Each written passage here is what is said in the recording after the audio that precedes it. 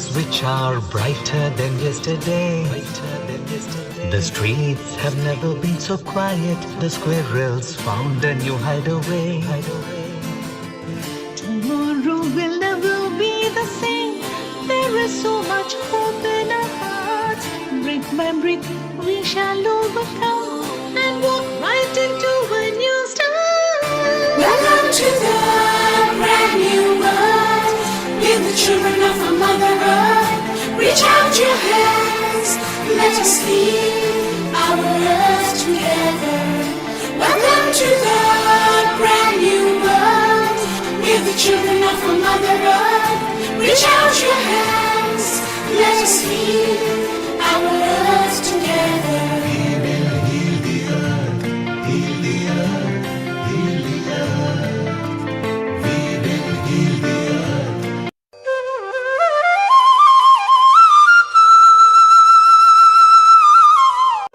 Namaste. Join us this Sunday on a free online episode to mark the Universal Health Coverage Day. Health for all. Thank you. We will heal the earth, heal the earth, heal the earth. Stars, they can tell you stories which are brighter than yesterday. The streets have never been so quiet. The squirrels found a new hideaway. Tomorrow will never be the same. There is so much hope in our hearts. Brick by brick we shall overcome and walk right into a new start. Welcome to the brand new world. With the children of a Mother Earth, reach out your hands, let us lead our earth together. Welcome to the brand new world. With the children of a Mother Earth, reach out your hands, let us lead our earth together. We will heal the earth, heal the earth, heal the earth. We will heal the earth.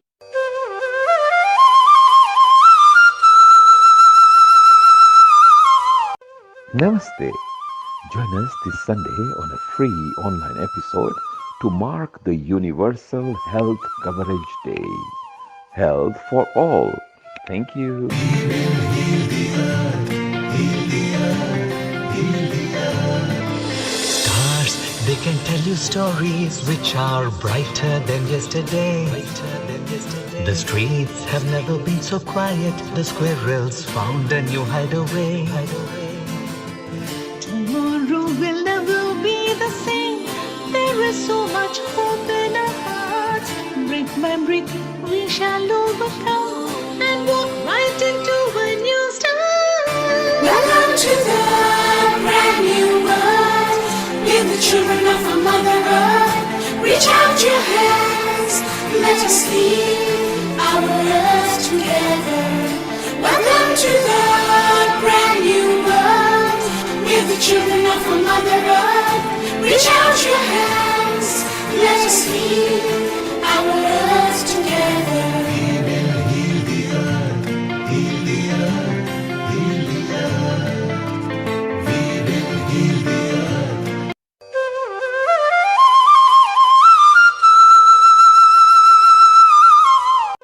Namaste. Join us this Sunday on a free online episode to mark the Universal Health Coverage Day. Health for all. Thank you. We will heal the earth, heal the earth, heal the earth. Stars, they can tell you stories which are brighter than yesterday. The streets have never been so quiet. The squirrels found a new hideaway. Tomorrow will never be the same. There is so much hope in our hearts. Brick by brick we shall overcome and walk right into a new start. Welcome to the brand new world. With the children of a Mother Earth, reach out your hands, let us lead our earth together. Welcome to the brand new world. With the children of a Mother Earth, reach out your hands, let us lead our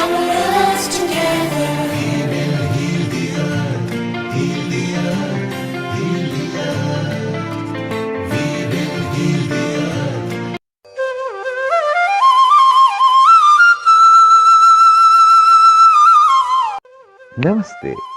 Join us this Sunday on a free online episode to mark the Universal Health Coverage Day. Health for all. Thank you.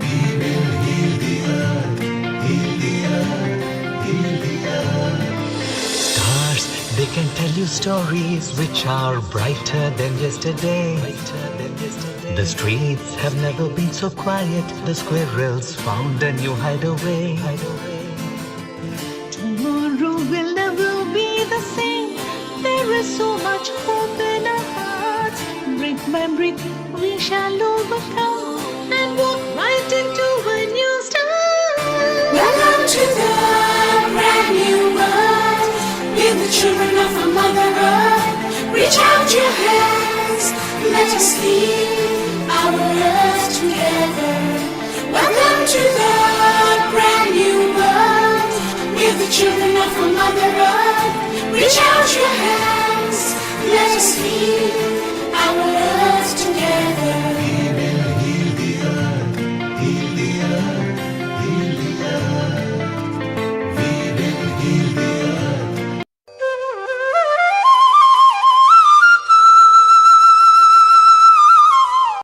Namaste. Join us this Sunday on a free online episode to mark the Universal Health Coverage Day. Health for all. Thank you.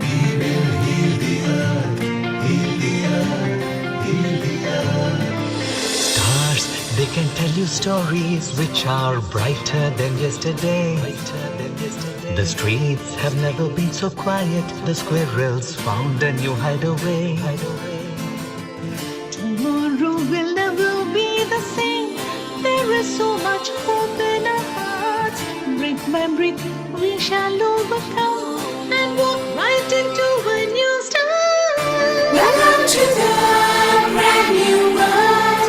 We're the children of a Mother Earth. Reach out your hands, let us lead our earth together. Welcome to the brand new world. We're the children of a Mother Earth. Reach out your hands, let us lead our earth together.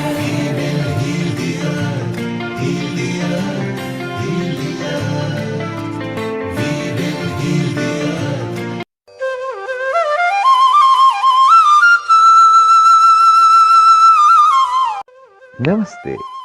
Join us this Sunday on a free online episode to mark the Universal Health Coverage Day. Health for all.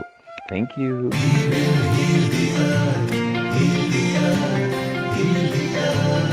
Stars, they can tell you stories which are brighter than yesterday. The streets have never been so quiet. The squirrels found a new hideaway. Tomorrow will never be the same. There is so much hope in our hearts. Brick by brick, we shall overcome and walk right into a new start. Welcome to the brand new world. We're the children of a Mother Earth. Reach out your hands, let us lead our earth together. Welcome to the brand new world. We're the children of a Mother Earth. Reach out your hands, let us lead our earth together.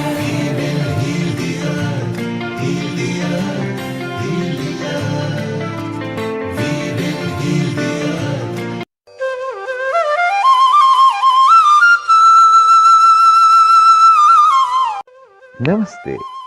Join us this Sunday on a free online episode to mark the Universal Health Coverage Day. Health for all. Thank you.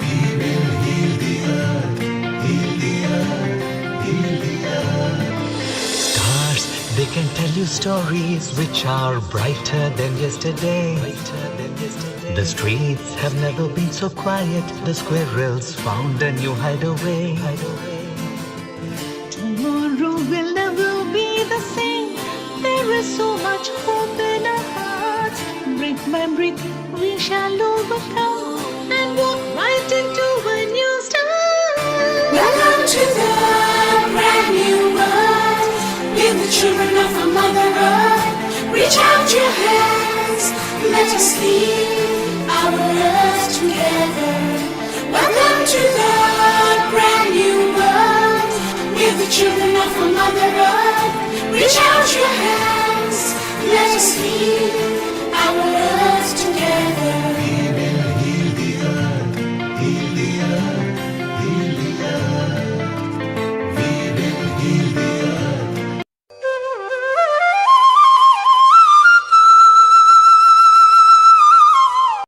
Namaste. Join us this Sunday on a free online episode to mark the Universal Health Coverage Day. Health for all.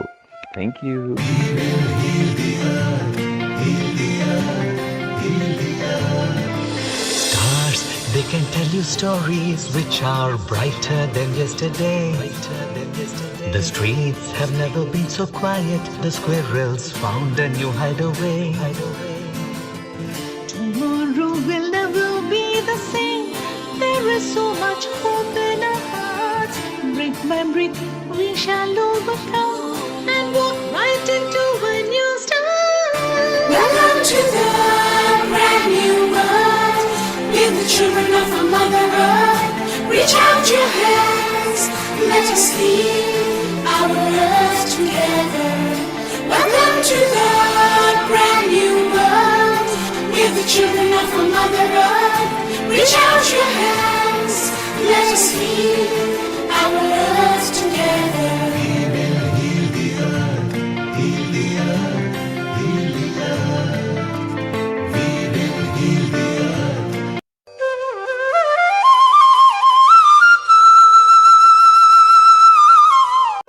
Namaste. Join us this Sunday on a free online episode to mark the Universal Health Coverage Day. Health for all. Thank you. We will heal the earth, heal the earth, heal the earth. Stars, they can tell you stories which are brighter than yesterday. The streets have never been so quiet. The squirrels found a new hideaway. Tomorrow will never be the same. There is so much hope in our hearts. Brick by brick, we shall overcome and walk right into a new start. Welcome to the brand new world. We're the children of a Mother Earth. Reach out your hands. Let us heal our earth together. Welcome to the brand new world. We're the children of a Mother Earth. Reach out your hands. Let us heal our earth together. We will heal the earth, heal the earth, heal the earth. We will heal the earth.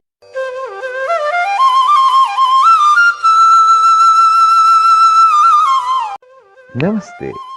Join us this Sunday on a free online episode to mark the Universal Health Coverage Day. Health for all. Thank you. We will heal the earth, heal the earth, heal the earth. Stars, they can tell you stories which are brighter than yesterday. The streets have never been so quiet. The squirrels found a new hideaway.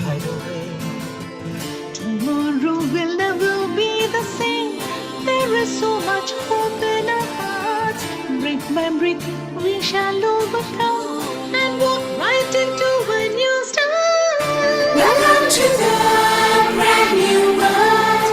We're the children of a Mother Earth. Reach out your hands. Let us heal our earth together.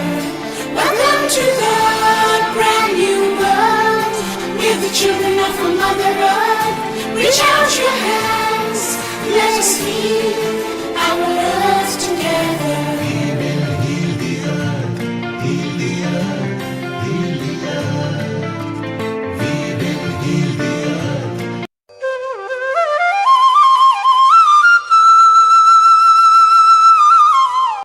Namaste. Join us this Sunday on a free online episode to mark the Universal Health Coverage Day. Health for all. Thank you. We will heal the earth, heal the earth, heal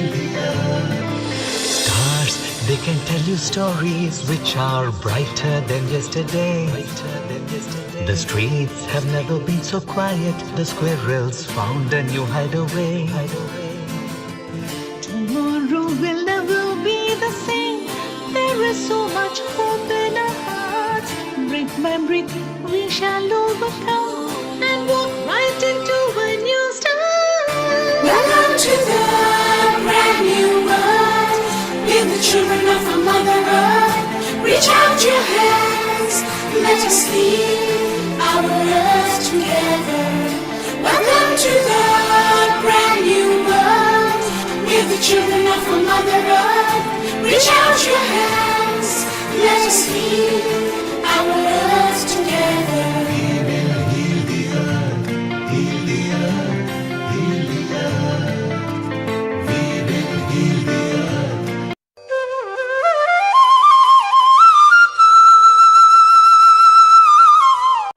Namaste.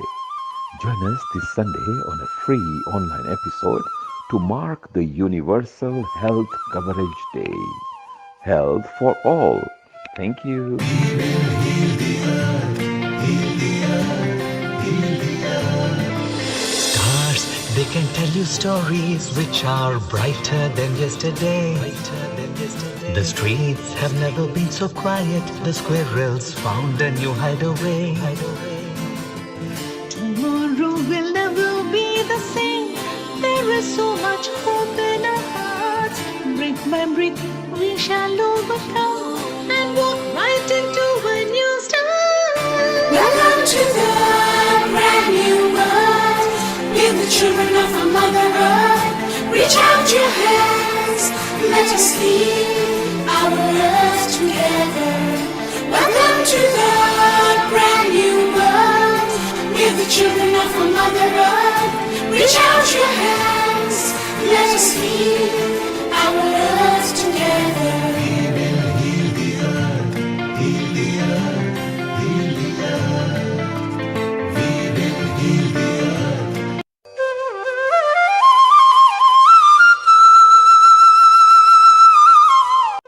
Namaste. Join us this Sunday on a free online episode to mark the Universal Health Coverage Day. Health for all.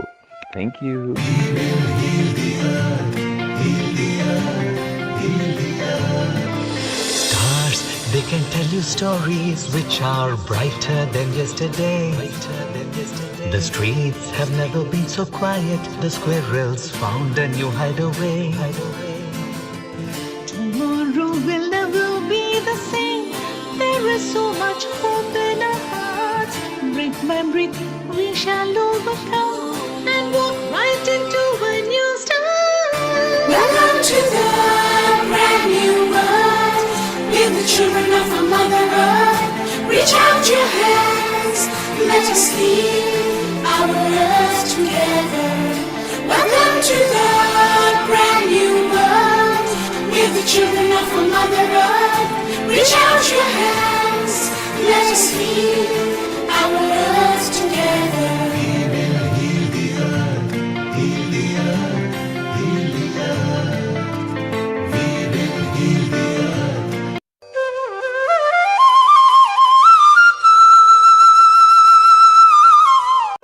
Namaste. Join us this Sunday on a free online episode to mark the Universal Health Coverage Day. Health for all.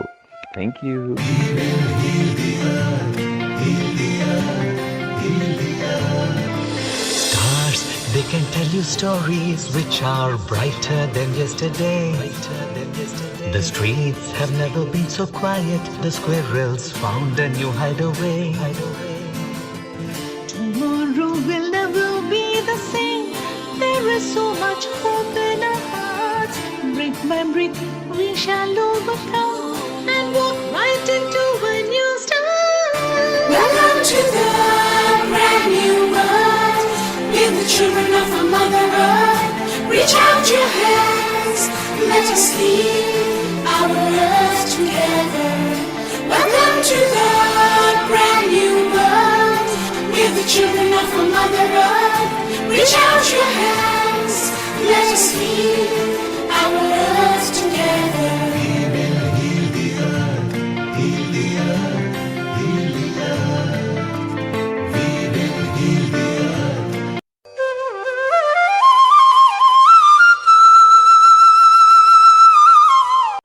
Namaste. Join us this Sunday on a free online episode to mark the Universal Health Coverage Day. Health for all. Thank you.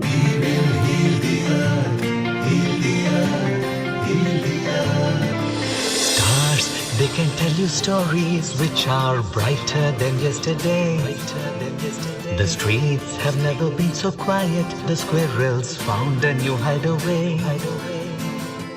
Tomorrow will never be the same. There is so much hope in our hearts. Brick by brick, we shall overcome and walk right into a new start. Welcome to the brand new world. With the children of our Mother Earth, reach out your hands. Let us lead our earth together.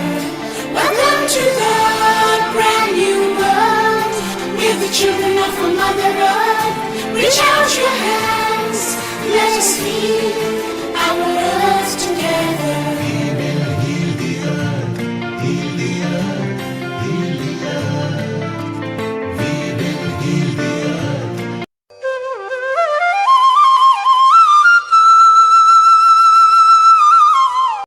Namaste.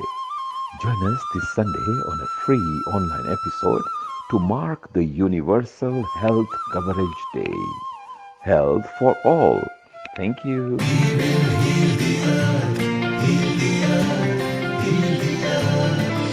Stars, they can tell you stories which are brighter than yesterday. The streets have never been so quiet. The squirrels found a new hideaway. Tomorrow will never be the same. There is so much hope in our hearts. Brick by brick, we shall overcome and walk right into a new start. Welcome to the brand new world. With the children of our Mother Earth, reach out your hands. Let us lead our earth together. Welcome to the brand new world. With the children of our Mother Earth, reach out your hands. Let us lead our earth together.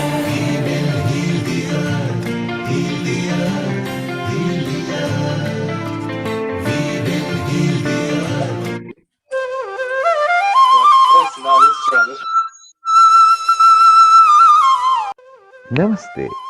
Join us this Sunday on a free online episode to mark the Universal Health Coverage Day. Health for all. Thank you.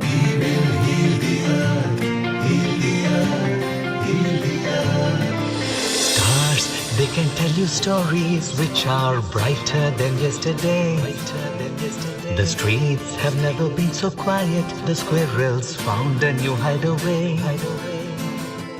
Tomorrow will never be the same. There is so much hope in our hearts. Brick by brick, we shall overcome and walk right into a new start. Welcome to the brand new world. With the children of our Mother Earth. 10, 9, 8, 7, 6, 5, 4, 3, 2, 1. A global namaste to everyone who's joining us today on Sunday, the 12th of December, 2021. And a warm welcome to Healing Our Earth again. Every Sunday, we are here at Healing Our Earth to give you so many different programs of exploration of our entire human culture, whether it be health or well-being or whichever aspect. You just join in. You may have some new ideas and just welcome. This is a safe platform for anyone to come to share some ideas, and we can provide speakers, or you may even have some suggestions. So warm welcome again to Healing Our Earth. And the first thing to do is first do log in to healingourearth.com. We're live on Facebook, on YouTube, and our various partner channels. Do share with your friends if you're on live and watching this live as we speak that this is on. And we have got an excellent, really excited to have a great program on today. And the theme today is Health for All, a universal health day. And we've got some excellent speakers. I'm really excited to host with you and then carry on with our co-hosts. And whichever country you're watching, as you know, this is a global platform. and there'll be speakers from around the world. There'll be viewers from around the world. I was even surprised to know that Healing Our Earth has reached 186 countries, if not even more. It's fantastic. So even though I'm speaking to you from London at the moment on a winter's day, getting ready for Christmas, there'll be other speakers from Thailand, from Singapore, and we're heading off to America soon. So with that, wherever you are, first, on behalf of all of Healing Our Earth, we hope that you're staying safe, you're staying healthy, and most importantly, you have that inner well-being for you and your family. And hopefully the Healing Our Earth, I'm sure it is providing some spiritual growth, some nourishment to each aspect of you to continue to learn as well. So with that, we begin with a global prayer in Sanskrit, Om Sarve Bhavantu Sukhinaha. May all beings be happy. May all beings be peaceful. May all beings be healthy, and may none suffer. Peace, peace, peace be unto all. If you know this, please chant with me. We'll start with an Om, and we'll chant this prayer. And after that, we'll introduce our speakers and our topics for this week. Om Sarve Bhavantu Sukhinaha.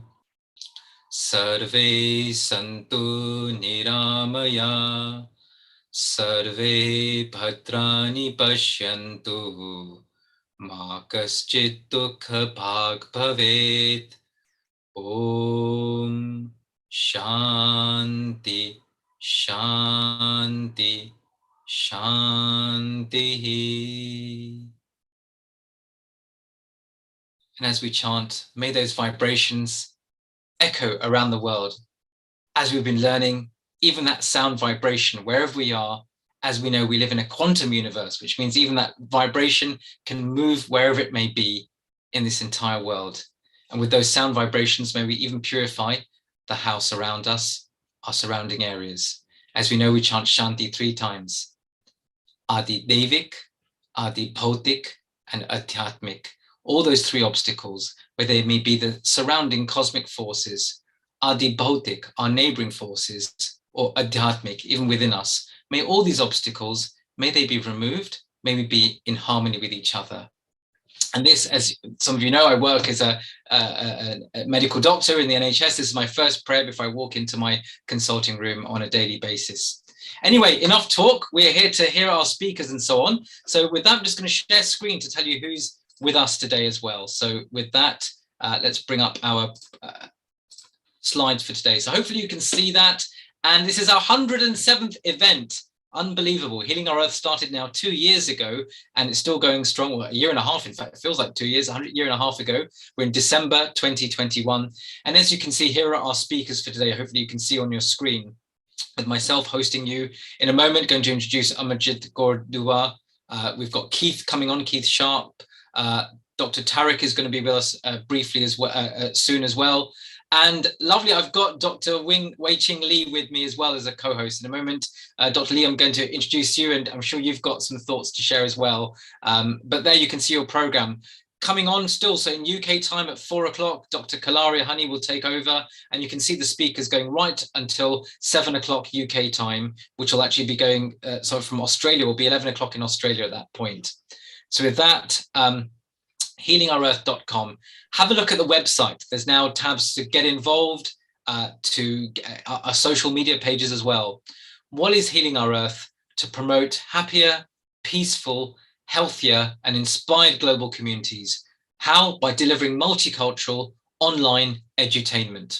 And have a look at the past sessions, whether it be from vegan cooking, vegetarian cooking, to dance, to mantras, to well-being, whichever topic that the public have wanted, the team at Healing Our Earth has delivered speakers and expert speakers in that area. And as you can see, whether it be on Facebook, on Twitter, on WhatsApp, all the partnering channels are there as well.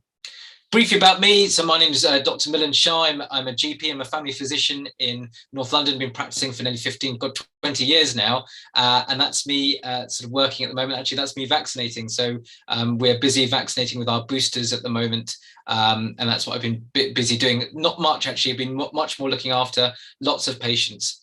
So wherever you are in the world, do keep safe. And we'll be telling you a bit later on actually about all our upcoming sessions. You can see that every Sunday already the team is lined up right to the end of January with topics. So you can see Healing Our Earth is very much on the ball. But we'll come back to those topics because more interestingly, we'd like to bring in Amarjit and but briefly, should we just bring in Dr. Lee briefly because I know she's going to be a co-host as well. Just to say, so brief namaste to Dr. Lee, Wei Ching, and I think you'll also come in with any questions or topics, but I know you're going to be with us a lot more in an hour's time or less than an hour when we've got our next speaker as well. So briefly, maybe you want to introduce yourself or just say hello and namaste, Dr. Lee. Thank you very much. A global namaste, everyone, to 186 countries right now tuning in, and understand that our average is about 50,000 people.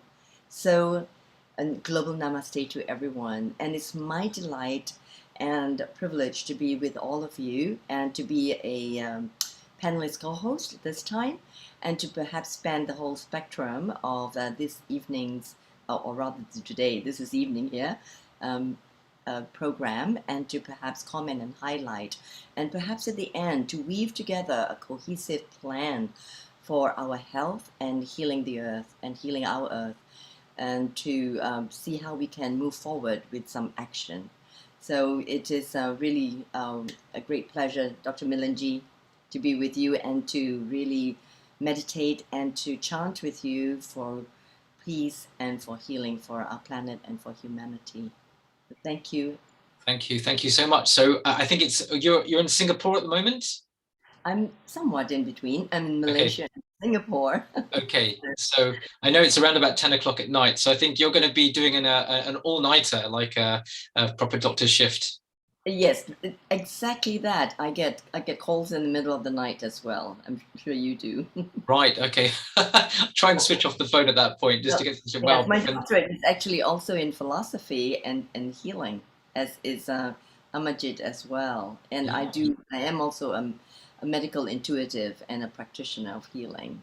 And so, as you know, my office is in London as well. Yes, you're saying so. So next time, we'll all be together. We'll meet. I think that's the beauty of this platform, is that so many different personalities are meeting at least through this platform, and knowing that we all are around and we've got similar goals. We may have different goals, but we are coming together. One is for wishing the well-being of our local or global populations, and to learn from each other's expertise and medical systems as well. There's many quotes on medicine, etc. I think the most greatest physicians will say the more and more you develop in your field, you realize the less and less we actually really know, or how different healing processes take place. Doesn't mean we don't know anything, but it does mean that actually the more you get qualified, you realize more of the world sometimes is a mystery. And we can share that. I'm sharing it in public here, but I think physicians, we can share together. I think when you're seeing with a patient, you have to also exude that confidence and give that confidence to the patient that, okay, we'll take you on a journey. I know what's going on. But also sometimes that honesty to say, well, I'm not sure, but this is what we're going to plan to do as well. And if we say that with honesty, I certainly do a lot of my patients, actually that doctor-patient or physician-patient relationship has a huge healing power itself. So anyway, enough talking, because we're ready for our first guest. Because before time goes by, because I know we're going to have Keith soon. Amarjit, namaste, and great to have you on again.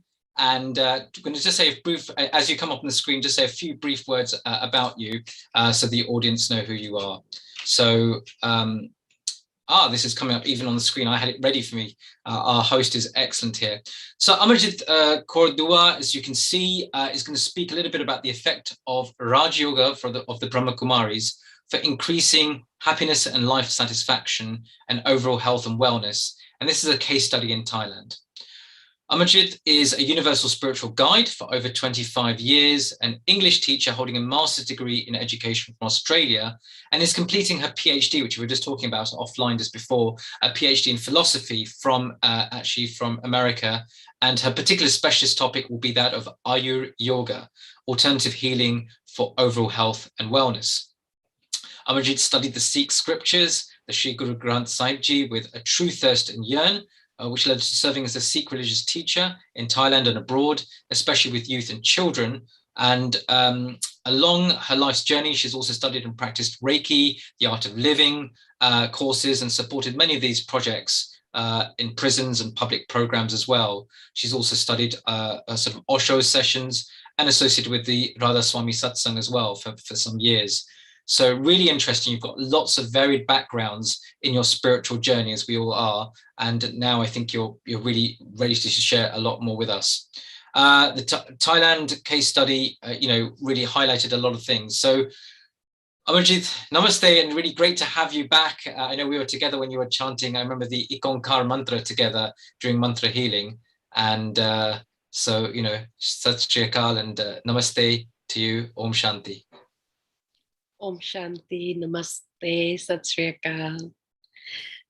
Hello, global family, and thank you, Healing Our Earth, for having me on once again.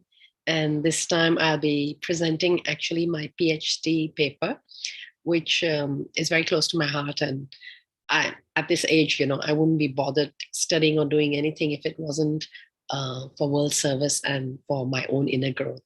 So I will begin. Should I begin right away? Please do, please do. Time is flowing, I think. Thank you, Dr. Milan, for the lovely introduction. And it's always a pleasure meeting you all, and you all are doing great service. And it's amazing how much time and energy you all give to the world. And that's what we all need to do to help our world. So I'll get right to sharing my my screen. Okay, so 1 second. The topic has been introduced by Milan just now, the effect of Raj Yoga. Let me just mention why I actually chose this. My personal experience is one of the main reasons, because I was at a, we all go in the world, we all have a lot of low in our lives. And I was at a very deep mental low, I would say. It was now I realized it was a call of the soul. It was a thirst of the soul. But at that point, I even got physically ill from being such a dynamic and healthy, active athlete. I was a basketball coach and whatnot, and was very involved in my community. I just, my whole physical as well shattered. And so by his grace, I'll say, and destiny, I came into the Raj Yoga meditation, and that completely changed my life. And it helped. I won't say we all have karmic accounts, which again, a lot of the Raj Yoga basic course, actually, just 7 hours, is amazing what it teaches. And that's part of the methodology process of my research. It really helped me regain my health.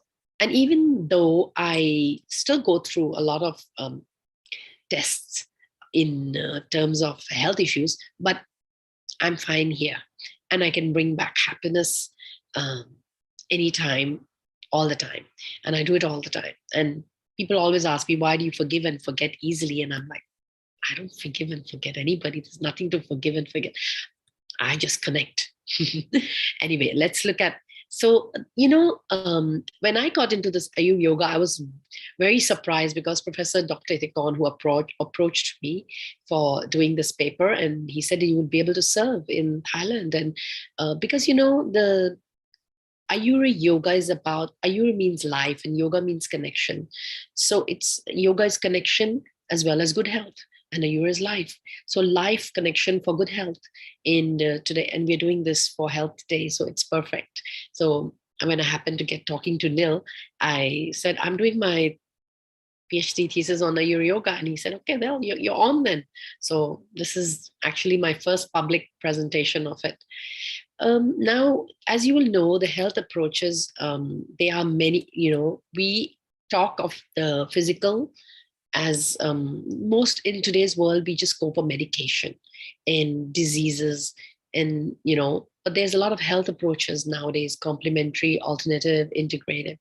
In statistics wise, you will be able to see that some of these deep breathing, chiropractic, all other alternative medicine and medication and methods and approaches have come in, but and meditation is one of them. Okay, so it's not all of it, but it's one of it. But And just percentage wise, it's increased. Just now, as you can see, it was just like 8% or something, but it actually increased another 4.1% for 2017 to 14.2%. So it's just some statistics that people are turning to meditation. I'll just be breezing through my presentation because I want to focus on the interaction with our host and answer some questions. So I just wanted to have an idea of what my research study is about, and how it can help the world, and it can help anybody increase happiness and well-being and overall life satisfaction. These are 2 points I touched, which we will see. And because most of illnesses are subconscious in the mind. Anyway, here we go. Meditation is the future medication, and that's what I just told you about. Ayur Yoga and the whole person, like I said, it's not even just about our mind. It's also about our behavior, social, environmental. All these things affect our mind. It shouldn't, but it does. So, and because we're all connected, and sometimes you go to a doctor for your heart or your stomach, and they're all like separate doctors and dealing with separate body systems, but actually it's all interconnected, and we really need that. And ultimately, we are the whole. So the word medicine or meditation actually comes from the same root word, which means making whole, meder. So just to see the effect, Masaru Emoto was one of the famous Japanese scientists that we all know, and water is 70% of the human body. So he was able to show that human consciousness could affect the molecular structure of water.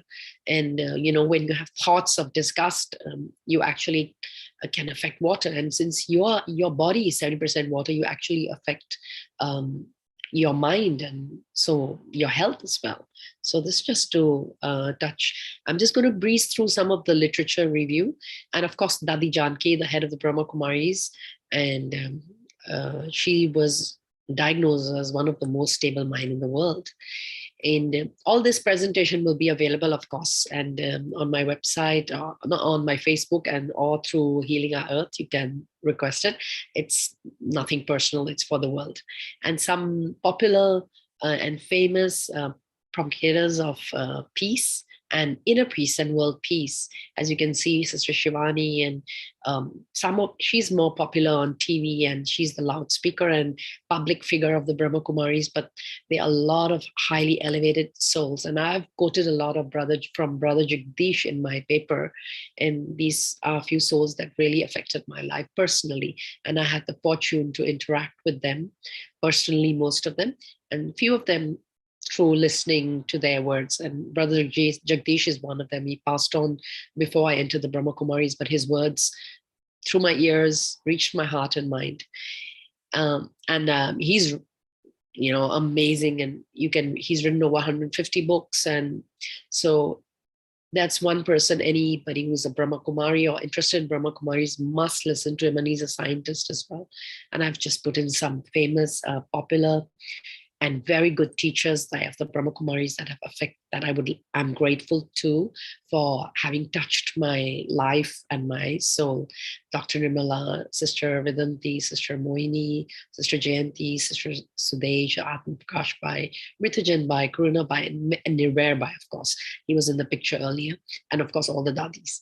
So in the introduction, the overall aim of this was happiness and life satisfaction, overall health and wellness, positive outlook naturally. We don't need to work ourselves up to be positive. Like, sometimes we have to think this and that. Let's not do that. A lot of mind play and mind interaction is gone into in order to be positive. But actually, it can occur naturally, and peace within can happen no matter what. Which is possible, like the lotus in the flower, and thus we can bring peace in the world. So the reason for selection of the topic is the current world status of mental illness. This is a big, big field. And also, I'll just go through the points first, and then we'll see a bit more in each topic.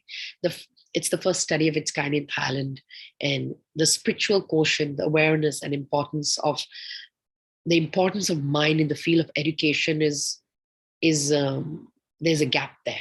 And my heart's desire is to, as a teacher, as an educator, is to bring the spiritual quotient back into the education, not back.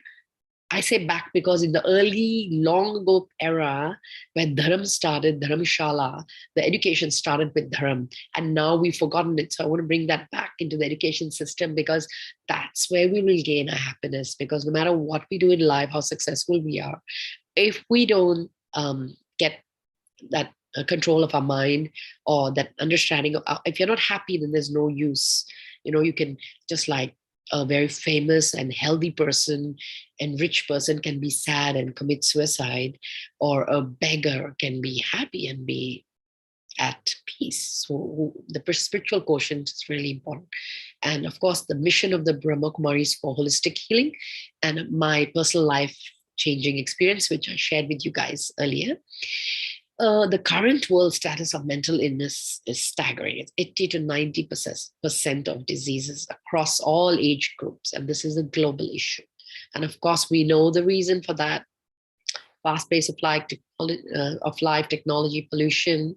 As you can see, there's lots of reasons, and the result is stress, depression, anxiety, unhappiness, exhaustion, insomnia, panic attacks, overwork, and all this affects our physical health.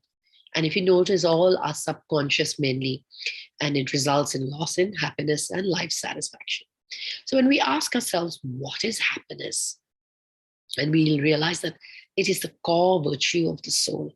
I mean, it's not the only one, but it's the core one. And that's why what we're winning the mind, manjite chachit. So that innate desire we all have. So Raj Yoga helps that effectively. Holistic healing. It's like we talked about earlier, it's not just about the diseases, but it's about the whole attitude and the whole mindset. And how to heal that is empowering the inner self. So the mission of the Raj Yoga is beautiful. It rejuvenates the spirit of man. And who wouldn't like to get rejuvenated? It re-enlightens the intellect, sublimates the mind of the person, brings about humility, and it recreates nature. So transforming the individual, and of course, in the process, transforming the world. So we get peace and happiness and oneness. And the statement of the problem, again, is the main issue, the mind, the mental issues in Thailand and globally.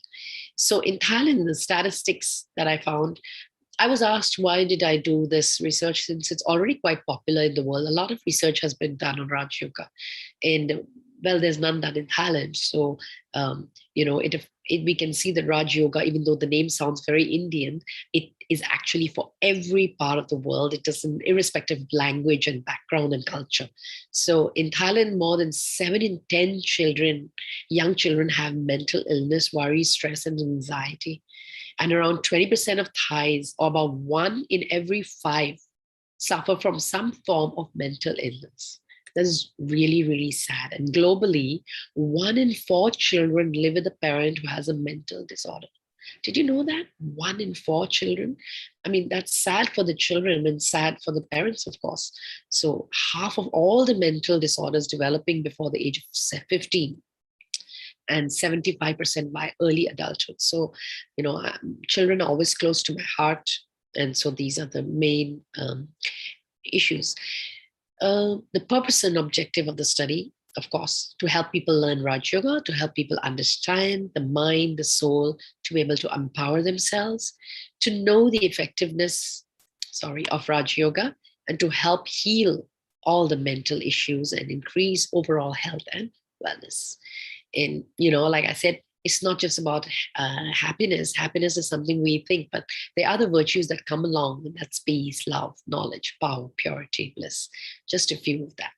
And of course, to be like, the situations around us may not change, like the lotus in the muck. We have to rise above the dirt. Jaise jal mein kamal alet. That's a quote from the Guru Granth Sahib, and I'm sure every scripture has something about the beauty of the lotus.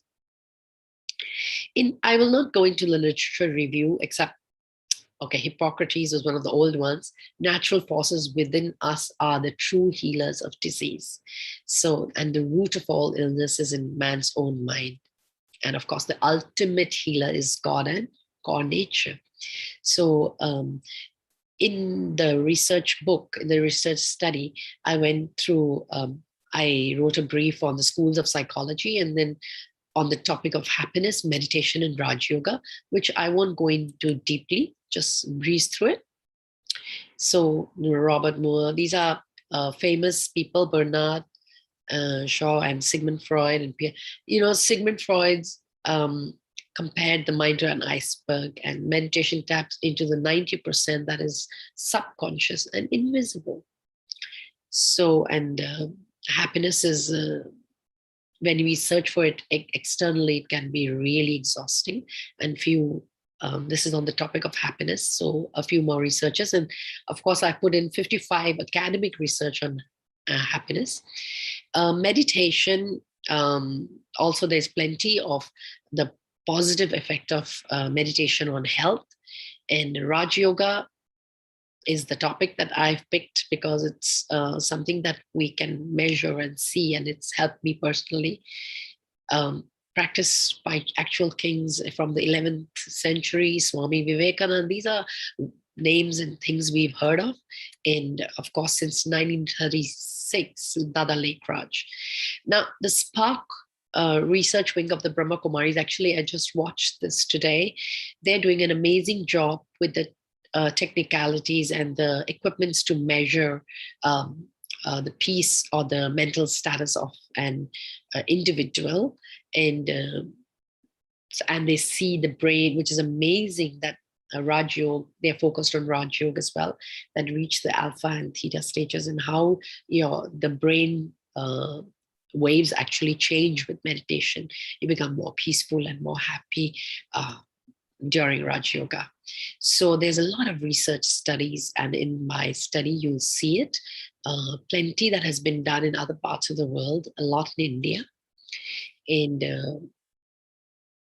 having positive results, of course. And I've also put in Sister Shivani's Happiness Unlimited, a brief of the 28 episodes, which is amazing. So the methodology that we used, that I used to conduct is, I use questionnaires, Oxford Happiness questionnaire, and a satisfaction of life scale. So we did the Raj Yoga, they filled out this questionnaires, did the Raj Yoga basic course, and did the post questionnaire and data analysis and positive. And it's amazing because it was just such a simple process, and the target group that I had was like, because of the time limit and this COVID thing coming in, most of the sessions were even done online. So that's really amazing that I got such a positive outcome despite the epidemic. And so this is my, they were 3%, 15% male and 85% female. And from youth 20 years up to, I think, 64 years. Yeah. So that's the data. So these are the two standardized sets of questionnaires that I use, the Oxford Happiness Questionnaire and Satisfaction with Life Scale. So of course, the result was amazing. And the methodology is the basic Brahma Kumari's course, which is, these are the 7 chapters plus a bonus 8 chapter. And I did this. Who am I? I'm a spiritual being, breezing through it. And you must do this in order to understand. I won't do it today. Then chapter, but in the book, I've gone into detail, drawing on Jagdish Bai's a lot, and lesson 2, who is God, and the third eye point, how to open our third eye and the point of consciousness in order to be able to have that Raj Yoga, divine connection and union. And, even in Sri Guru Granth Sahib, we say Jyoti Jodh Rali Sampuran Thiyaram. I draw a lot from the scriptures of the Sikhs because I'm born a Sikh and I studied the Guru Granth Sahib. And though I never, I'm not dogmatic or overly religious, but I love the words of all scriptures because I feel they have a depth beyond other books, and Pai Prapat Manuk Tuhariya Gobind Milan Ki E Teri Bariya. This is the time for the soul to connect to God, and anything else you do is useless. I mean, imagine that's actually said. So there's a lot of reasons for the remembrance of God, and anybody re-looking at this um, video can take a snapshot of this, will give you an idea. And then it's interesting to understand the laws of karma, which is lesson 4, and then lesson 5, the cycle of time, in Trimurti and the Brahma Kumaris, and of course the Murli and the Rajyogi lifestyle of meditation, Amrit Vela, and pure diet.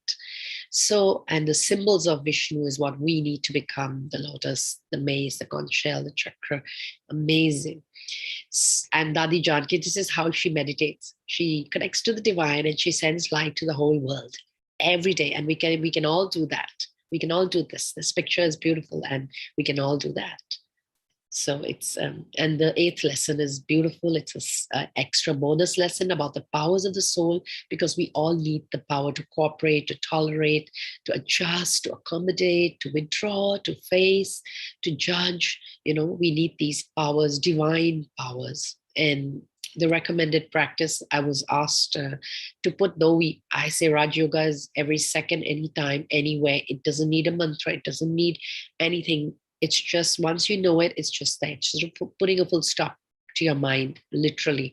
But of course, okay, in the beginning, you can just do it. And first thing in the morning, last thing at night, before eating, simple. And the results of the data analysis, the Oxford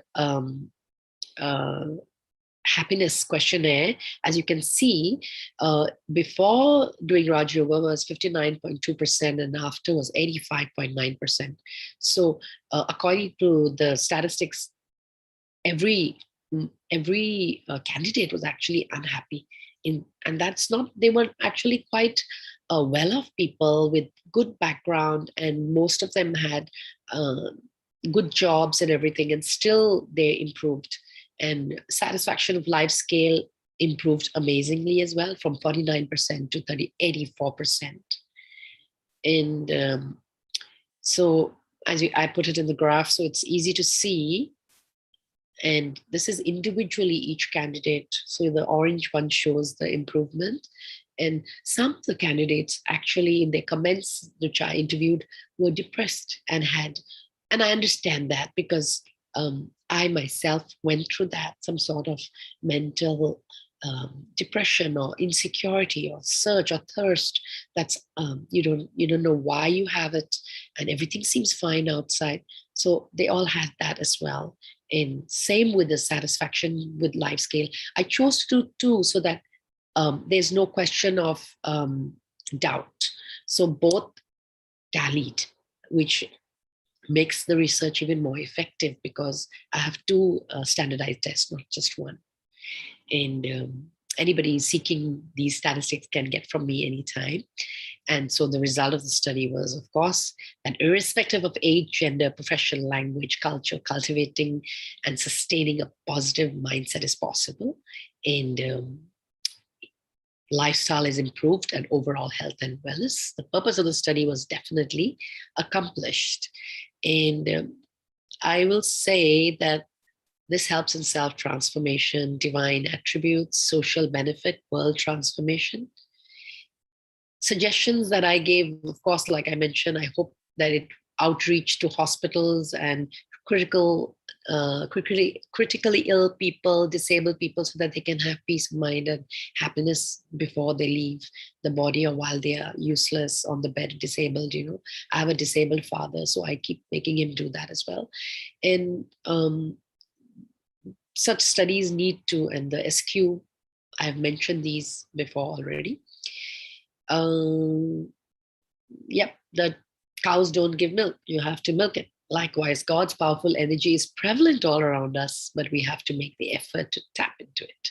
So it's like, the rain is showering, God's rain of love and light is showering, but we have to take our little bowls and receive it. Yeah, that's the meditation. This is a picture of us doing Rajo for my father in our meditation room here in Bangkok, Guru Kripa meditation classroom. And these are some of the students or the participants that participated in the research. and some of them were even Thais, a few of them Thai nationality, as well as others, and they've all written beautiful comments about the program. Om Shanti, thank you. Thank you so much. It was a really interesting presentation, and there's so much. I think we need to have you back to go through that. I think we need a few hours session. So if you, I don't know if you can stop the share, then we can see you again. Excellent. Yes. We're back together. So I know, and we're almost out of time because I know Keith is with us to start his next session.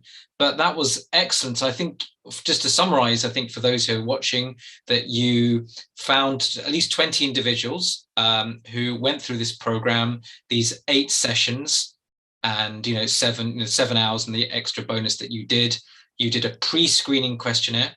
So I wanted to say one thing, that actually I've written this in the study. I can get actually 300 to at least 300 participants in Thailand, but because of the COVID and the lack of time, yes, otherwise they are over 300 people that will be ready to do this research. Yeah. Right. So time for COVID to finish off and let's move on, and we can start some of this work. But certainly, I think that's one of the things that, looking back, we'll want to say, well, let's increase the N number to 300, 400, and then let's see those sort of trends emerge, which will be there. But certainly, you did this pre-screening questionnaire, which some scored medium or quite low, and clearly afterwards you could see the height. They went through the process as well. So, and I think it was a mix of both sort of those who may have not got a sort of Indian spiritual background, as you said, they may have a Thai background to those who have, and I think it was important as well, so that that knowledge that has come through, or the practice, could be practiced by anyone, really, both from what you're saying. That's right. So looking for, there's so much to unpick, but just I think one or two, before we move on, I think one or two key points just to pick up. What was there a specific turning point for any of these participants, and when you felt that they were turning a point, they had to, as you say, either they met with you in face-to-face, or they were done online, and some would have questions maybe about philosophy, but they were still practicing the meditation techniques. What was it in particular? It's very difficult to hone in on one thing, but would you say there were particular sort of light bulb moments for certain people, saying, aha, this is why I'm feeling unhappy, or this is what I need to move forward?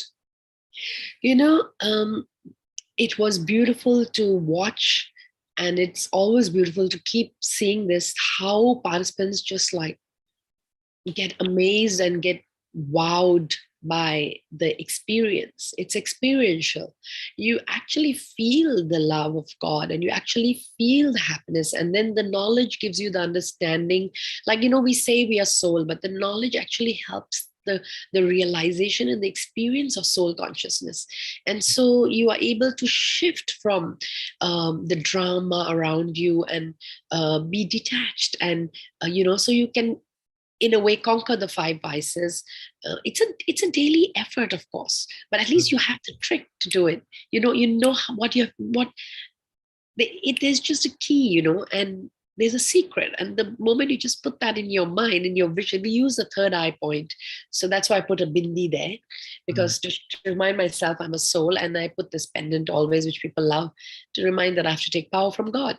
So yes, and it doesn't matter whether you're a Christian or you're a Buddhist or you're a Sikh or Muslim. I have all kinds of participants and students coming to learn, and it's amazing. It's amazing how I was asked by my invigilators as well that, did you meet any conflict? Was there any conflict during the teaching process? And I said, never.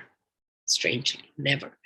Because the ambience and the energy and the positivity and I think only those souls come to Raj Yoga who are actually ready. I feel that. I've seen that in my 12 years of experience as a teacher. Only certain souls are meant to come. And if you are meant to come, you will come. And when you come, you will be receptive. And even the souls who don't practice it have left changed. Right. So even a small change, but that, and it's so to seed. Definitely. And so without a doubt, I think either sharing on the group or somewhere we'll be able to tell where this presentation will be available so people can see, because even the beginning, your literature search or literature review will be really interesting to see the different schools of psychology, of philosophy, etc. One thing for sure is that the book that will be printed out, I will be distributing it to the main centers, national in every country, and in Mount Abu for sure, and otherwise online, of course. So as we can see. A global namaste to you. We're ready for our next speaker. We're just getting up because I know Keith Sharp has been very patient, logged in. So and we are running a bit late already, and we'll speed up as well. So on behalf of all of us from Healing Our Earth, Amarjit Ji, thank you so much for being with us and just giving that glimpse. Also importantly, of showing that scientific method. Often when you think of spiritual techniques, it's all sometimes a bit, I use the term, wishy-washy, or people just say things. You've actually used, this is a scientific technique, which I think is really important, a methodology, which is really important as well. So thank you for spending time with us, and I'm sure we'll meet again soon. Namaste and Om Shanti. Namaste, Om Shanti. It was a pleasure to be with you all again. Yes, thank you. And we carry on. So just those of you who have just been tuning in or have been watching already excited about so many different techniques of healing and healthcare. Sometimes, if you study the history of medicine, you find that certain centuries, a certain way of thinking monopolizes, and then it goes through changes. And I think we're at that time of a change as well. So even things I may have learned in traditional medical school, you find that actually there's so many other ways of looking at things. And in fact, they all often work together, and actually each piece of a jigsaw. So really happy to have Keith with us. Keith, thank you for being so patient. I know you joined, it's UK time, nearly 2:45. I know you went to join us a bit earlier, but Keith, thanks for being with us. So just briefly going to introduce you, Keith, and then do share with us your thoughts. So Keith Sharp, as you can see on the screen, is going to talk to us a bit about complementary therapy and integrated care for health and well-being. So Keith actually left school at 15 and completed a 5-year shipyard engineering apprenticeship, and then thrust into management in his late 20s. He dealt with shop floor personnel, right to ministers of state across the world, predominantly on marine and industrial projects. You've certainly got an amazing background and in sort of various fields. Keith was then introduced to Tai Chi in 1995, where he attended Tai Chi classes for 8 years and then started teaching himself since 2002, so well over nearly 20 years. He joined Tai Chi and a Qigong Union for Great Britain in 2004, introducing programs for many groups, such as the Parkinson's and visually impaired people. Excellent, and I'd say I refer people to Tai Chi even now as a medical doctor for various conditions, particularly Parkinson's and those with balance disorders. But I know it's for everyone, really. Keith holds a UK teaching qualification, plus certifications from professional bodies. He founded local alliances and is an honorary vice president of the TCUGB. He recognised the need of suitable exercises for over 65s, some 20% in the UK. Certainly here we're an ageing population, and I can definitely testify the needs as we get older of the need for various sort of movement and aligning practices. He's initiated the program to have Tai Chi and Qigong accepted by the UK government, and is dedicated to the production of professional standards for TCQ health and wellbeing instructors. Again, really important, because you may have teachers who have different qualifications, and to have some standardization is really important in any government structure for it to be sort of recognized and authorized. Finally, Keith has recognized that Qi, Prana and energy systems through global collaborations will be essential. He represents the TCUGB, the Tai Chi and Qigong Union for Great Britain, on all collaboration. With that, Keith, it's great to have you. Thank you again for being patient. Welcome to Healing Our Earth, and a namaste to you. And please do share your thoughts with us. You'll have some time. Don't worry if you slightly overrun, no problem at all.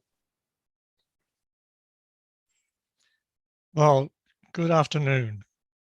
And I do 2 changes, one of Indian culture and one of China.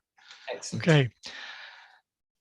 I'm going to try and bring what I consider to be practicality to some of our wonderful systems throughout the world.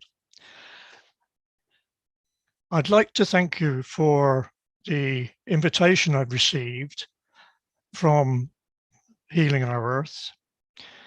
And it's possible, very possible, that my input might be seen to be slightly different, but equally as important to all the experts around the world that are furthering our healing and our well-being. Initially, what I would like to do is to say, give you a little brief on background of Tai Chi in the UK. The Tai Chi Union, or the Tai Chi and Qi Kung Union in particular, in its aims and visions, its professional standards approaches. I don't want to get involved in politics, but I'm afraid politics are among us. Covering collaborations and integrated complementary therapies, all right? And from a position of world movement and meeting various organizations, I'm interested that we see a commonality between Qi, our Chinese life force, and prana from the Indian background, and I would say, if I may, equally life force.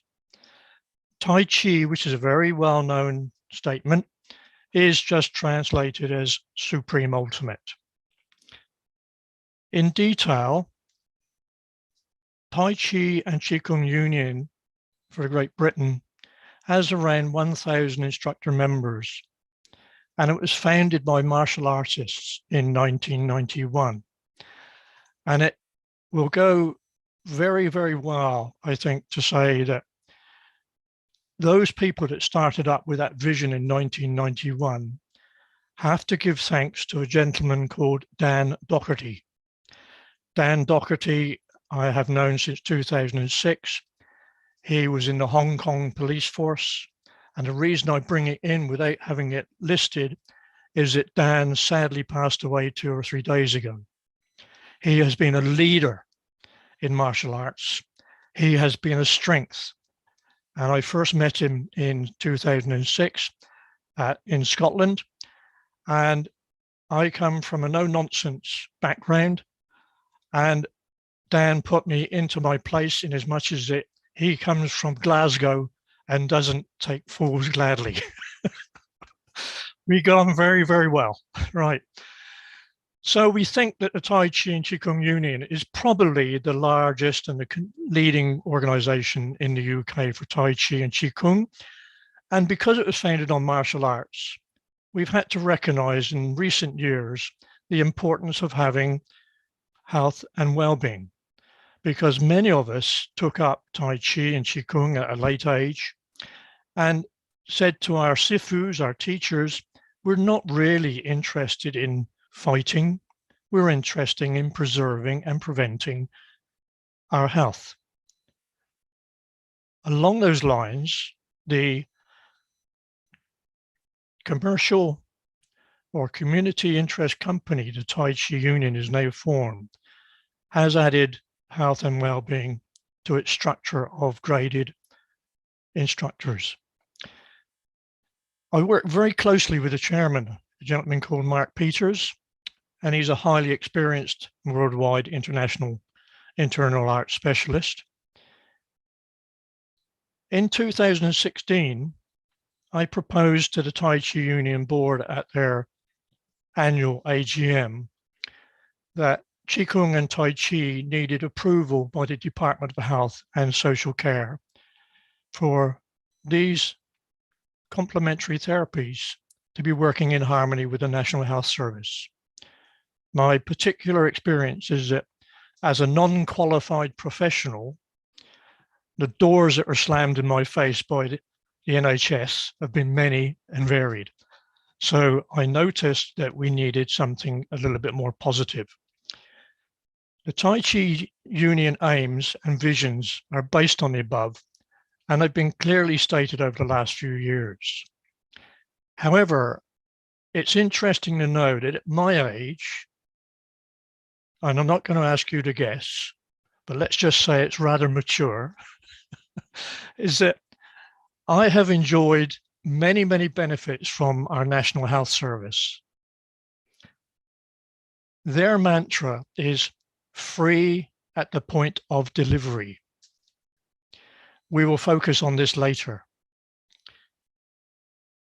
In being an engineer, I have recognized that we need to identify better quality assurance and that we need accreditation and certification, which will be essential relative to Tai Chi and Qigong initially. During 2017, the Tai Chi Union agreed to establish links with the Chartered Institute for the Management of Sports and Physical Activity to identify the requirements and processes to achieve the above aims and visions. Please note that SIMSPA are the holder of a royal charter awarded on behalf of the UK government and Her Majesty the Queen, and should comply with the common law of the country. I will touch on this later. Whilst my initial recommendations were based upon the over 65s, which you've kindly mentioned as being nearly 20%, and that 20% may not just be the UK, it could be any nation throughout the world in a curve, all right? It decided that our population should cover everybody from children up to later life. And therefore it should be considered to be the improvement and maintenance of their health and well-being and lifestyle. The foundation for any project must have a reference. It's no good saying, oh, we think we go down this route, come to a fork in the road and then not know which one we're going to take. And as such, I produced a PowerPoint process chart that clearly shows the route from the Tai Chi Union to the Department of Health and Social Care. I fully understand that we are talking of Qigong and Prana as being several thousand years old, and Tai Chi something like about 700 years old. But we are in a generation of change. And I'm at the end of that generation, and I'm looking at people who are much younger than me and saying, where is the succession management that I want to see in taking over? And here is an ideal platform for me to recommend that. To focus on specific elements, it has been necessary to highlight Qigong and Tai Chi systems that meet the early health and well-being provisions. I have been reminded many, many times that there are hundreds and hundreds and hundreds of interpretations of Qigong, and of the 5 main styles of Tai Chi, there is also hundreds and hundreds of interpretations. So I've been rather bold in putting down just a couple to start with, like building the foundation of a house from the bottom as opposed from the imaginary top. This process chart is based on an activity called Tai Chi Qigong Shibasha Set 1 for falls prevention. And I understand latest figures 2019 from the NHS that falls were costing the NHS something between 2 billion and 4 billion pound annually. If we can reduce that by $1 billion over the next decade, what a wonderful thing we've achieved. On the Tai Chi, we've got elements of Cheng Man Ching, Yang style 37 postures for cardiac rehabilitation, which is probably one of the largest killers in the UK. And I suffered my MI in 1997. And here I am 24 years later, talking at a level that I never expected to, all right? So we have to look at how to improve the chances of a government approval for the Tai Chi and Qigong Union in conjunction with the Chartered Institute. And as such, we're producing professional standards for Tai Chi and Qigong health and well-being instructors, not the martial artists, We're not involving ourselves in the finer of the arts of this. It's really to act upon the professionalism of people delivering the classes and the programs. The two standards, one is called Tai Chi for health and well-being, and the other one is Qigong for health and well-being, are due for review, final review, I hope, in early 2022, and distribution soon after. In terms of a project management, this is about 1.5 years after I would have loved, but there we go, time passes. We always have to understand, I think, in today's medium, that approved instructors need the opportunity to also earn a suitable income. And therefore, people who are funding it or paying for it have to realize that money is the only thing that buys them goods, pays for their mortgage, etc., etc. During these interesting, challenging times, we also need to recognize the role of the national governing bodies that may be available. And for Tai Chi, the national governing body in the UK is the British Council for Chinese Martial Arts, the BCCMA. As a result, a tripartite partnership between the Tai Chi Union, the Chartered Institute, and the British Council of Chinese Martial Arts has been created, which was confirmed during September 2020, with a positioning statement issued by SIMSPA on behalf of the three parties. Upon distribution of the professional standards, it will be followed by the establishment of assessment and certification panels to ensure that applicants to become accredited and certificated members of the tripartite. The panel will ensure the experience, quality, evidence, knowledge, and teaching ability of the applicants meets clear criteria. Okay. These elements will require an incredible amount of work.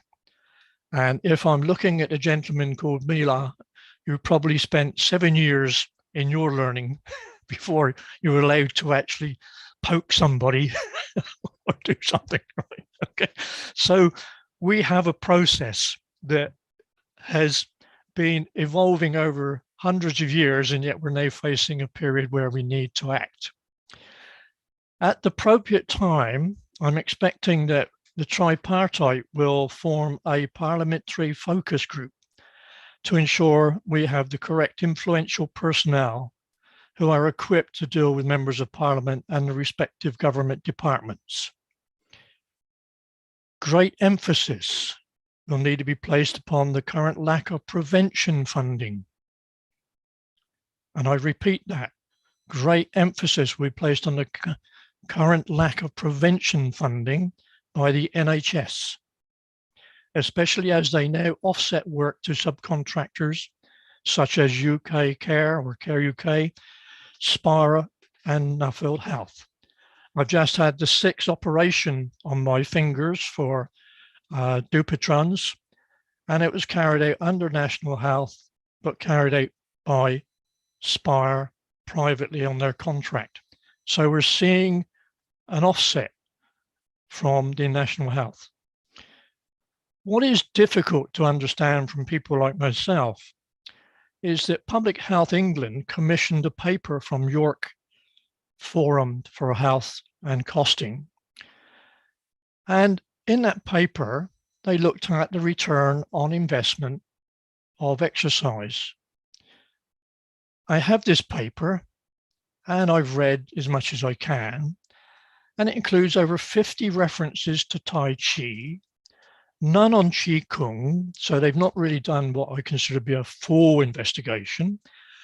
But the return on investment is, if the NHS were to apply an investment of £2, they would save £5. This is industrial work. And therefore, I would like to see that that is proven before the end of this decade. Qi Kung, energy cultivation, is a term that is yet to be fully recognized and understood. Therefore, we're undertaking and looking at how we can market, promote, and actively add a publicity program as needed and is on the Tai Chi Union agenda. I'm emphasizing the next part, which is referred back to the statement called political. Confidentiality is paramount for the tripartite. We have a Chinese communist-backed organization in the UK promoting the Chinese Belt and Road Initiative. Also, they have created a trademark for the generic terms of health Qigong. That's led to some legal practices, but because the British Health Qigong organization is backed by the Chinese, the Articles of Association of the Tai Chi Union is that we are non-political and we are run by volunteers. As such, we just have to do what we believe to be best for the health and well-being. And as an ex-sales manager and business manager, it's a question of what is it, the customer, the end user, what are their needs? What are their requirements? How are they going to pay for it? Well, it's the needs of those customers that we need to service, not just the over 65s, but everybody. As an individual, no, it can't be too many people, it can only be one. My travels around the world have included something like about 60 countries, and locations have included Brazil, where I watched a number of activities. Mexico, where I've been to some of the monuments. India, where I've had the pleasure of not only working in Mumbai and New Delhi, I've also been on holiday on 3 occasions. And China. But equally, we're looking at how can we marry the two wonderful systems created by India and China in terms of linking. Life force. In recent years, as a practical guy, I have found it quite challenging to understand meditation, mindfulness, awareness, and all those wonderful terms that people are using now. But I am convinced that energy covers us all. Internal energy, life force to prove our own health, one way or the other. And I've also been to places like New Orleans, Sedona in Arizona. And to accept unseen energy and life force in recent years has really opened my mind. What was it the shamans, the ancients, the Mayans, the Aztecs, the Indian and Chinese know that is emerging for our world could, in this decade, provide unequaled health, well-being and lifestyle benefits? As an individual, I'm incredibly proud that meetings with people like Roger Janker, one of your later speakers, resulted in a personal agreement with him in an alliance some years ago and remains in place today. I am sure his enlightened presentations later will be fantastic. Roger and I shared lunch back in 2012. And as a typical American and as a typical Brit, we got to the point where Roger said, Keith, what is it you can do for me and what is it I can do for you? Many people are saying about the Tai Chi and Qigong Union, what can the Tai Chi Union do for me? I'm sorry, the question has to be, what that we can do for the Tai Chi and Qigong Union and for the persons in the country and through it the world. The most significant recent contact in 2020 is resulted in my first collaboration and it's called Chi Prana Wellness. And it's with a Hong Kong-based lady, highly respected and part of the Healing Our Earth organization, Ambika Devi Karma Yoga. It provides a wonderful partnership between the Chinese, Indian culture and energy. And I'm very proud that she's actually given me an insight into many things. And I can see Dr. Y is nodding her head there, knowing who I'm talking about probably. During the last 18 months, I have led and continue to lead on behalf of the Tai Chi and Qigong Union, the organization of relevant collaborations across the globe of like-minded people and organizations on programs that show and share common interest to have integrative health and well-being, complementary therapies working together and in harmony. As a result of this webinar and previous conversations, I sincerely hope that Healing Our Earth and the Tai Chi and Qigong Union for GB will enter into a formal collaboration, which will set the scene for greater awareness and less reliance on the NHS in the UK. I now look forward to more discussions between the Tai Chi Union and Healing Our Earth, and wish to thank you on behalf of Mark Peters, the chairman, and myself for this valuable opportunity to be part of Healing Our Earth webinars. Namaste. Namaste, Keith. Thank you so much for sharing that entire journey that you've been on. And there's, again, so much to unpick. Being an NHS working line GP, there was a lot that I could really connect with, and particularly those desires that you've got a technique that you can see that works, that will bring back investment. How do you bring it into some sort of mainstream, or at least allow it to be funded, whether it be by the NHS or, as you say, as the end user, and the whole journey of regulations, of standardization. So it was really interesting. So those who are watching, this is, how does something on the periphery be accepted as mainstream, or at least start somewhere? And as you say, it's hugely political at times, and it's difficult to know. Sometimes that time can just be right and things can snowball, that within a few months or years, things that may have taken decades happen very quickly. And other times you think things will happen quickly and they take, as you say, something's dragged on, as you say, for a year and a half just to get sort of a paper reviewed or protocols to accepted. But there's some really, really interesting things there. And you've mentioned, the harmonization or the understanding of Qi from a Chinese background, prana from Indic backgrounds, and as you say, this theme of what you call life force or energy. And I think we need another whole session, either from yourself or from others who can actually explore that theme. And I think it's going to be coming up actually later on. Even today, I think we've got some other teachers in the sort of Qi background who will certainly elaborate on that.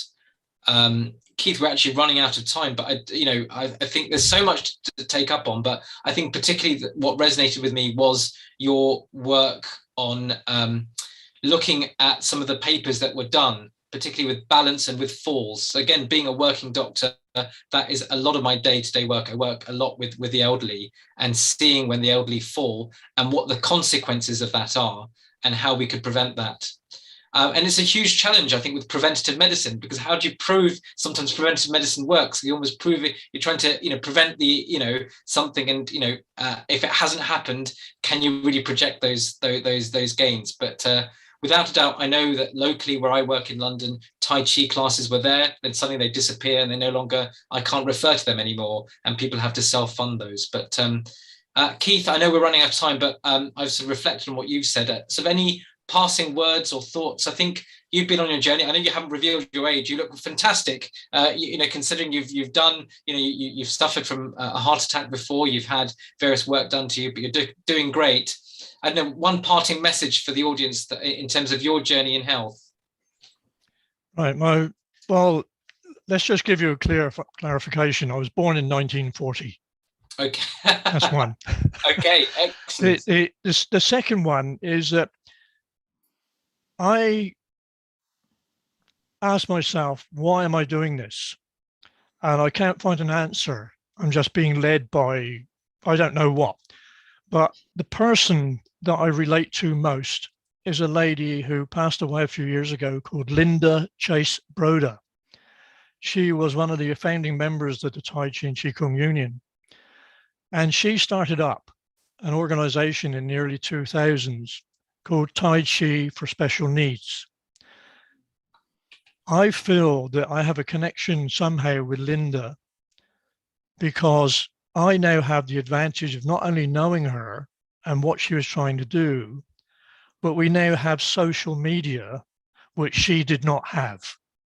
And if this happens as we would like to see it, with not uniformity, but with the 68,000 physiotherapists in the UK and all the GPs of 28,000 plus, then we will find a solution in the next 10 years.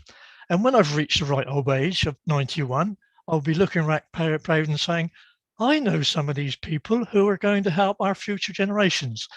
Once again, I would thank you, Healing Our Earth, for this time. And I look forward to communicating, answering, or just delegating to some of my 1,000 colleagues in the Tai Chi Union that they can answer the questions. Sure. Thank you very much indeed. Namaste to you. Namaste, and thank you. Thank you. Excellent. I really enjoyed that as sort of an exploration. Wei Ching, I hope I'm sure you've enjoyed that and connected with him as well. Time is passing us by. We must carry on as well. I know Dr. Tariq has joined us as well. So Wei Ching, I might just sort of introduce you first. So I know Dr. Tariq is there as well. I don't know if we can scroll down because I think we didn't really introduce Dr. Wei Ching very briefly. And then whether I'll also introduce Dr. Tariq, and then together we'll have an exploration together on this new theme. So Reverend Dr. Wei Ching Lee, who was with us, has been here since the beginning, and I think is going to be doing the whole session to reflect there, is actually a medical intuitive healer from a traditional lineage.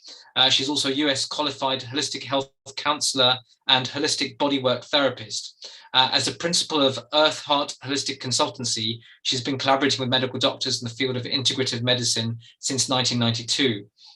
Wei Ching is also a member of several organizations of integrative medicine and has been on panels and discussions with the medical profession in co-creating new paradigms and protocols for holistic medicine. Currently, she sits on the Health and Medical Advisory Board of Nature's Frequencies and serves as a consultant to the spa and hospitality industry as well.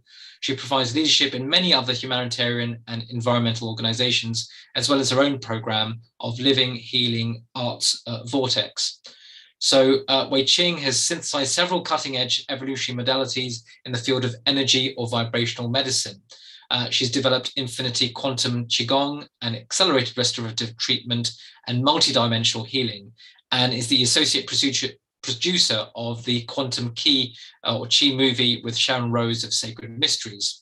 Art, music, and movement therapies are integrated for creative and therapeutic expressions for rejuvenation of body, spirit, of both spirit and body, as with holistic nutrition with applied kinesiology.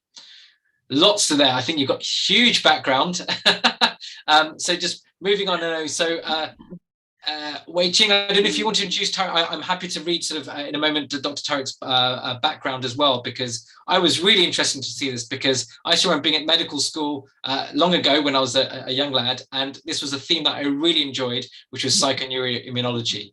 I remember going to very few lectures at the time, and how our thinking may change our immune system. I mean, that's a very basic way of thinking about it, but was very interesting. And I remember going to a lecture and thinking, oh, I'd love to do that. And suddenly time flies by, and I've been a doctor for 20 years, and hopefully I'm practicing it subconsciously, but I'd love to actually hear about it formally. So maybe we can have Dr. Tariq's biodata up, so that those who are watching, whether you're watching live or you may be watching this later on, because the other thing, with Healing Our Earth, it's available online on Facebook and YouTube, so do watch at any time. So Dr. Tariq Jagmag is going to talk a bit about long COVID and fixes and tips. But as you can see, he's pursued the field of psychoneuroendocrine immunology, PNEI, over the past 15 years. He's currently the scientific advisor at Glowderma Lab, a dermatological pharma company, and its sister concern Herbicine to develop new low-dose cytokines. He's associated with the Federation of Clinical Immunological Societies and has 2 international patents on his name, and is developing new and innovative products himself. He conducts regular training programs for doctors on basic immunology. Definitely doctors need that. I can tell you, we're always trying to remember our own immunology and how the immune system works, and the role of immunology in various diseases and their pathways. And really interesting as well, because we realize the immune system is involved in nearly every disease process. You think of heart disease, you think it's just something to do with cholesterol, but the immune system is involved as well. And different cytokines and homeopathic remedies and treatment modalities for various diseases. Dr. Tariq's expertise and in-depth understanding of immunological pathways, along with their effects in various chronic diseases, has enabled him to help many doctors with their patients across the globe to get better from chronic disease conditions. Dr. Tariq, thank you for being patient as well. I know we're running a little bit late, but we will finish on time.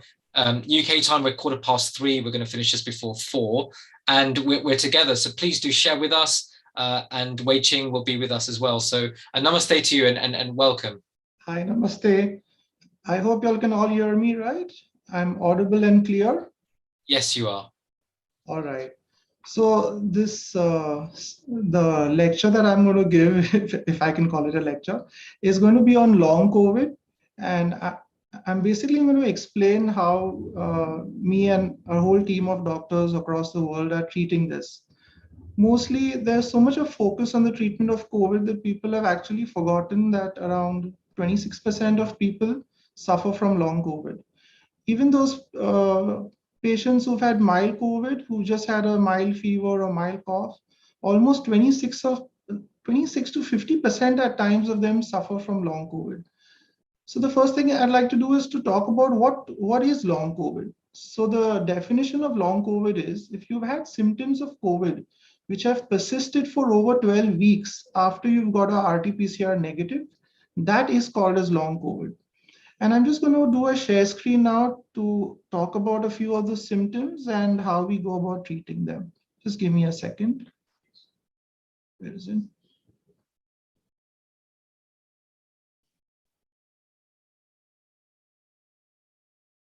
No.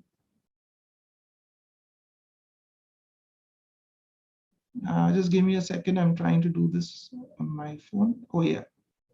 Sorry, this thing is again stopped. Yeah. So I hope you all can see the screen. Okay. The first part of this is that what are the types of symptoms that patients with long COVID have? As I said, that if you had symptoms of COVID that have persisted for 12 weeks, that's the definition of long COVID. So we can divide these symptoms into various aspects. The first would be the cardiopulmonary system, where you have trouble with your heart. So patients usually complain of palpitations, they complain of shortness of breath, which is usually the 2 symptoms that they complain of. We usually test this with a simple test called the 6-minute walk test. If the patient fails in the 6-minute walk test, that means they have problems with dyspnea. And we say this patient has long COVID. We also run a whole bunch of other tests on them to understand what the cause of this is. So we can run an EKG to see if they have any problems like an ST elevation or they have a decreased amplitude over there. We can run tests to check if they have autonomic dysregulation, which means their sympathetic nervous system is in overdrive, causing them palpitations. We've seen patients having pulmonary emboli, where they have high D dimer or they're tending to clot very rapidly. Patients are usually given anti-clotting drugs like aspirin. They put on these drugs, but even after going on them, their D dimer stays elevated, the CRP stays elevated. Many patients end up getting high blood pressure as well. We've seen a few patients having increased thyroid activity. They end up getting hypothyroid, which causes them palpitations. So they have a symptom of shortness of breath and palpitation, but yet we have to run a whole bunch of tests to understand why they are having it. But once we do have this information, we are able to treat it. I'm going to talk a little bit about a drug which we've invented. It's a herbal drug. It's called as Imusil, spelled as IMUSIL. We have a US patent on it, and the paper on it for COVID and long COVID, it just got accepted in the International Journal of Inflammopharmacology. So we got the acceptance letters probably about 4 days ago, and I mean, as soon as the paper gets published, I will be sharing it on my website. So this Imusil tablet of ours is actually a NOX2 inhibitor. The enzyme NOX2 basically is made by your neutrophils. When you have an infection, the neutrophils make this NOX2 enzyme in order to burn the infection out. But too much of NOX2 creates oxidative stress. I think most people know what oxidative stress is.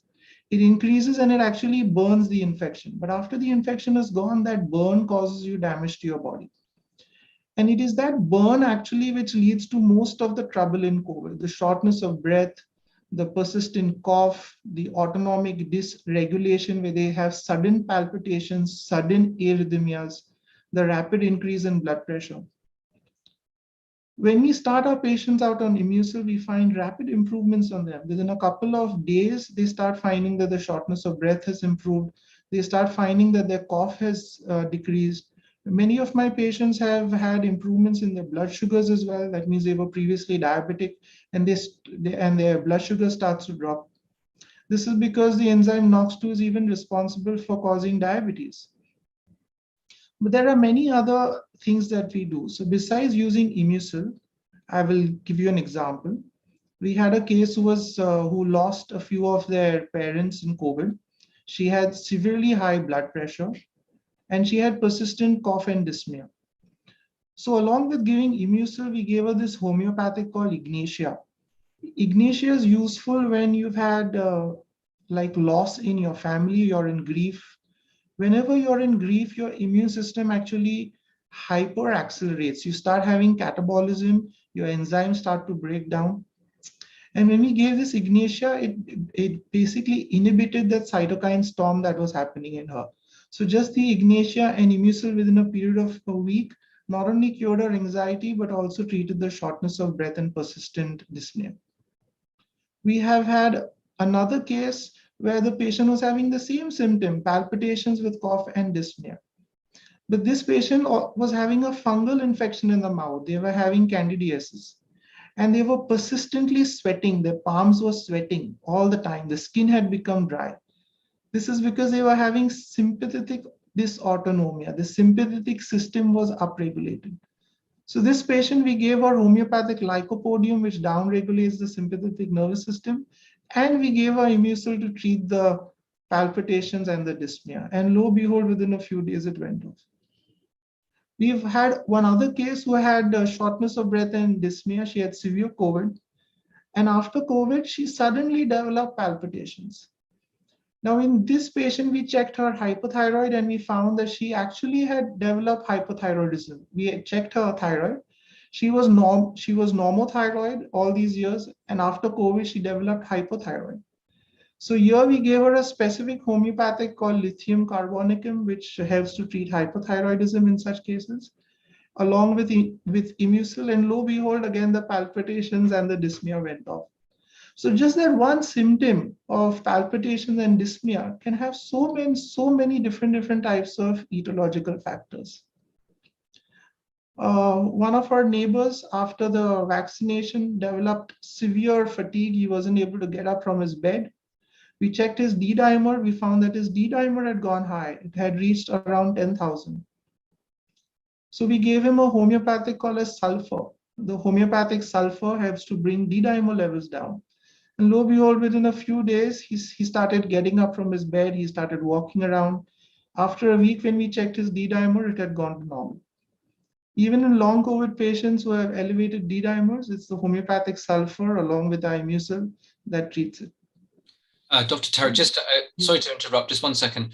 Just looking at your screen, it seems to be just on the front. Is it, are you meant to be scrolling down? I wasn't sure. Yes, I do want to scroll down. I was just talking about the first few Okay. symptoms. Brilliant, brilliant, excellent. Now I was just checking that you were not. Yeah. I just kept it on pause at that level. I'm going Perfect. through different case examples Yeah, so no, that people can understand this. yeah, no, really interesting, and I think it's and I can certainly so just summarising for the audience as well that this is the case that we are seeing cases either as Dr. Tarek says of long COVID, which is symptoms after sort of 12 weeks, but also interesting things are happening in COVID. Or when I say interesting, maybe interesting to doctors, not so interesting to the patient. But you know, things are changing, and as you've mentioned, you know, changes in the thyroid. But these particular symptoms, as you say, palpitations, where someone may feel a hard or a fast heartbeat, and as you've so eloquently said, there's just so many different causes. You know, it's not just one simple cause, and you have to look at it deeper. No, that's fine. I just wanted to check. I wasn't sure if you were scrolling down and the screen had frozen. Sure. I'm trying to go slow here because I know there will be many people here who are not doctors. So I have to be very slow and careful with what I say, you know. Sure, of course, of course. Right. So we go back, we go forward, right? We also have patients who have persistent cough after COVID. Now, the reason why they have persistent cough after COVID, well, one of the causes could be that the lungs have not recovered after COVID and there is still a lot of inflammation going on.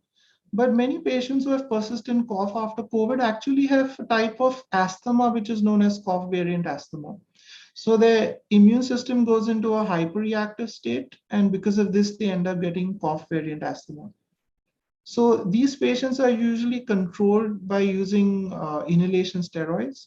But then there are also those who have cough, but it's not cough variant asthma. So we usually run a test known as the methacholine challenge test. If the test comes positive, that means we say, oh, this patient has cough variant asthma. But if it comes negative, it's basically COVID cough. If it is COVID cough, we use my antiviral combo. It's a low dose formulation which stimulates certain cytokines. What's a cytokine? It's basically a factor made by your body which helps cells communicate to each other. There are different types of them. The formulation that we make helps to stimulate a certain one which increases NK cells.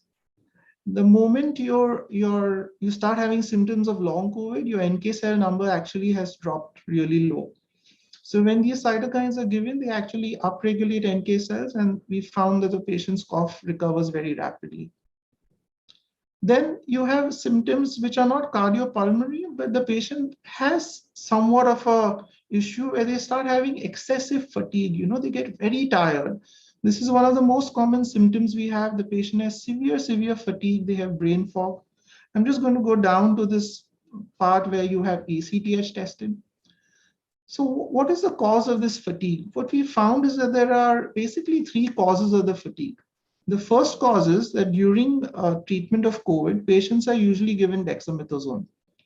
When you have taken dexamethasone for a period of time, you end up having immunosuppression. So your own body's cortisol levels start to drop. And if the dexamethasone was not tapered off well, what you end up having is a patient with very low ACTH. That's a hormone which is made by a gland in the brain, which helps to stimulate cortisol in the adrenal glands, which are above your kidney. That cortisol helps to control inflammation. So if the dexamethasone was not tapered off properly, your cortisol drops and you have symptoms of chronic fatigue. So you can actually test this. You can have your ACTH tested, you can have your cortisol tested. And if the cortisol is low, we use a homeopathic called NATMER. The symptoms that the patient has when their cortisol is low, not just that they have fatigue, but they start having dry lips. Their lips will start getting chapped. They start drinking a lot of water. In the morning when they wake up, their blood sugar is kind of all over the place because cortisol helps to increase your blood sugar. So if your morning cortisol is low, you start having a lot of craving for sugar. So these patients have told me in the morning when I wake up, I've had cravings for sugar. The moment the patient says that, we're like, okay, you need to give you the homeopathic NATMER to fix this. If the patient's ACTH is low, then we usually use a homeopathic called pulsatilla. Now here, if the ACTH is low, these patients have complete absence of thirst. They have no thirst at all. So again, the moment the patient says that I'm feeling fatigue with lack of thirst, we give them pulsatilla, and lo behold, their ACTH gets fixed and their chronic fatigue goes away. The second cause of chronic fatigue, again, is, as I mentioned, is that oxidative stress, which is driven by NOx2. Here again, Immucil works very well and it treats out that fatigue. The third cause of chronic fatigue, and this is very interesting, is that whenever you get COVID, it basically goes into your gut, and in the gut, it knocks the ACE2 receptor off. As you guys know, COVID binds to the ACE2 receptor. When it knocks the ACE2 receptor off in the gut, your ability to absorb nutrients, basically proteins in the gut, actually decreases. You start having a reduction in tryptophan levels. Your tryptophan drops. Your B complex vitamins start to drop. If your tryptophan drops, you don't make enough of serotonin. Serotonin is the hormone which gives you contentment. You feel nice and content when you have serotonin. You get good sleep when you have it. If your tryptophan is low, you will also have fatigue. So these patients have fatigue mixed with insomnia, fatigue mixed with anxious depression. For these patients, we use the homeopathic called as Sepia. It immediately corrects the patient's serotonin levels, making the patient relax. The insomnia goes away, they feel comfortable. There's this wonderful case we had where this patient after COVID started to develop Parkinson's, which is a disease in which you get tremors in your hand. And this happened after COVID. Before COVID, he didn't have this problem. So it occurred to me that there was something wrong with his serotonin levels. His daughter told us that whenever he takes an SSRI, which is a drug that increases the levels of serotonin, he starts feeling better. So we gave him Sepia, and lo and behold, his tremors decreased. He started walking normally again. The same homeopathic Sepia we use in all our Parkinson's patients, and it works beautifully well. Some of these patients who have chronic fatigue and who have low tryptophan also develop severe hair fall, which is another symptom of COVID. The hair just completely falls off. We've had many patients who become completely bald after COVID. We have this low dose formulation of B vitamins. We give that to the patient along with a formulation which stimulates a cytokine called as interleukin 10. When this cytokine is given, it upregulates the ability of your body to form ACE2. You start absorbing nutrients again, and lo and behold, your hair starts to regrow on your head. So even for these symptoms of COVID, the hair fall, we can fix it. Many of these patients develop brain fog. Brain fog is a condition where you wake up in the morning and you can't think straight. You start getting mental slowing. This is really interesting, and we've done so much of work on this. So I'll just go to the neurological issues, the brain fog. Now, when a patient has brain fog, of course, one of the reasons again is oxidative stress, which Immucil usually corrects. Then there are certain types of brain fog which the Immucil can't correct. And through a few experiences, we realized why this is happening. So whenever the ACE2 receptor in the gut is downregulated, you're not going to be able to break down protein to absorb tryptophan. So the body starts turning off the amount of acid you make in your stomach. Your stomach acid levels start to drop. As your stomach acid starts to drop, your gastric cells do not regenerate. When they stop regenerating, even the nasal epithelium starts to stop regenerating. So these patients with fatigue have anosmia, they can't smell, or they have parosmia, where when they're eating food, the food tastes like garbage. It tastes very, very bad. You have so many cases now which we've done where the patient, when they're eating food, says, well, am I eating garbage? They have chronic, very, very fatigued with this constant low-grade fevers, feeling like they're eating garbage. So what we do is we give a homeopathic made from hydrochloric acid, which is called as muriatic acid. Within a few doses of muriatic acid, that parosmia just disappears. The patient's fatigue goes off, the fever goes away. For patients who don't have the parosmia and don't have the fatigue, if they just have lack of smell, we give them a homeopathic called as Natmor. Natmor is a wonderful little homeopathic. I would love to explain its exact mechanism of how it works, but I don't have the time for that. What I would like to say is that the virus actually lingers within the cells of your nasal mucosa. It doesn't actually affect the nerve which is transmitting the sense of smell to your brain, but it's affecting the cells around the nerve, the connective tissue around the nerve. So NATMER is a homeopathic which triggers a certain pathway in your immune system to make that pathway target viral infections better.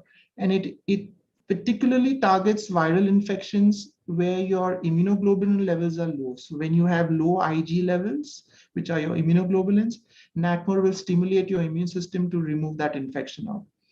So all our patients with this lack of smell, the smell just comes back. Some patients start having focal deficits after COVID, where their eyes start to drop, they start having face palsy, where the face will start to droop. For these cases, we have to do a CAT scan or an MRI to try to figure out exactly what's going on. When we do these tests, we find that these patients start having lacunar infarcts in their brain. Lacunar infarct is a small little micro infarct happening all over the brain. For these cases, we use a homeopathic called as Silesia.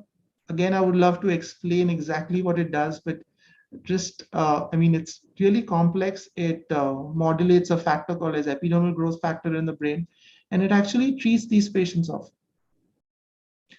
One more thing we found is that at times a patient says, I have mental slowing. A lot of patients all over the world complain of this process of mental slowing. It's not brain fog really, but they just mentally slow. They take time to remember things, they take time to learn. This is again really beautiful. What we have found is that many patients are taking extra zinc during COVID. For some reason, they find that or they feel that zinc is going to protect them during COVID. These patients actually end up getting zinc poisoning. Whenever zinc increases in the brain, if you already have some sort of oxidative stress in your brain or some sort of damage there, the zinc is going to precipitate it. Zinc is going to make Alzheimer's or dementia far worse. These patients who have this problem have this very interesting sensation on the skin. They feel as if there are worms or some insects crawling under their skin. For these patients, we give zinc med, a homeopathic, which will actually decrease the excessive zinc in your brain. Not only does that sensation of worms crawling under the skin, which is called as formication, decrease, but also their brain comes back online. They start being able to remember things, they start being able to learn. All of this comes back. So this is it's really beautiful. We can actually look at the symptom and we can give a specific medicine for it. A few of our patients with COVID after recovery have had severe fatigue because of fungal infections. All we do is ask the patient, please stick your tongue out. The patient sticks their tongue out and we find that there's a thick white coat on their tongue. That's candidiasis. When we treat the fungal infection, the fatigue goes and the person is back to normal. Let me go ahead with I finished smell, I finished the gastric symptoms. I would like to talk about this. There are many patients who have persistent diarrhea, severe diarrhea after COVID, because again, the COVID has affected the large intestine, which is the end of your colon. The job of the end of your colon right next to the anus is basically to reabsorb water. So when it infects in that area, you cannot absorb water back and you have persistent diarrhea with stomach cramps, is a lack of appetite. For these patients, we use 2 homeopathics, Ipecac with arsenic album. And if they have cramps, we use one called Nux vomica. And that's the end of the patient's persistent diarrhea and stomach cramps. Let me go up. So this little point here, which I'd like to enlarge, is for patients who have sudden myocarditis and pericarditis. So here the patient has has had long COVID, they've taken a vaccine at times, and they all of a sudden get sudden chest pain. With myocarditis, the pain is like in a rib. You feel as if somebody is like, pressing on your rib or poking your rib. This is basically happening because there is myocarditis, which is the inflammation around the heart. For this, we use a homeopathic called as Apis. It's made from a honeybee actually, and it decreases the inflammation around the heart. Again, I can't go into the mechanisms of how it works because it's quite complex. but it works immediately and the patient's pain goes down. Let me go further. I think I have to go down. Yeah. So I've covered hair fall, I've covered fatigue. Oh, we've had patients who have suffered from acute kidney disease after COVID. They have long COVID. This is again really wonderful. When you when you are recovering from COVID, you can have an elevated D-dimer, which causes these tiny little clots spread all throughout your body. Now, this is easy to treat. As I said, we give them a homeopathic called as sulfur, which actually brings the D-dimer down. But many of them, even with the D-dimer normal, they start having acute kidney disease. So we have a low dose formulation which stimulates something called as clotho in our body. Clotho is an agent which actually protects your kidney from damage. After a few days of giving the patient clotho, we start seeing that their creatinine, which is a marker of kidney damage, it actually starts to go down. That means their kidneys are healing. How is clotho involved in this? You see, when you have COVID, clotho is actually the major antioxidant in the lung. It stops your lung alveolar cells from breaking down. During periods of COVID, you actually deplete your clotho levels. And if your clotho is depleted, it also depletes in the kidney. And you start having kidney issues after COVID. So by giving them this low dose clotho stimulator, we are able to fix these issues. If you want to learn more about this, we have our website. It's called as tariqjagmag.com, TARIQJAGMAG.com. Most of this information is free on the site. You can just click on long COVID. You'll see all this information. The same sort of PPT which I've shared here is also there on it. You have options where you can actually watch my entire 9-hour video. So we have a 3-hour video on how we treat basic COVID. We have another 3-hour video on how we treat severe COVID. And then we have another 3-hour video in which we talk about how we treat long COVID and how we treat post-vaccination injury cases as well. But for now, this is all I'd like to say about long COVID. I'd like to hear from you, Dr. Shah, about if you have anything interesting to share about what I've talked about. It would be very nice of you to chip in. For sure, no, really interesting, and I'm sure the public would have found this really interesting as well. So thanks for sharing that information. And in fact, I'm just going to share screen very quickly, if we can go there, and you can see, I think this is Dr. Tariq's actually website here, so you can actually see, and I was just looking at, that's a long COVID there, and some of his presentations. So there it is live, and we can see it there. Lots to cover, and I think we've got probably around about 8 or 9 minutes time. And Wei Ching is there. Wei Ching, I think you introduced Dr. Tariq to the team, so thank you for bringing Dr. Tariq and his expertise as well. Well, thank you very much. I'd like to give that credit to Dr. Julie Tay, who introduced Dr. Tariq to me. And so I'd like to thank Dr. Tariq for sharing his valuable and important experience with long COVID, right? You know, it's just so much information there. So I would actually like to ask Dr. Tariq. Dr. Tariq, you recognize this? Yeah, that's one of my meds.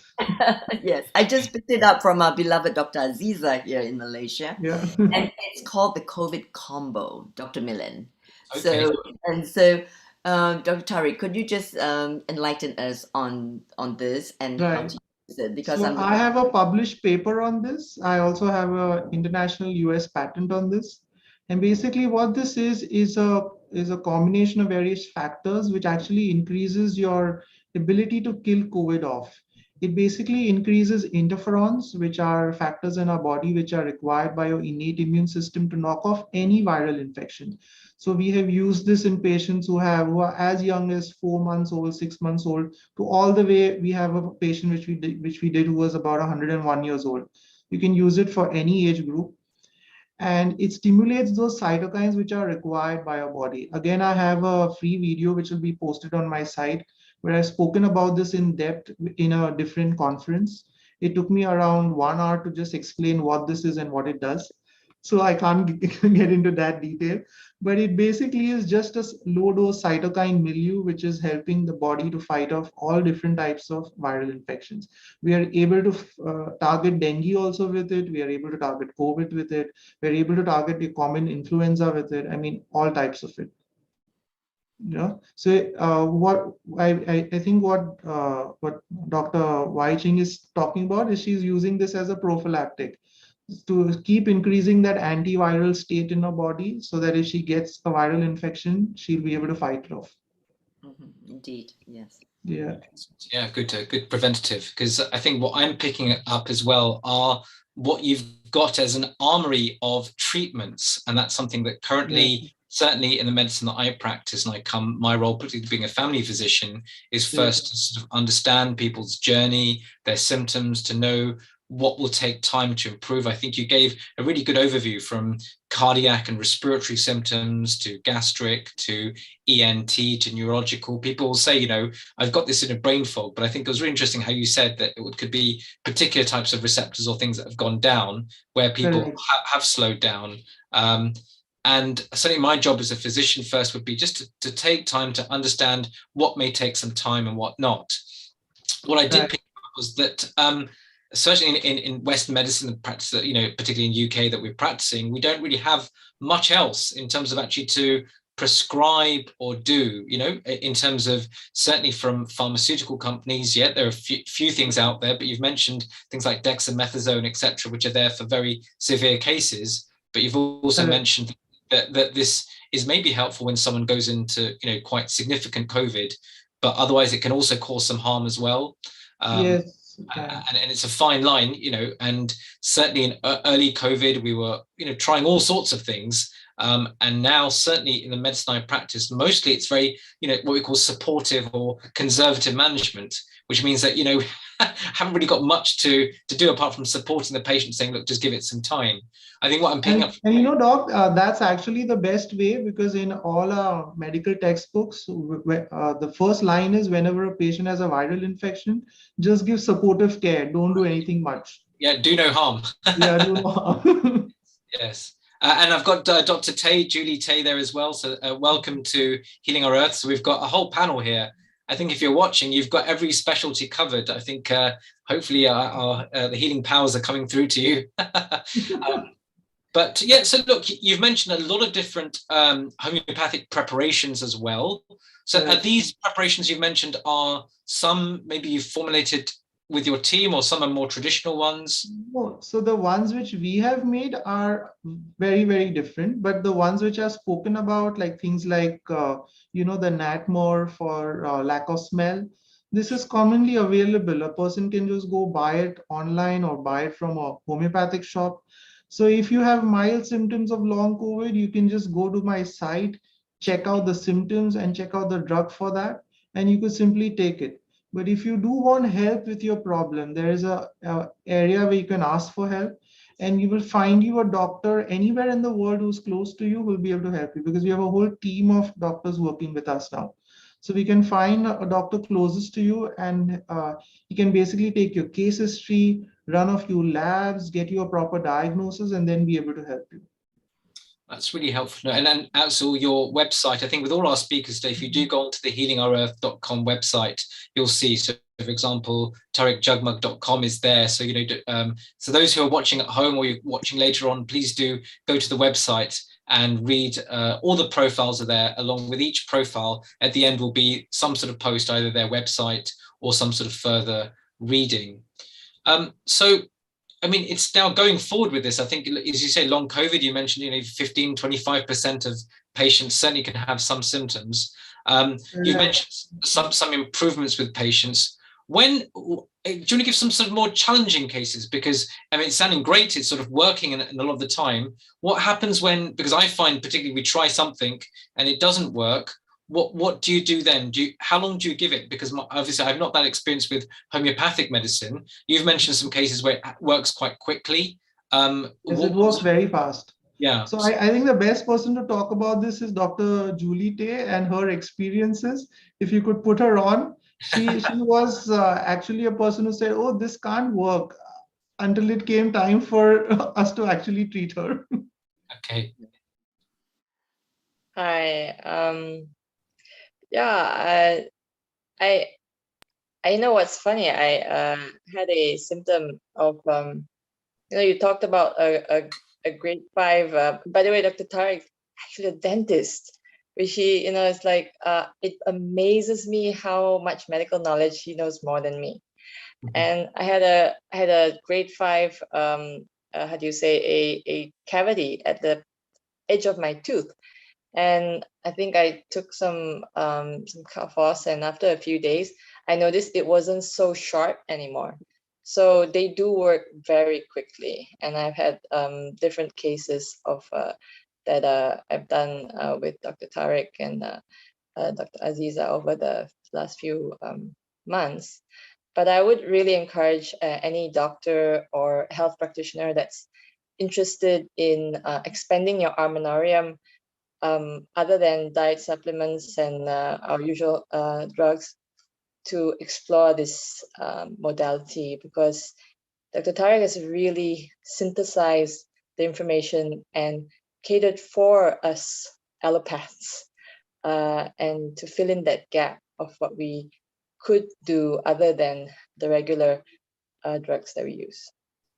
Yeah, What and I I think, appreciate is the sorry. integration of the frequency medicine or energy medicine into the allopathy, So which is a small case that was just posted today by one other doctor who works with us. So she had a young child who was born deaf. Yeah. So when a child is usually born deaf, it usually is because the child has a CMV infection. So we treated the child for the CMV, and lo and behold, the child's hearing has improved by 10 decibels within a few weeks' time. So that's how fast it works. We've had cases which we've done with autism. We've had cases of long COVID, which we've treated. So many thousands of cases we've done of COVID and long COVID. I guess Dr. Tay could talk about her own experience with COVID. You want to talk about that, Dr. Tay? About your husband's experience with COVID?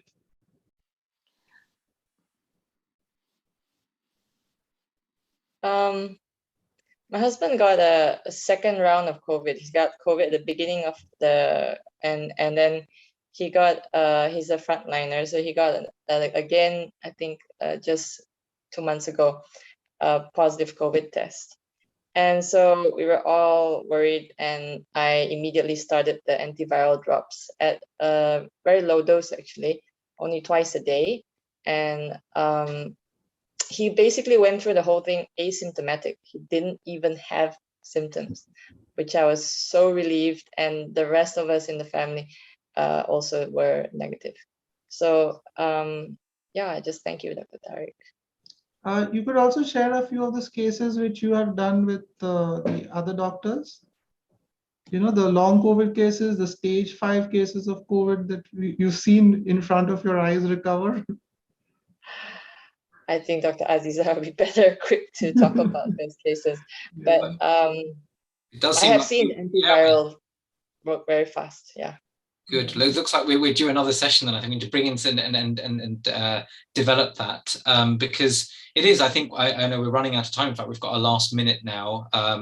But is for your conventional doctor to know when they could use something, and there remains a lot of skepticism on both sides, and say, oh well, will this work? Will it be quickly? But already I'm seeing with your expertise and what I'm taking away from Dr. Tariq is his depth of knowledge and your understanding of how things work in a very systematic and scientific way. And I think that will appeal to particularly the traditionally qualified doctor. Also, well, there is actually a mechanism and methodology behind it. And also the fact that to our current armory, there is very little. In fact, as you say, I mean, our particular skills are that of connecting with the patient and our consultation skills. But then when we want to prescribe something, we're left with sort of paracetamol or ibuprofen, and that's about it really for these sort of things. There is very little, certainly for long COVID, that's sort of proven or that's out there. So it'll be really interesting that, your papers and studies, or, your allied teams as well, get more widely publicized. And we had a speaker, Keith, before, as you may have listened into, is also, I think, the political challenges. I think there are lots of different bodies, ulterior interests, pharmaceuticals, there's money, everything. So there's huge, I mean, without sounding like conspiracy theories, but there are lots of other factors here that sometimes push information out and etc. So I think it's really interesting that we've got a platform like this to at least discuss, and people can watch and say, look, you know, these are authentic conventional doctors who are trying to help and not trying to do anything else, you know. Thanks for that. Yeah, so well, I hope people check out the site, and I hope I can help them to treat long COVID. In UK alone, based on a recent paper, there are 1 million long COVID patients. 1 million. yeah, That's far more than the number of COVID cases there will ever be.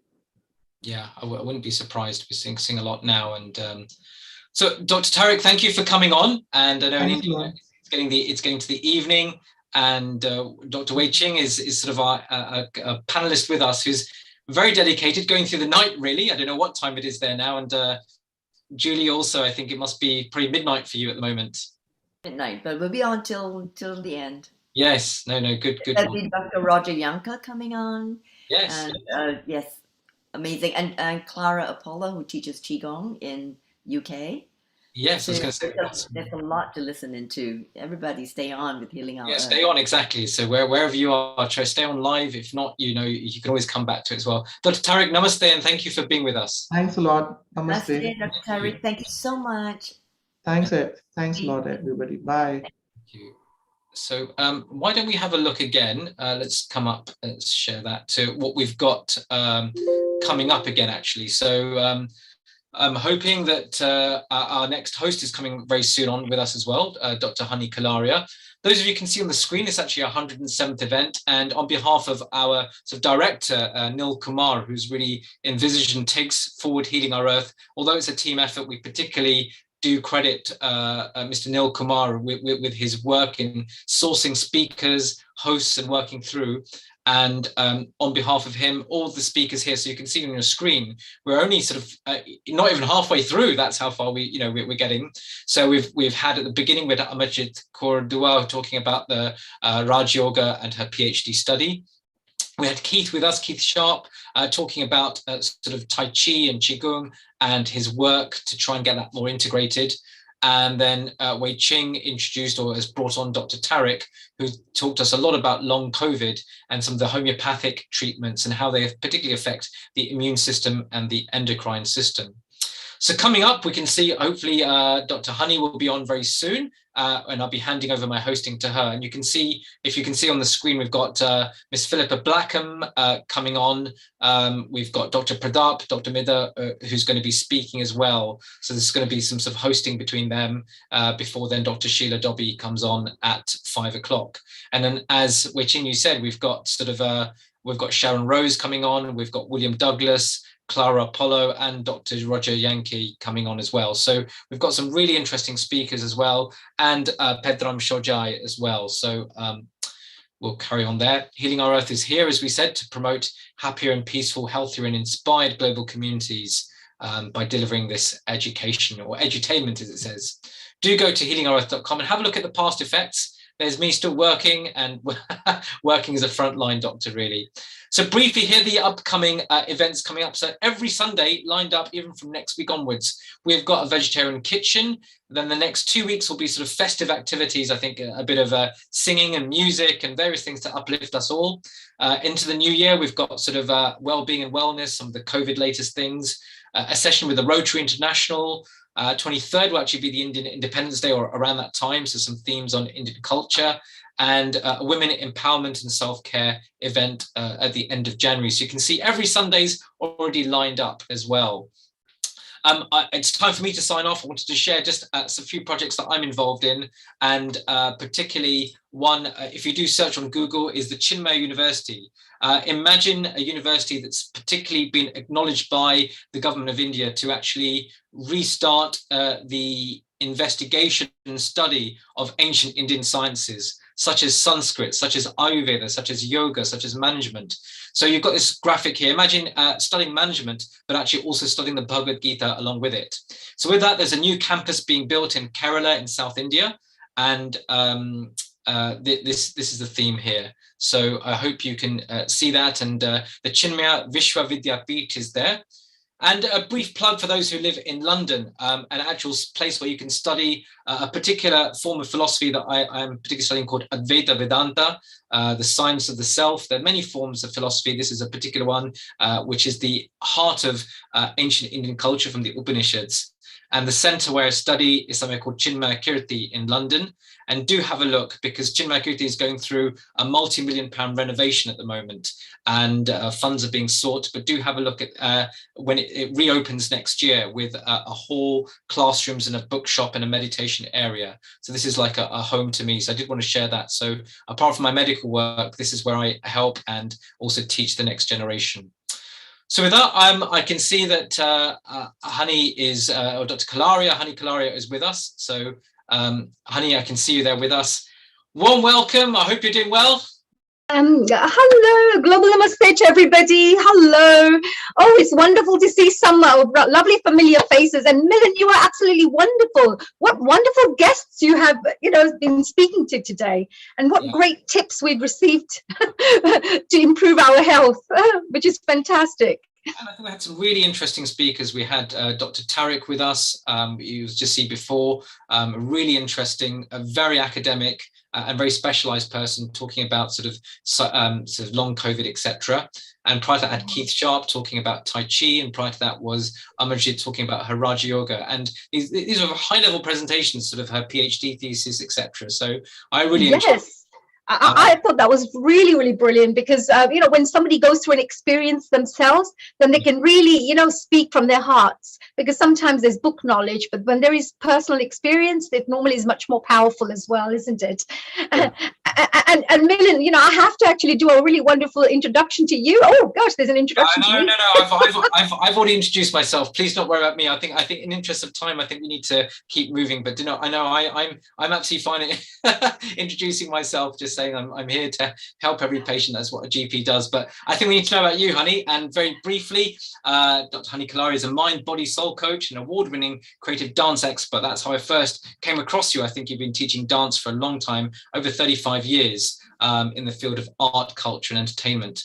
But really what I didn't know about you, and I've really learned as we've met each other over the last few months or year, is actually your spiritual journey. And actually you're a spiritual seeker and meditator really since a young age, since a teenager, practicing Samarpan meditation, which is part of Dhyan Yoga, taught by the Himalayan yogi Shiv Krupanand Swami. But along with that, and like many of our other speakers who've come before, and our spiritual journeys, you've come across a lot of other disciplines and brought from them. So ranging from Raj Yoga, taught by Brahma Kumaris, Art of Living by Shri Ravi Shankar, and my particular interest was Vipassana by Goenka. So I spent 30 days in silence on Vipassana myself. Oh, fantastic. Enjoy that. So we can catch up on that for some time. Isha Kriya by Sadhguru, Kundalini Yoga by Yogi Bhajan, and as we talked just briefly about the Vedantic knowledge taught by Chinmaya Mission, and other Western practices such as mindfulness and transcendental meditation. And as if you believe it's important to self-reflect and contemplate and grow spiritually and become a better human being. And there's your website, Honey Kalaria Official. So yeah, look, we're here. Thank you. That's a lovely introduction. Thank you. Every time I hear that, I think, God, have I been on that kind of a journey? Gosh. But actually, it really brings back beautiful memories, because I've been a spiritual seeker since I was 13 years old. But let me say a few things about yourself as well, Dr. Milind Shah. I have to say, because this is wonderful host. He's Dr. Milind Shah actually is our family member here on Healing Our Earth. He's an amazing host. And as you can tell, is very, very knowledgeable in the field of health and, of course, the medical industry. He himself is an NHS doctor for many years and is a GP partner in a large practice in London, serving a variety of patients. He follows up a range of long-term patients from children, teens, adults, with a particular interest in elderly and end-of-life care. From a spiritual background, the work is deemed as seva, which means service, with an emphasis on communication skills and compassion and understanding, which I think is so, so important, so important.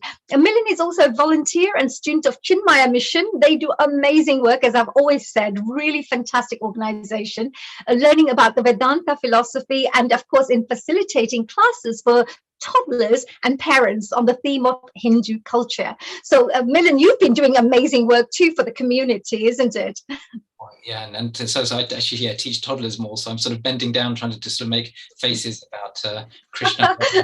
Actually, there are a future, so it's really important for us to spend time with the youngsters, with the children, with the youth, etc. And I really think, when we talk about health, and nowadays, we sometimes worry, and there's a bit of a concern that there is more and more people getting ill. We are going forward in technologically, but what you hear is many more people are getting ill, and there's mental health issues, and there's so many depression, and with COVID pandemic taking place, people have been a little down, and children are also being affected, unfortunately. So the kind of work that you do is really, really important to get them back on track, back into that balanced state.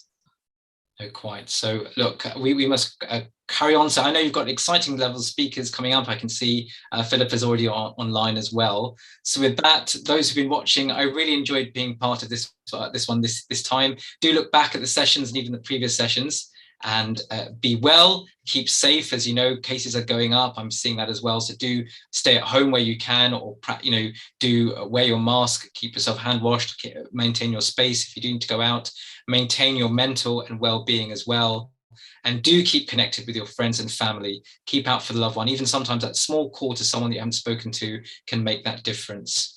So namaste.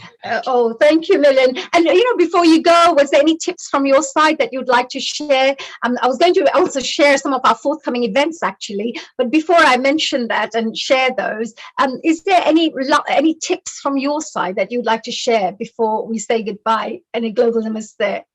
Sure. I think, key for being a medical doctor, I know it may be, some people may not want to have the vaccine, but if you can, and you think you're ready for it, please do go ahead. So certainly if you're in England, we're ready. The booster is there as well. If you've not already had your primary courses, the evidence that I can see at frontline, those who have been vaccinated are either not getting COVID or getting a much milder illness. So that would be my recommendation. I appreciate everyone has different views, but that's certainly one of them. And from a mental or spiritual point of view, do take time every day just to connect back with yourself, even if it's a few minutes, reading a book, watching a video, or even switching off the screen and connecting with oneself. We know that the actual true life force is within, and maybe never forget that. At the moment, it feels like chaos around, but know that there is an order and there is a oneness within, and never forget that, even at these darkest times. Absolutely. What wonderful wise words there. And also with the vaccinations you mentioned as well, that working within the medical field, are you finding that people taking vaccinations are getting less COVID? Is that research there at the moment? Yeah, that'll be there. Look, I know an expert will have, on a COVID session, Dr. Pukankanya, who's well up with it, but certainly from the ground, I can see it for sure. I think, to be clear, it doesn't stop you from getting COVID. So just be very clear, people can still get COVID, get a very mild form of the illness. And I think that's the key thing, where I was seeing people, so a lot of my own patients going into hospital very unwell. I'm not seeing that at all. Yes, it's spreading a lot in the children. So we won't know, even with Omicron and different variants as they come up, etc. So to be aware, but certainly, it's much worse to have COVID than it is to get any other side effects. That's for sure. Right. Yes. But also, of course, choice as well, freedom, because I find that there are a lot of people with different spiritual paths. Some of them, there is two groups happening, there are two groups going on here. But with the health and well-being side, as a doctor, as a GP, you're mentioning that, no, it's good to be vaccinated. Yeah, for sure. And if not, and if you don't, that's fine. No one's here to judge you. Even if I've got patients who haven't, I say, look, stay safe. Look after yourself. There are other ways, and it's just important to also boost your immune system. So do all that as well. It's not that, okay, I've had the vaccine, then I can just do whatever I want. There's a wise words. That's a wise word. So because at the end of the day, people don't like to be coerced either. They like to have their own choices. So that's a really important thing, to give a patient choice to decide, for themselves. So very well done. Milind, thank you so much for your wonderful, wonderful contribution today, as always, and the lovely guests who joined us. Now, I just wanted to mention, I hope you're going to join us as well for our future events that are coming up. I'm sure maybe Neil, our dear Neil, is going to be showing us some of those flyers of all our forthcoming events. And look at this, next week, Sunday 19th of December, we have the festive vegetarian kitchen. You mustn't miss that one because you're going to get some really amazing recipes for Christmas and also some of the nice vegan recipes too for Christmas. So you will really love that. Beautiful, delicious desserts. And as we move on to the next week after then, we have the Festivity 2021. This is going to be amazing because it's going to be a really wonderful Bollywood style celebration. So do join us on the 26th of December. That is our Christmas festivity event, and you're going to absolutely love that. We can all entertain each other and have fun. Also, we're going to continue our festivity season on 2nd of January, which is, of course, the Festivity 2022. This is going to be also fun. It's a sing-along time. So if you're a singer and if you want to join us, make sure you come and join us because it'll be open to the audiences around the world. Come and, join us and have fun. So that's a little party that we're going to have online through wonderful festive season, New Year one, I should say. On the 9th of Jan, we carry on with some health and well-being information because today was really amazing. Do stay tuned in, as we say, because we're going to have many more wonderful guests who will be joining us today. And they're going to be passing on some really amazing tips and knowledge. But we're going to continue our well-being and wellness event on the 9th of January, where you will get some wonderful guests who are going to join us, who are going to share some healthy, happy, peaceful body and mind, soul development tips. So you mustn't miss that one. Now, this is a really exciting one, which is on the 16th of January. Now, we've heard of the Rotary Club. Everybody's heard of Rotary International around the world. But these community members, the 1.2 million members around the world, are doing amazing work. Their work is a service above self. That's what they believe in. Go out there and serve the communities around the world. So there's a really wonderful event that's taking place on the 16th of January, and you'll hear about the wonderful impactful work that's happening all around the world and how you could also get involved to, just to make this world a better place. So that's on the 16th of January. That will be from 2 o'clock to 8 p.m. We always say to everybody, what is Healing Our Earth? Well, you know that the platform is all about to promote a happier, peaceful, healthier, and inspired global community by delivering multicultural online edutainment, we say, because it's education and it's entertainment. So you get everything rolled up in one there for you. And do share. This is what I would say to people. Get involved. Look at this. If you want to become a presenter, a host, would you like to come along and just become an editor with us or help us with the technical team? You could help us with the marketing team if you wish. Any thoughts, comments, feedback, suggestions of what you want to see? What kind of topics and guests would you like us to bring on board? Because this is your platform. This is what we're here for. We're here to serve you, to make sure that your weekly Sunday is the most informative and educational possible, and of course entertaining at the same time. So do contact us. There's a WhatsApp number there. 0044, because this is open to people around the world. It doesn't have to be people in the UK only. And the number is, like I said, 0044, which is our UK code, 771 217 7703. Oh, well, it's on there on the actual screen. So just jot it down and contact us because we would love to hear from you. And finally, I would like to just share whilst we're here today, we really love connecting with people around the world. We're here to serve you. As you know, Healing Our Earth was launched to support people during this COVID pandemic, to make sure people don't feel isolated. If they couldn't go out, we thought we'll go out to them, to their homes, through the technological means that we have through our Zoom presentations here. So if you could share this with your friends and family, all you have to do is just share every week or just add it on your Facebook, your Instagram, your Twitter, something that you could support. That is your little thing as well. You will create a huge impact around the world by just doing that. If every single one of us did that, we could help to bring this information across to many more people around the world. And of course, while I'm here, so well done to Neil Kumar, who is our inspiration and the great leader behind this whole thing. So we are so proud to have him, including the whole family that we have here on Healing Our Earth. Now we're going to be moving on, and we're going to move on to a lovely, amazing, very gorgeous, and very talented presenter and host. And I would like to really present to you our wonderful Philippa Blackham. So, global namaste to you, Philippa.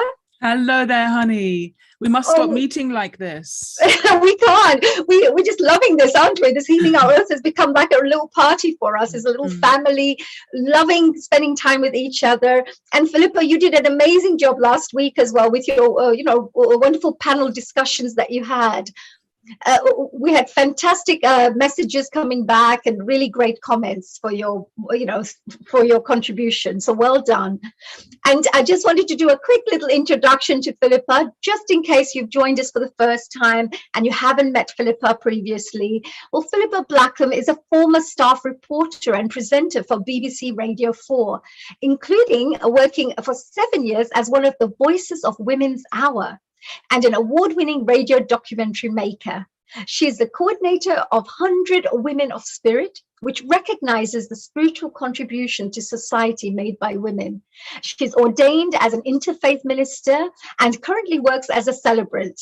She has studied Raj Yoga meditation with the Brahma Kumaris for nearly 40 years, as you can tell by her beautiful, wonderful, peaceful demeanor, as we say. So, Philippa, how have you been? How has your day been today?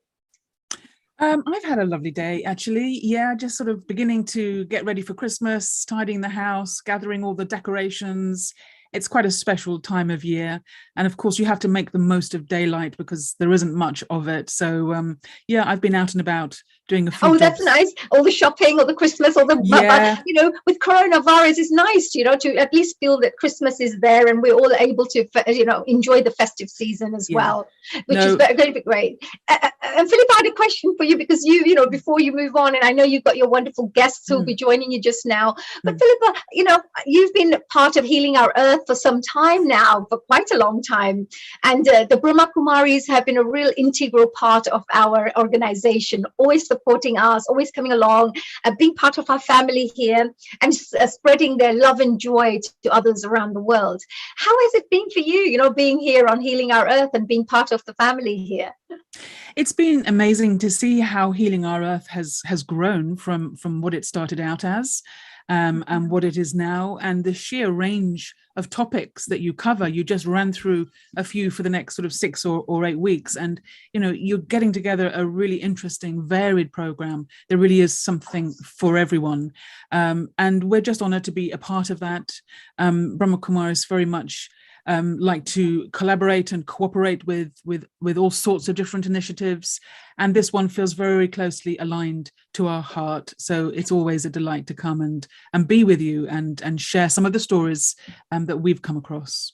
Oh, fantastic. And you have such excellent, excellent knowledge that you pass on as well to everybody, and the guests that you speak to as well. We have had some really amazing guests. Are there any highlights that you remember that really stand out for you, that people you've spoken to and invited?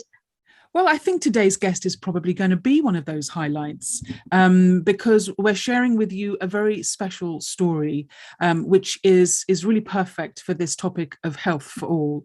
It's the story of the Global Hospital and Research Centre at Mount Abu in Rajasthan, which began 30 years ago. It was the brainchild of one of our senior brothers who had to go to hospital for a heart procedure. And it made him think, why do we have to go away? Why can't we have a facility here in Mount Abu, not only to serve the visitors that are coming to the Brahma Kumaris headquarters, but also to serve the local communities, the local villages and tribal people. And so it was with that vision that my guest, Dr. Partap Mitter, was invited to give up his job that he was doing and to come and be medical director of this whole initiative. And he was there from day one. He has had accommodation in the grounds of the hospital, which is where he has stayed pretty much all the time, with just one or two other bolt holes that he can go to as well. But I really am so thrilled and honored to be telling the story of Global Hospital, because I feel it's one of the best offerings of the Brahma Kumaris, that this vision of healthcare for all is so central to the Global Hospital. And we're going to be hearing a little bit about that story today. So Dr. Partap Mitter, a very warm welcome to Healing Our Earth. I know you've had to stay up a little bit later than you normally do in India to be with us. So thank you for that. Yes, I know. Global, I just wanted to mention before I go, dear Philippa, so you can take over here. But Dr. Pratap Mida, I just wanted to say you have an amazing hospital in Mount Abu. I had a chance and a real wonderful opportunity. I was honored to be taken around to see the facilities. Such wonderful work you're doing and such wonderful results you're getting through a mixture of medication with meditation. Because I know the Raj Yoga is part of the whole, the facility that you provide there as well. I met some amazing people, such wonderful carers, givers, really service-oriented people who love, to help the patients. So I just wanted to say congratulations and well done for the really amazing work you're doing, and keep up the great work. And Philippa, it's all yours. Would you like for me to do a quick little introduction to Dr. Pratap, or will you be doing that? You can, or I can, I don't mind. Yeah, I'll do a quick little in and then I'll take over, and then you can take over then. This one is Dr. Pratap Mida. I just wanted to say global namaste to you. Thank you so much for joining us, dear brother. And I know that you'll be discussing, and he will be discussing, how to deliver healthcare to rural and tribal villages in Rajasthan. Now, as a medical director and a trustee of the hospitals run by the Global Hospital and Research Center, Dr. Pratap Mida is responsible for 4 hospitals, an elderly care home, a nursing school and college, and an extensive community outreach program, which serves the local rural communities.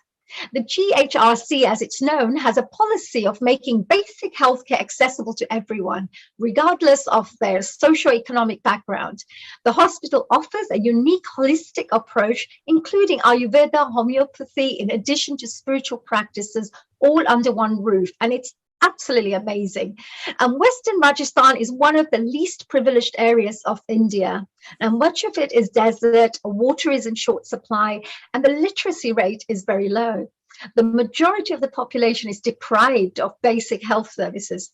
So this situation began to change in 1990 with the establishment of one of the, global hospital, which is called the J. Watamul Memorial Global Hospital and Research Center by the Brahma Kumaris at Mount Abu, designed to provide high quality, modern holistic healthcare services in a tranquil rural environment. The hospital is managed and run by a charitable trust established and supported by members of the Brahma Kumaris.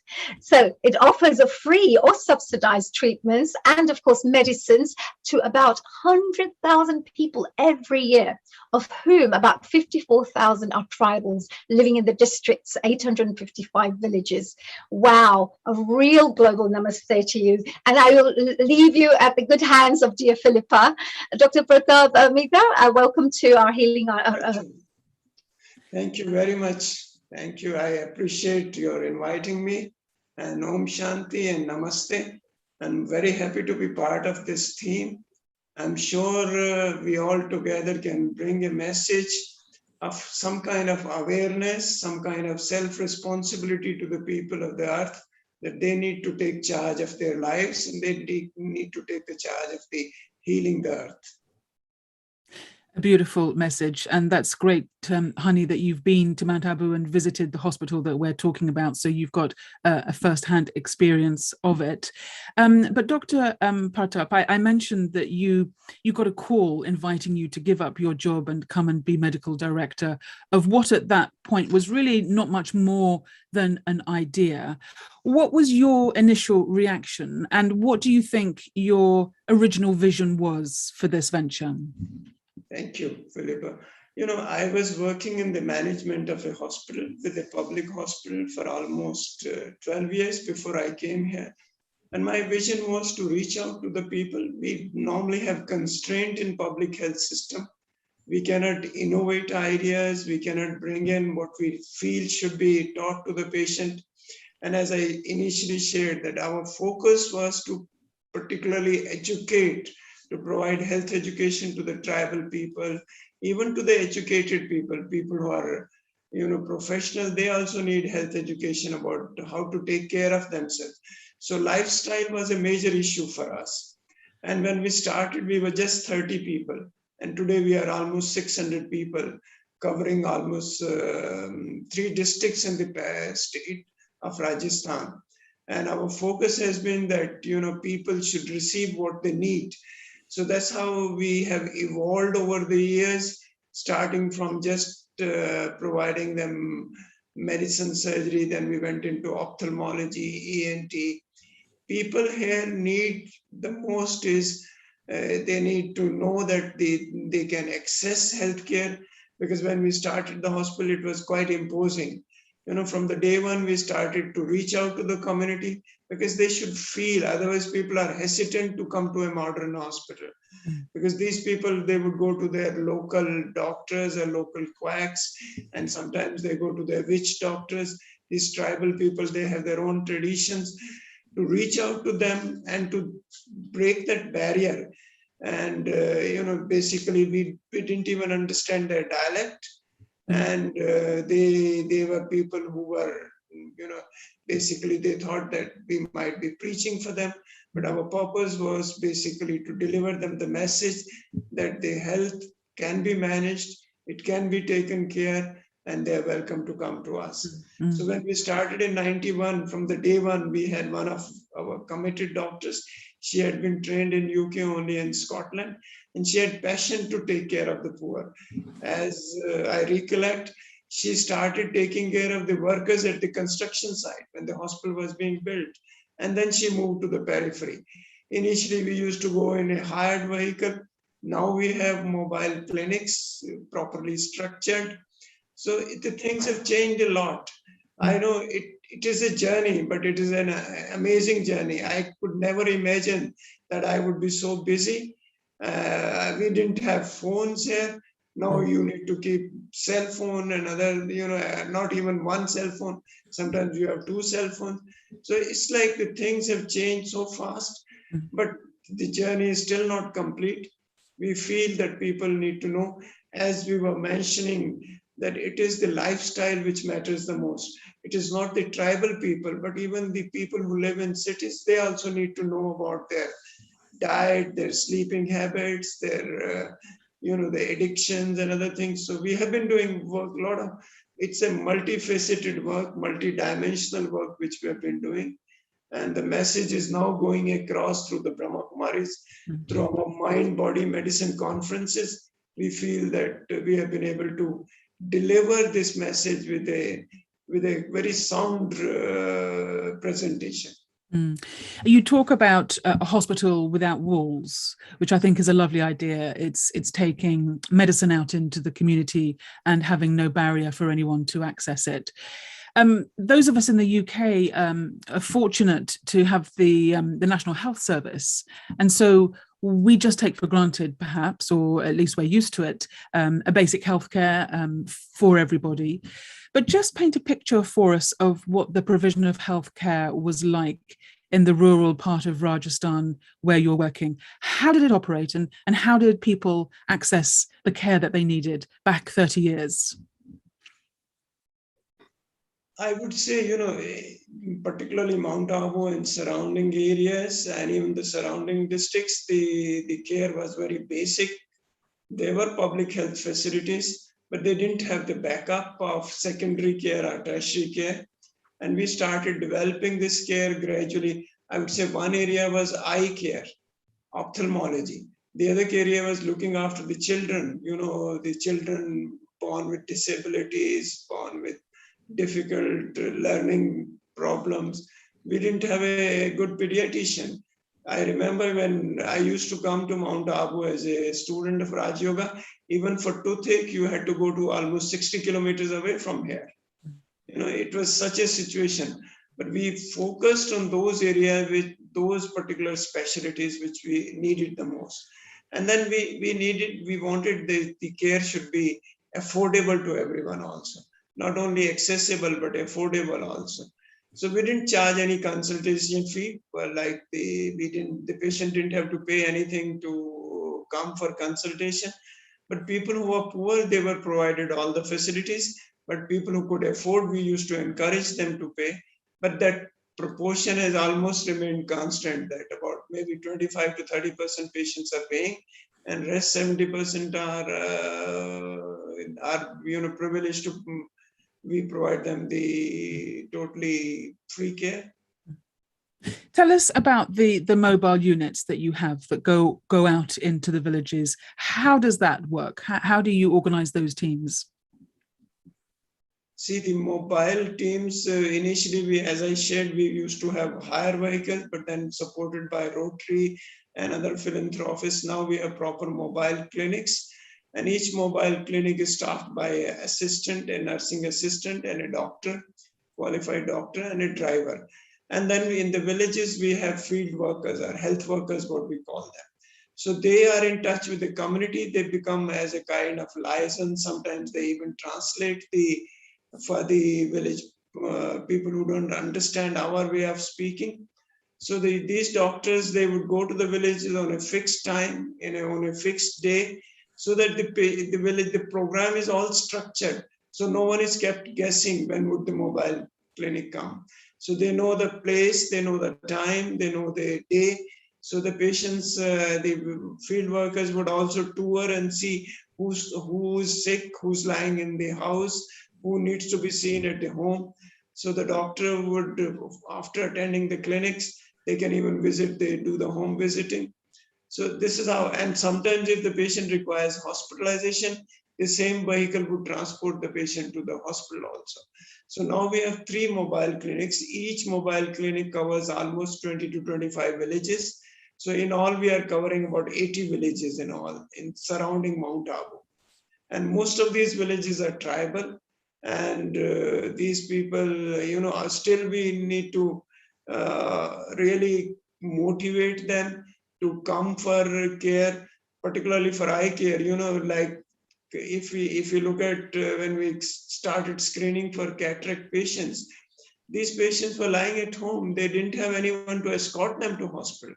So we had to take that initiative and send our vehicles to bring them to the hospital. And particularly when Dr. Vinilakshmi was, she used to go personally, sometimes even pick up the patient in her own car also. She would bring them to the hospital.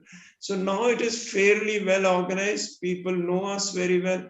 Now there is no hesitancy on the part of tribal people. And our, what we call the free ward is always full of these village patients. So that's a ward that you have at the hospital that anybody can come to and be treated. The hospital does have a very special atmosphere because it's not just the medication that you're giving people, it's the consciousness with which you're giving it, and it's the whole atmosphere that you're creating in the hospital. And I know you have a whole department that really is focusing on spirituality and counseling and the sort of psycho-emotional part of someone's journey. Why is that so important to you, and how does that operate?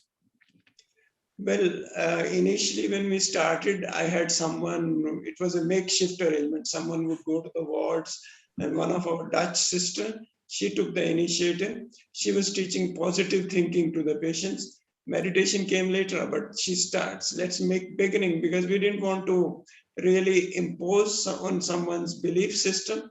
And so we started teaching them positive thinking, and gradually teaching them what are emotions, what kind of thoughts they have, all those kinds of things. And what I found was even the people who were not very literate, they also understood these basic things. And then we started encouraging people who were interested to take up the meditation course. We would invite them. And now we have a structured department of spirituality and well-being. It not only consults patients, sometimes even the staff has issues. The staff also are welcome to go to the department and seek for counseling, particularly the relationship issues. Then there are people who are in the community.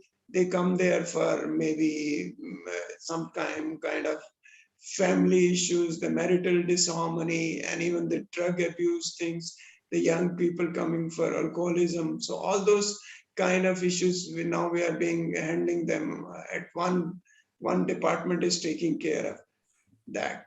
And we have a full-time psychiatrist with us.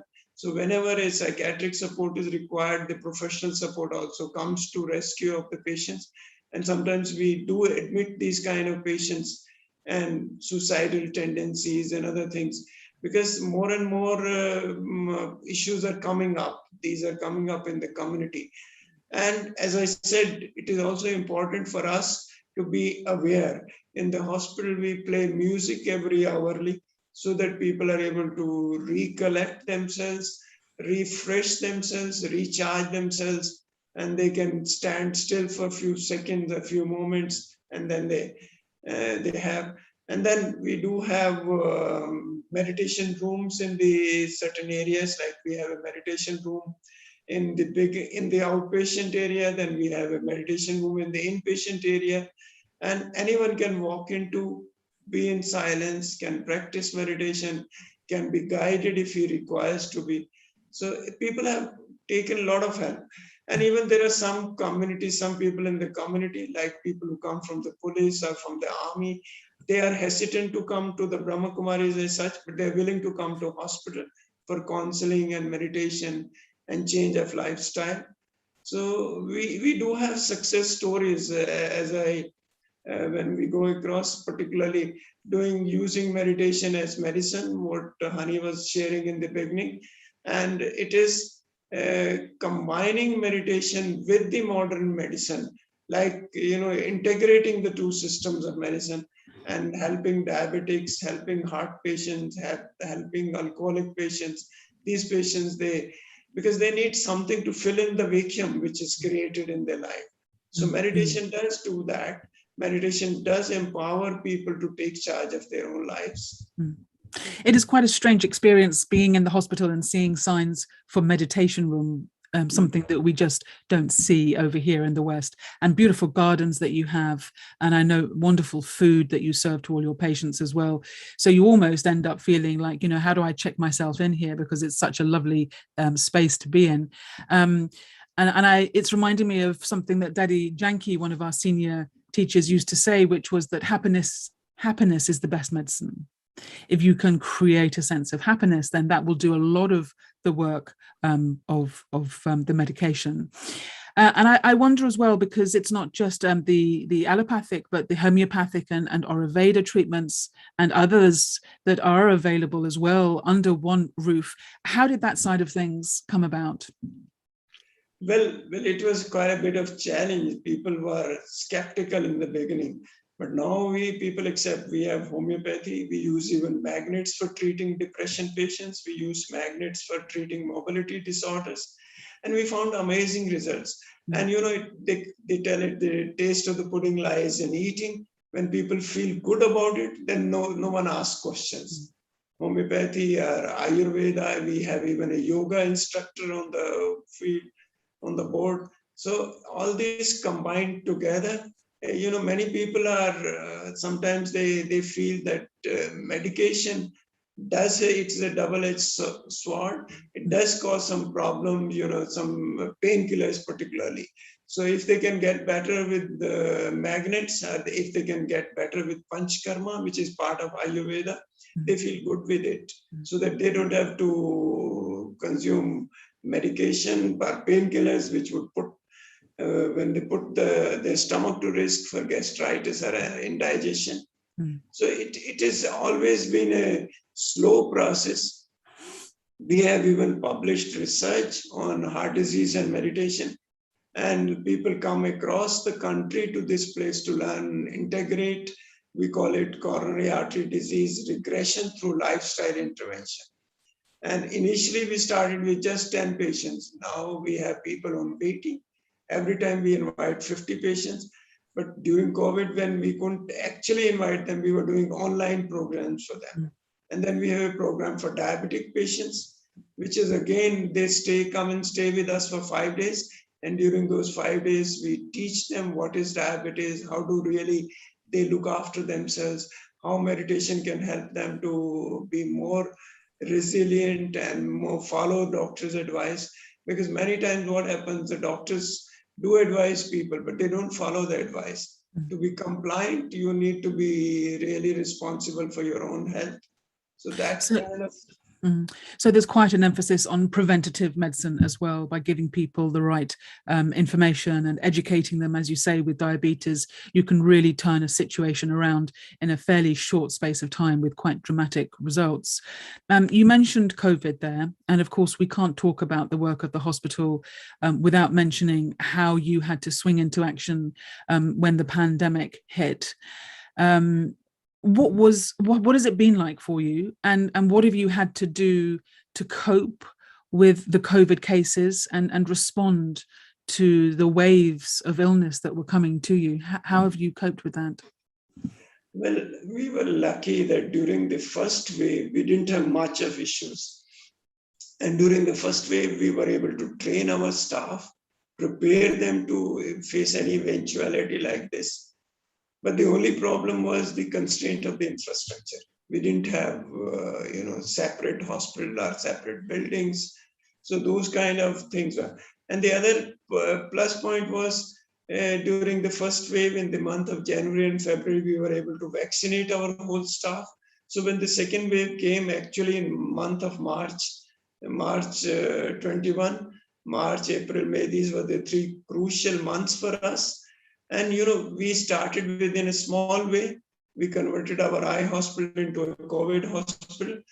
And then Mount Abu, we started with 1 ward, then we added another ward, then we had to open up the whole hospital for COVID. Because we found out that when we were referring patients to bigger cities, they had to stay in ambulance for 6 hours before they could find a bed in the bigger city. So that was the situation when we had to be on our own feet. And we were happy that our team, our strength was our nurses and doctors, the resident doctors, they did very well. And I think that really worked well with us. And we were able to get help from outside also. Most of the local people were quite generous because they supported us with infrastructure, with equipment. And in the 2.5 months when we had COVID patients, we were able to treat almost, I think, 600 patients. It's phenomenal. I mean, to be able to turn around the whole eye hospital and make it into a COVID hospital must have been quite a challenge. And you mentioned there the support you had from the local community in terms of helping finance some of the equipment that you need, oxygen and ventilators. And it kind of makes me wonder about the financing of the hospital generally, because it can't be cheap to run a facility like this. And you're always needing new equipment and new investment. How do the finances work out for the Global Hospital? Well, I would say the God has been very kind to us, and we never had any difficulty. But more and more people have been supporting us. And I must compliment Dadi Janki. She was the one who come up with the idea to support the hospital. And it's as such, Dadi Janki gave a name to Janki Foundation in UK. And, not only they were financially supporting, but even I would say the spiritual support and the program which we really implemented in our hospital, the values in healthcare, a spiritual approach. This program has, now attracted people all across India. So I feel, it is like a global cooperation. It's a kind of people have put in their efforts, small, big, and friends and well-wishers have come across all. I would say during COVID time, we didn't go to anyone asking for money. And people came forward. It was amazing. Local people, I would say, they have been kind, some of those people, but the generosity was overwhelming. And then we were supported by all corners. And it's a kind of, you feel more strengthened and you feel that now you can do much better. You can support more people. You can create more facility for the people in these kind of disasters or epidemics, where you can help more and more people. Like I would say, it was the oxygen supply was a major issue during those times. In whole of India, it was a crisis. But people came forward. We were getting oxygen supply from as far as 300 kilometers. We had to send our lorries and trucks to get the oxygen supply from. And then people came forward, and we have in both our campuses oxygen generation plants, which can meet at least part of our requirement, if not full requirement. It's an amazing story, and the people who have been helped must have huge gratitude. I'm thinking of some of the life-changing stories that you must have witnessed over the years, with things like the Smile Train, where you're doing surgery on cleft palates, and the eye care work that you're doing, the trauma work that you're doing for people that have been involved in an accident. You are literally transforming people's lives. Which aligns so beautifully with the work of the Brahma Kumaris generally, because we try and have a philosophy of giving without necessarily expecting anything in return. But you could call that a gifting economy, where you give freely and then people give freely back to you as well. Do you feel quite humbled in a way? I would just share one story. I'm just sharing one story. There was an old man. He was a physics professor, retired from one of the adjoining universities in Udaipur. He came to me, and he is in a place which is almost maybe 150 kilometers from here. We used to do eye camps there. Then he came to me and he said, no, you need to start an eye hospital there. I said, I'm sorry, we cannot go that far. But he was adamant, and he sold his house in which he was living, moved into a rented house, and gave us the money to start the hospital. Wow. And when the construction was going on, he was every day at the site. He was looking after the construction and earmarked the funds for the equipment. And he was so generous. Unfortunately, before the hospital was completed, he passed away. But he felt his legacy. I feel this was an amazing story of an old man investing whole of his savings and wealth to this hospital. And now this hospital is doing so well. It's in Jalore. We have a full-time ophthalmologist there, full staff there, and they are doing almost maybe 100 to 150 surgeries every month for poor patients.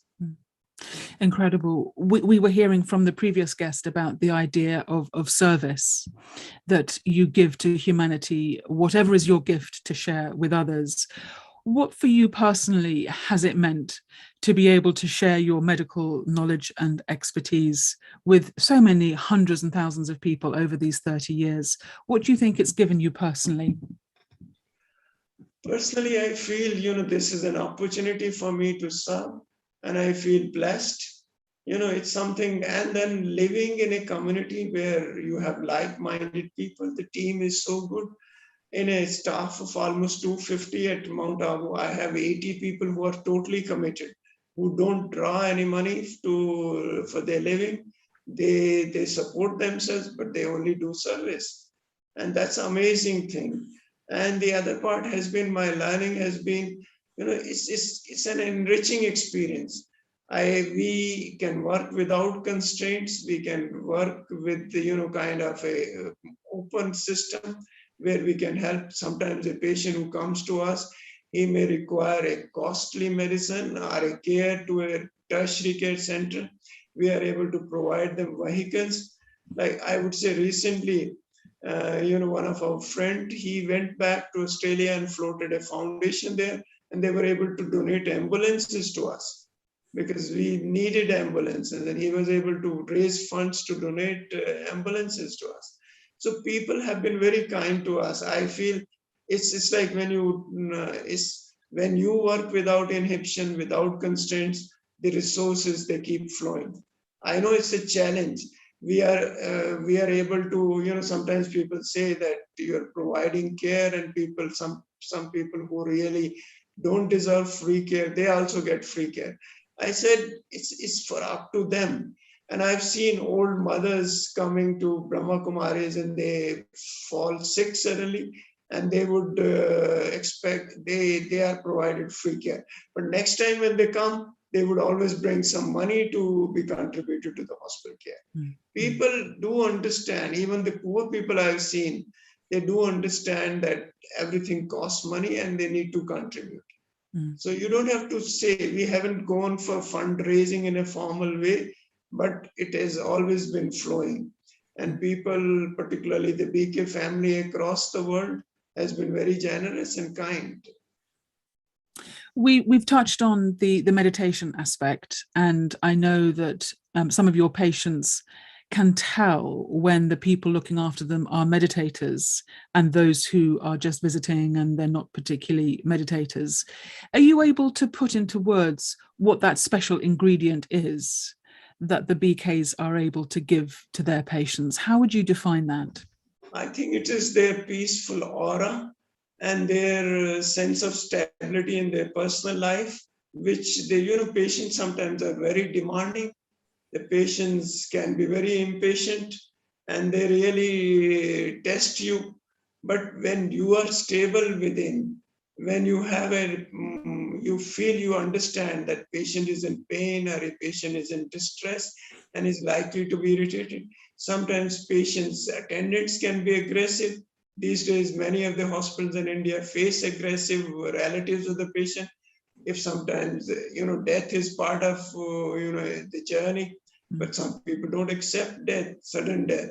So, but we are able to give them those, I would say, that kind of patience to them. I think patience really matters the most.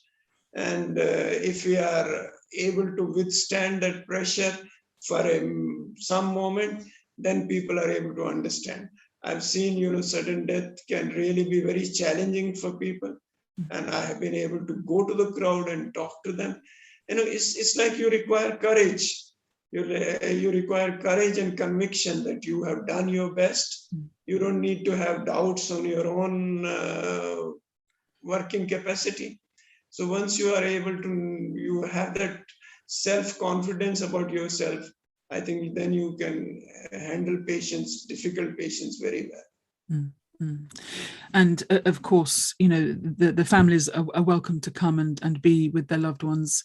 I'd like to just ask you as well about the care homes for the elderly, because for many communities, the care of the elderly is a challenge. Here in the UK, falling numbers of carers are creating a lot of problems. What's your experience with this gerontology, with this care of the elderly? It was a challenge for me. I was never exposed to this kind of venture, but I know one of our friends who's on also board of trustees, Mr. Mahesh Patel, who lives in UK. He came forward with a proposal. And so we built an old age home, and we find this spiritual environment. Every day they have some activity and they live in an environment. Most of these people, they were probably, what is happening in India, the children go overseas and the old people are left behind to mend for themselves. So we try to provide them all the facilities, one roof, whether it is physical activity or spiritual activity or food or nourishment. They have full-time dietitian to take care of their food. They have a physiotherapist and plus the meditation teachers. So they feel so good. And when they have like-minded people, I normally visit them on their celebration. They celebrate their birthdays, they celebrate the festivals, and they go for outing. So it's like it's a big new world for them. And people have been living there. We started this old age facility in 2011. So now it's almost 10 years. And we have a long waiting list of 150 people. So we need to build a couple of more old age homes to accommodate them. But because of I would say the government laws, we are not able to construct. Maybe shortly we might get clearance to build more old age home. But the emphasis has been to live like a family, to live like a contributing individual. And all these people are elderly, they are 70 and above. They need to be looked after. So we have nurses and we have a doctor on call. So they feel secure, they feel safe. And plus their interest in spirituality. And we have a couple of people from overseas also. One brother from Australia was there. There was another gentleman from UK. They lived with us from America. So it's like people live like a family and they feel they are being looked after well. We have a film here called The Exotic Marigold Hotel, which is about people coming from around the world to India for their kind of later years, because it's such a better quality of life, and the healthcare is good and the weather is good. So I think for many people it's a bit of a dream to come to India for later years. So I'm not surprised you've got a waiting list, because it must be just wonderful to be part of that facility that you're running. What about your own plans? Do you have any plans to retire yourself, Dr. Partap? Well, I don't think I have any. I can't plan because I wanted to retire at the age of 70, but I wasn't allowed. Now my target is if I can retire at the age of 75, maybe another 4 years. But I think, you are looked after well here and you feel very comfortable. And I've been here for now 30 years. When I came, I was just 40. And now the whole 3 decades have gone. But I feel good. I was, talking to today only I was talking to my brother who lives in Chandigarh. So I told him, now you need to buy a house and come and live here. Your children have also gone overseas. Both his sons are in Australia and he's living alone there. I said, you need to come here and be here in Mount Abu. So well, there's no better place than Mount Abu. There's no better place. You'll have to let us know how we can put our name down on your waiting list, because I'd certainly put myself forward and try and get myself to the front of the queue. It's just been so inspiring to hear about how this little seed of an idea has grown over the past 30 years into helping all sectors of society, and such a variety of illnesses that you're working with and treating and having fantastic results. And may the funds keep flowing, may the blessings keep flowing, may the good wishes keep flowing, and may the work of the Global Hospital keep doing what it's doing, because it has been such a beautifully inspiring and uplifting story.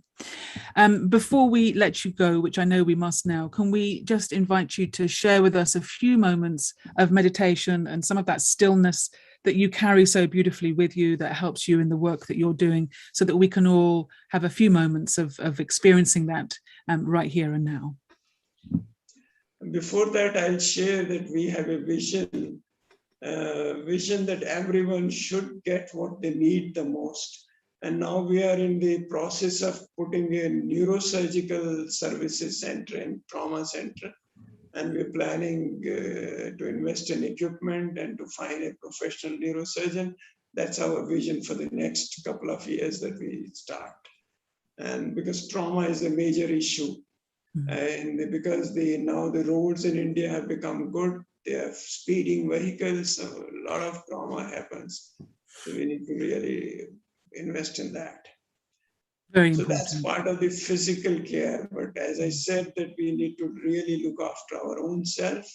Self-awareness is part of our life, and everyone in Mount Abu Hospital does understand what meditation is. They may not be practicing regularly, but as I shared that we do play music every hourly in the hospital. And it is just like going within, realizing that I'm not this physical structure, what I look at. This body is my physical costume. And I just go within, and within to my core, I understand that I'm a peaceful being. So slowly we cut down on the speed of the thoughts. We just try to still our mind, and gradually, just like we create a thought and then to experience that thought. When I say that I am a peaceful being, I try to how peaceful I am.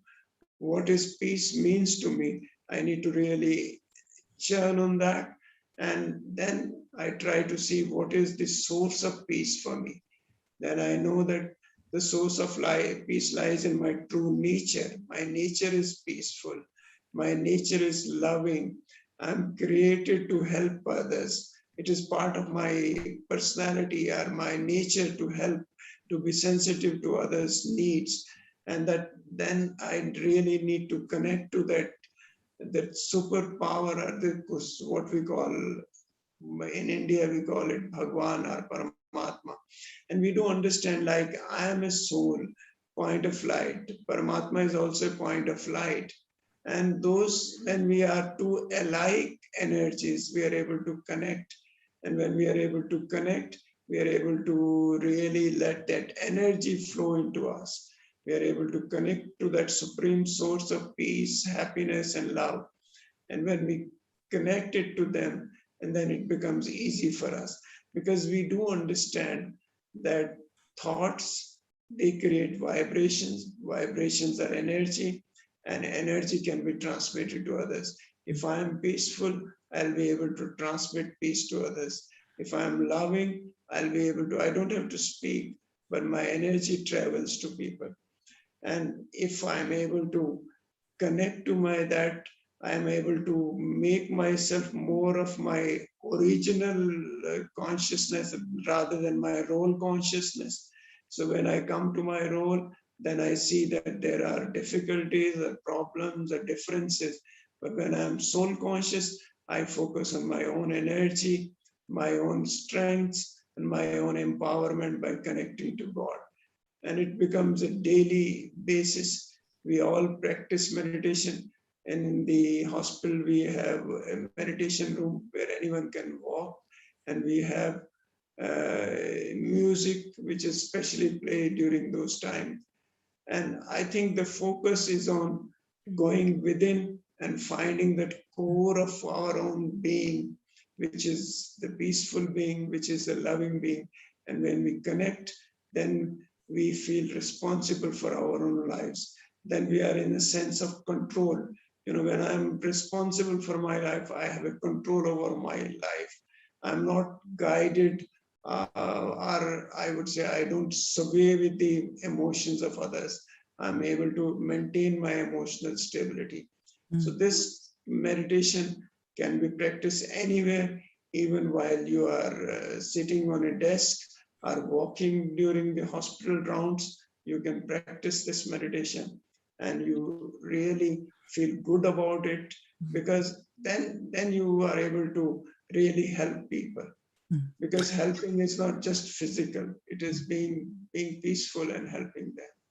Well, what inspiring words from a medical director of a hospital. I feel like rounding up all the medical directors of hospitals here in the UK and sending them out to you to just get a little flavor of your approach and your philosophy, because I think they would be so inspired by what you're doing. We're going to leave it there for tonight. I wish you a sweet sleep and a sweet meditation in the morning, and all best wishes for your trauma hospital and building up that resource and facility as your latest project. Thank you so much for sharing your vision and sharing the work that you're doing. I'm sure anyone listening to that will have been incredibly inspired. Dr. Pratap, bless you and all your work, and thanks for being with us today. Thank you. Thank you. I appreciate.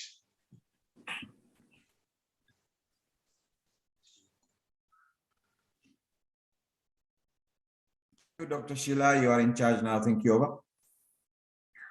Hello, that was such an amazing session. It was so wonderful, and thank you for hosting that that wonderful session and having Dr. Pratap talk about such an amazing establishment.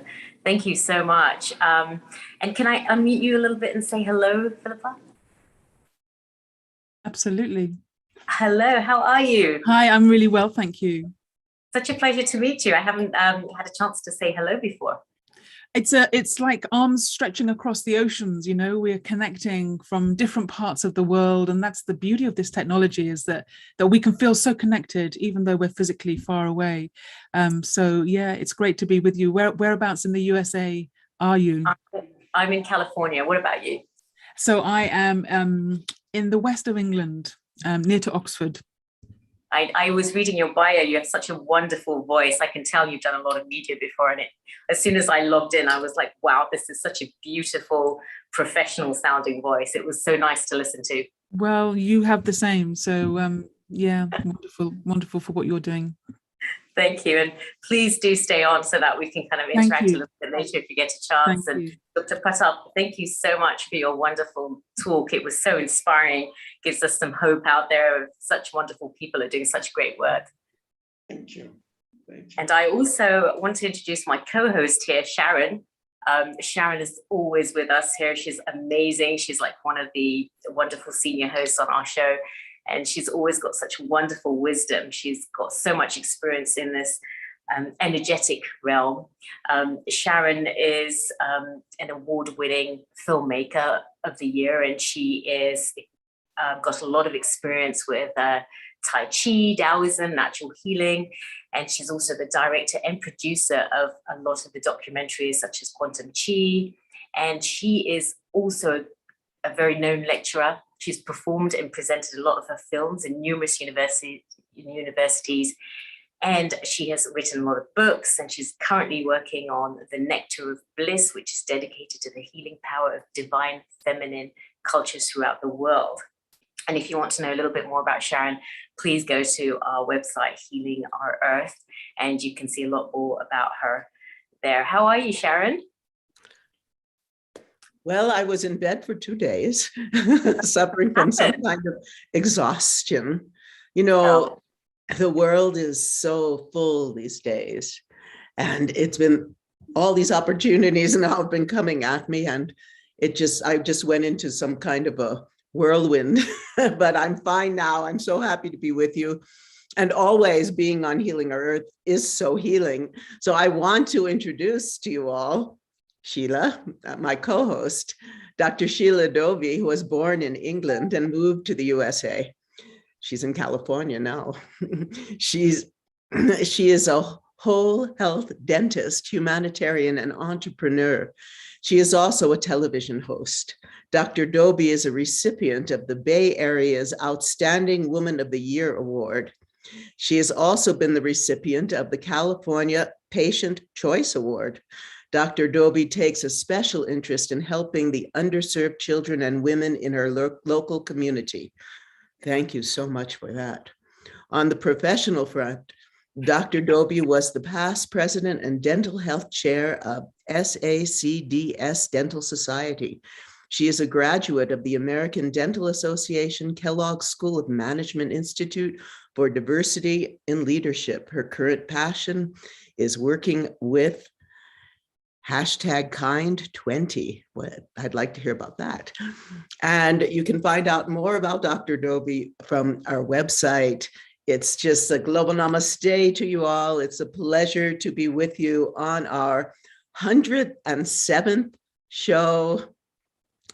Healing Our Earth brings free online events every Sunday to spread love. Don't we need love? We all need love. All we need is love. Bring unity, create harmony, balance, share happiness during this Corona time. That's when we began. And it's been building and building and building, and we're developing such a wonderful community, aren't we, Sheila? Absolutely. I mean, I've met so many wonderful people on this platform and all over the world, and we get to connect and share love and light. It's been really amazing. Well, we have some wonderful guests coming up, many of them who know each other. I've been working on the film Quantum Chi for quite a while. From my roots, really, well, my roots in the West, but for some of you may not know that I'm the first American disciple of Sitara Devi, the great Kathak dancer of India. And from that extreme immersion and embodiment of all the myths and teachings of the Hindu tradition, then I went, that's always been the foundation for me. And I went into the Buddhist tradition and then into Taoism. And now our first guest here, Pedram Shojai, I met, let's see, when he was just coming out of acupuncture school. and have watched his career develop. So exciting, it's like I take these people like my son. He's like my son. And so to watch him grow and blossom has been extraordinary. So I'm happy to bring him here to you today, to all of you, our wonderful audience. So we're going to be speaking about Heal Yourself, Heal the Earth, how transformation is an inner game. Dr. Pedram Shojai is a man with many titles. He is the founder of Whole.tv and director of the Urban Monk Academy. He's the New York Times bestselling author of the books Rise and Shine, The Urban Monk, The Art of Stopping Time, Inner Alchemy, Exhausted. Oh, we have to hear about that one.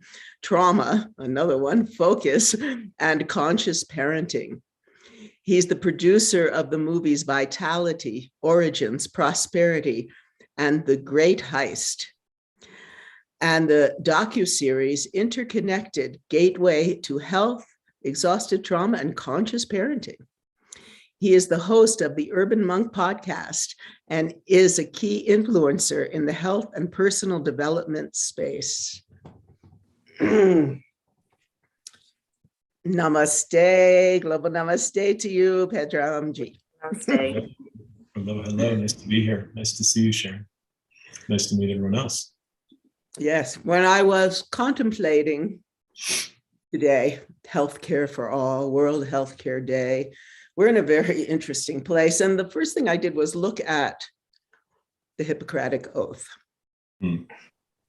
which is a very interesting, in brief, the first thing they always say about it is, first of all, do no harm. And then there are many tenets of it. It was created in about 300 BC. And then I looked at some Ayurvedic oaths, and they had many of the same principles. But are we living by those principles today? I know you have been involved in the healthcare on so many levels, filmmaker, practitioner, teacher. What is your perspective on the way that health is being approached in this current society?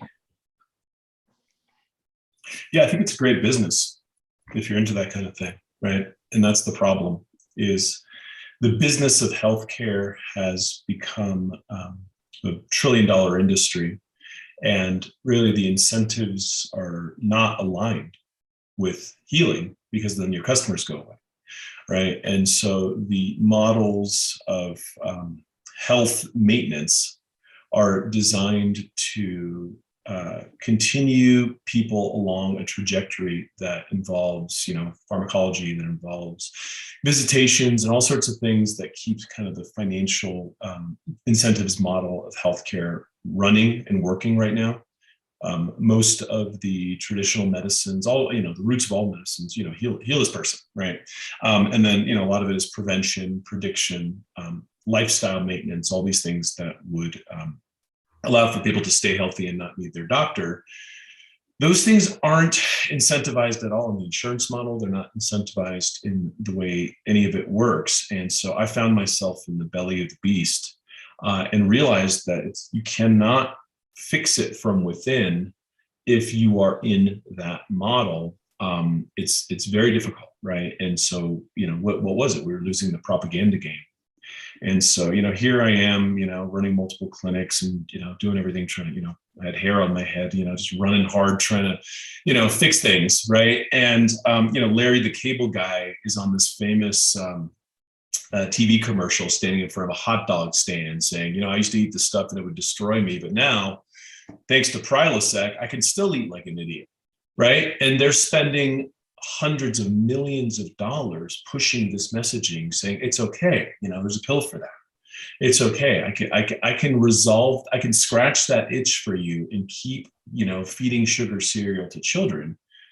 And you realize that being in a MASH unit, frankly, of chronic disease is pretty much every, doctor's practice in the West. Is, these people are coming in and you're just trying to maintain and manage, but they're going to go home and do what they do. There's no way you're going to solve that problem unless you swim upstream. That's why I got into media, right? Is because it's really information, and it is habits, and it's what you do on your day-to-day that really makes a difference. And so every time you kind of take a hit in your vitality, every time you get compromised with, you know, a donut or a, you know, espresso that keeps you up all night, or, you know, the ice cream that, you know, is not lactose free and you shouldn't be, right? All the things that we do that take little like hits at our vitality, that starts to make our light flicker, right? And so, you know, within the context of, you know, the frame of what, you know, we talked about before the show, Sharon, is, you know, everyone's sitting here thinking they could help the world when their own bioelectric energetic matrix is faltering and flickering. And there's no way you're going to be able to muster up enough power to be helpful to the world, let alone your family, if you don't have your vitality first.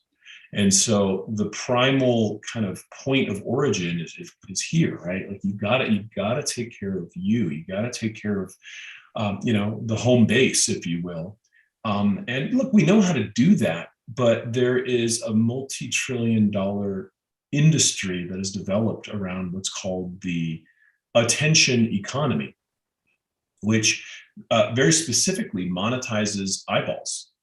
Very specifically, you know, wants to keep you on page as long as possible because advertisers will pay for that. And if your attention isn't on your own health, your own family, your own vitality, your own chi, and you know, your own future, and your attention is being pulled into some TikTok thread or, you know, wherever the hell it goes, you are using your life force to power someone else's dreams, and you are being vampirically farmed energetically through your eyeballs into a reality that you're co-creating unconsciously for someone else. Sorry, right? You know, but that really, you know, it's that. So, you know, and then that feeds you into, you know, the faltering, flickering light that puts you into the doctor's office, that puts you on the Prilosec, right? Oops. And so, you know, it really is a time to kind of stomp your foot on the ground and take back what is yours. And that starts with your attention, right? And we could get into kind of the framework within a Taoist perspective that would explain some of that, right? Is that the chi or the energy follows the shen or the spirit, which is housed in the eyes, right? And so where your attention goes, the energy flows, and eventually material reality will coalesce and congeal and look like what was held in that vision, right? And so if your attention is flowing through your own meridians and opening up your dantian and allowing the vitality to nourish this beautiful energetic system that is, you know, your body, that eventually will coalesce into physical, you know, material issues or not, then you stand a chance of healing and being a bright, shiny light on the planet. But if your attention is, you know, thinking you need a Toyota truck to feel like a man, or this purse to, you know, be a desirable woman, and all the crazy that is being, you know, perpetually pushed on us, you're a goner, right? And so you are feeding the matrix. And this is, you know, I used to pull punches. I used to behave. I used to, you know, not say things. Now I don't give a damn, right? It's the problem is, you know, I could give you a list of supplements. I could come up right now and say, okay, here's all the supplements you take, and this is what you do for X, Y, and Z. And everyone like vigorously takes notes. And then they go on to the next summit, they read the next book, they go on all the podcasts, and they're just constantly lost in a barrage of information, wondering why they're not getting better and waiting for, you know, some health Jesus to save them. Right. And the matter of fact is, you are the only person that can save you. And it starts with taking your consciousness and retroverting, being back in your own body and being the beacon of light and the star that you're supposed to be. Outside of that, whatever your circumstantial, you know, migraines or hormone issues or knee pain are all downstream effects of being a lost soul, right? And so there are many ways to go from here. You tell me. basically, what you think would serve our audience here best, Sharon, and I'm happy to get into it, but I've been around the block. I've seen a lot. I know all the health gurus. Some of them smoke cigarettes in secret, right? And some of them are extremely they have the best integrity I've ever seen. And on camera, you wouldn't know the difference, right? That's right. But yeah, so you gotta be careful. Yes. Well, it's interesting what you were describing just now, to me, is the essence of the secret of the golden flower. Turn the light of consciousness around. How do we, from your perspective, in your own self, you grew up as a, American and had all of these thoughts, these kind of, some people would call it conditioning, mind control programs, things like that. And so how did you, for yourself, and come to this place where you are now? Because your journey, I think, will be beneficial to hear about. Sure. I mean, I grew up immigrant family, ran away from a revolution in Iran, but, landed in America, watched Scooby-Doo, right? And did the things that kids do. And I actually I was pre-med at UCLA, went in top of my class from high school, just living in a declarative culture, right? In my generation, now who knows what the hell you're supposed to do, right?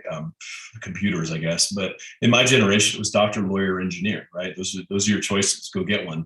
And so I was going to be a doctor because I wanted to make my parents happy and proud, and that's what you do when you get good grades. And then I started hanging out with doctors at UCLA, and we were just dripping people on morphine, and it was very depressing, right? It was a very stark kick in the teeth to realize that, that which you had kind of aimed to be, is standing in front of you, and it didn't seem like a future that I really wanted to be a part of. And so I did something crazy. I asked God for help, and I didn't grow up particularly religious. The God people killed my uncles, and in the name of God, a lot of bad things happened, in my country. And so, but I asked, and something that also isn't supposed to happen happens. A book fell out of a bookshelf.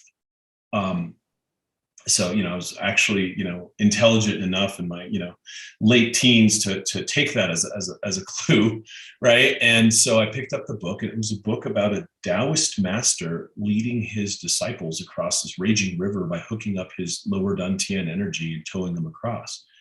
And, like any, good Western kid who's scientifically trained would say at the time, I said, what the hell is this? Right. But, when you ask God for a clue and he drops one, you're probably better off reading the book. Right. So I read the book, found a Taoist master about a week later.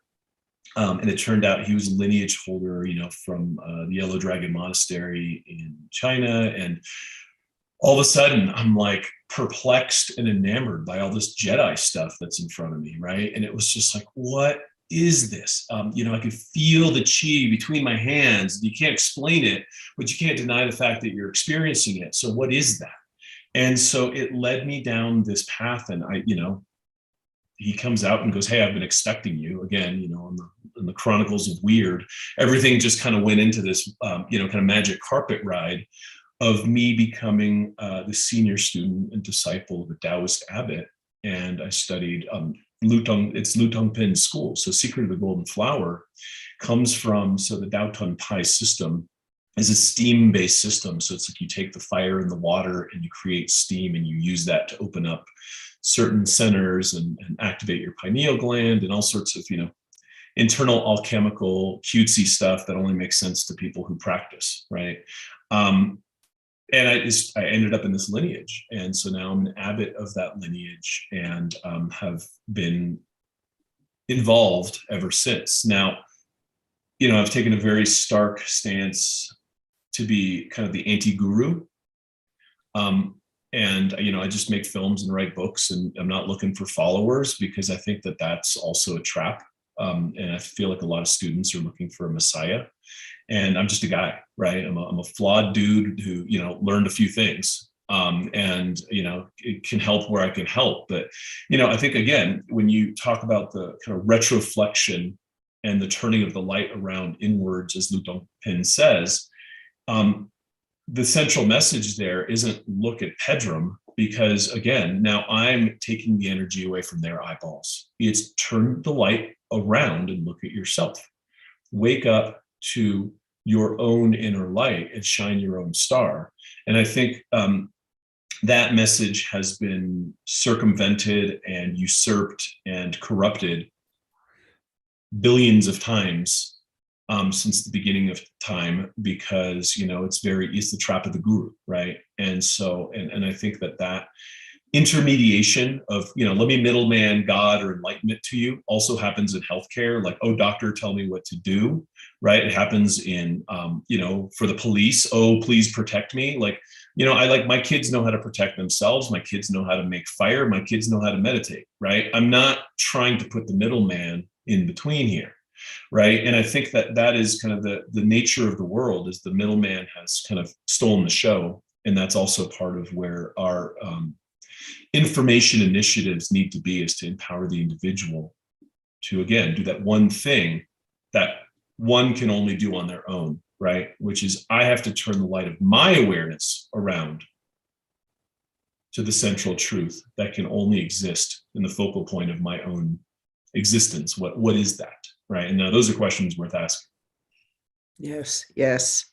I'd like to bring in my co-hosts, and Sheila, and also Dr. Wai Ching, Amalia, because I know they're going to have some questions for you. But what you're talking about, I've always called the mass media merchandising machine, right? That has, as you said in the beginning, it's about the business of healthcare rather than the real deep healing from the heart that is really the essence of helping someone. You're just there to assist them, resonate with them, and bring them to a deeper understanding of who they are. Sheila, would you like to ask a question to Pedram? Absolutely. Nice to meet you, Dr. Pedram. I'm so glad you're doing all this kind of work out there, and you've got your own TV channel and all this great stuff that you're doing, because I do feel like there's so much enlightenment that does have to happen out there. And something that I want to ask is, you're lucky that you're already in there and you're in the depth of everything and down this path. Now, where does the layperson start? The person that's just tuning in and hearing these words like Taoism, Tai Chi, and Qigong. These may be very foreign words to these people. So what would you recommend? Where do you start? Where's that first beginning where we can kind of just start that little path just to get better? That's a great question. And I think it's kind of the most pivotal question of our time, because we live in an era of overwhelm. There's so much information. Even if I say the word Tai Chi, it used to be, there was one little old lady in my town that taught Tai Chi, and God damn it, that's where I'm going, right? Like, that's it, right? That's all I had. Now I could Google Tai Chi and find 2,700 different forums and a bunch of people trying to outbid each other on Google as to whose Tai Chi is better, and all sorts of, just noise and distortion that I think creates a scenario where, analysis paralysis happens for your lay user, right? And so what I would say is, go find a basic Tai Chi practice, a 10-minute practice, if you're not someone who is used to doing stuff and being dedicated, and do that every day for 100 days, starting today. And then 100 days from now, look to expand or do whatever it is that you want to do, and kind of follow the breadcrumbs. But to me, these things are not meant to be talked about. Talk is cheap. The Tao that can be spoken is not the eternal Tao. And so all of this, and like for me, I always had a conflict even doing radio shows and media, and the irony of like being a media guy, because the essence of everything can only be found through practice. So if you don't have if you're not sitting your butt down on a meditation cushion and breathing down to your lower belly, if you're not doing just the basic stuff at least once a day, and drinking from that fountain of infinity, It's all just talk. And so I would say pick a practice, any practice. Dr. Y probably has some there. I got some on my website. There's a gajillion of them there. I don't care. Like, I don't need people to like do the Pedram thing. I just need people to do something, right? Just do something and then do it every day for 100 days. And then it's not talk. Then it's not philosophy and introspective kind of abstraction. It's something that you now have embodied in some fashion, even if it's just a glimpse of it in your own body and your own consciousness. Now you're working with something that's real. Now you follow that in and you develop a practice and you keep going. I just, I think I know hundreds and hundreds of people that approach me, like, back in the day when the world was open, you go to these conferences and, I talk to all these people that are like, listen to everybody's podcast, read 1,000 books. They have like 12 devices on them and they're monitoring all this stuff. And their life is absolutely in shambles because they're just consumers of information instead of cultivators of chi. Yes, I totally agree with you. It really is about embodiment of the practice and the discipline to do these practices. You choose what speaks to you. And then from that place, you really do spend every day, make it a discipline to do that meditation, do that yoga practice, do that Qigong, do that Tai Chi, eat properly. And that is a huge area. Wai Ching, would you like to ask a question? Oh, well, first I'd like to say thank you for your simplicity and, with your candor in this. And this has actually been my the dichotomy, where you're both like you, teacher, and then how to get the message out on the platform without getting caught up in all that, because I really don't care as well, like you and it's really refreshing to just chat with you about this, that that people have to actually be, right? Not even do anything. Just be honest with themselves, right? Truly, and feel. So I really appreciate what you're saying, and just like to thank you for that. Thank you. Thank you. Yeah, it's funny, the Taoist masters of old were kind of known as being crazy, right? Like just crazy people that like said what they said and were just very like, they're not the person that's going to, behave at a dinner table because they're just brutally honest, right? And I think that we need a heavy dose of that in a culture where everyone's tiptoeing around the truth. And the truth is, to your point, Doc, is being is terrifying in a world where you're not enough, in a world where you've avoided, decades of trauma, in a world where, all your interpersonal relationships and family relationships are in shambles, but you're sitting here, chanting mantras, trying to look forward. So being is a state that you settle into and you coalesce and heal into, not a place you move away from. And I think, again, that is a refractory misread of all scripture. And I think that's where our society has really gone 180 degrees in the wrong direction, is we are moving away and averting our pain. We're moving away from our past. My name's not Pedram, it's, Guru Singha, right? Like I got to make up a new identity for myself because I have to be this person projecting forward instead of healing my past and making amends with my father or whoever that is in my life, right?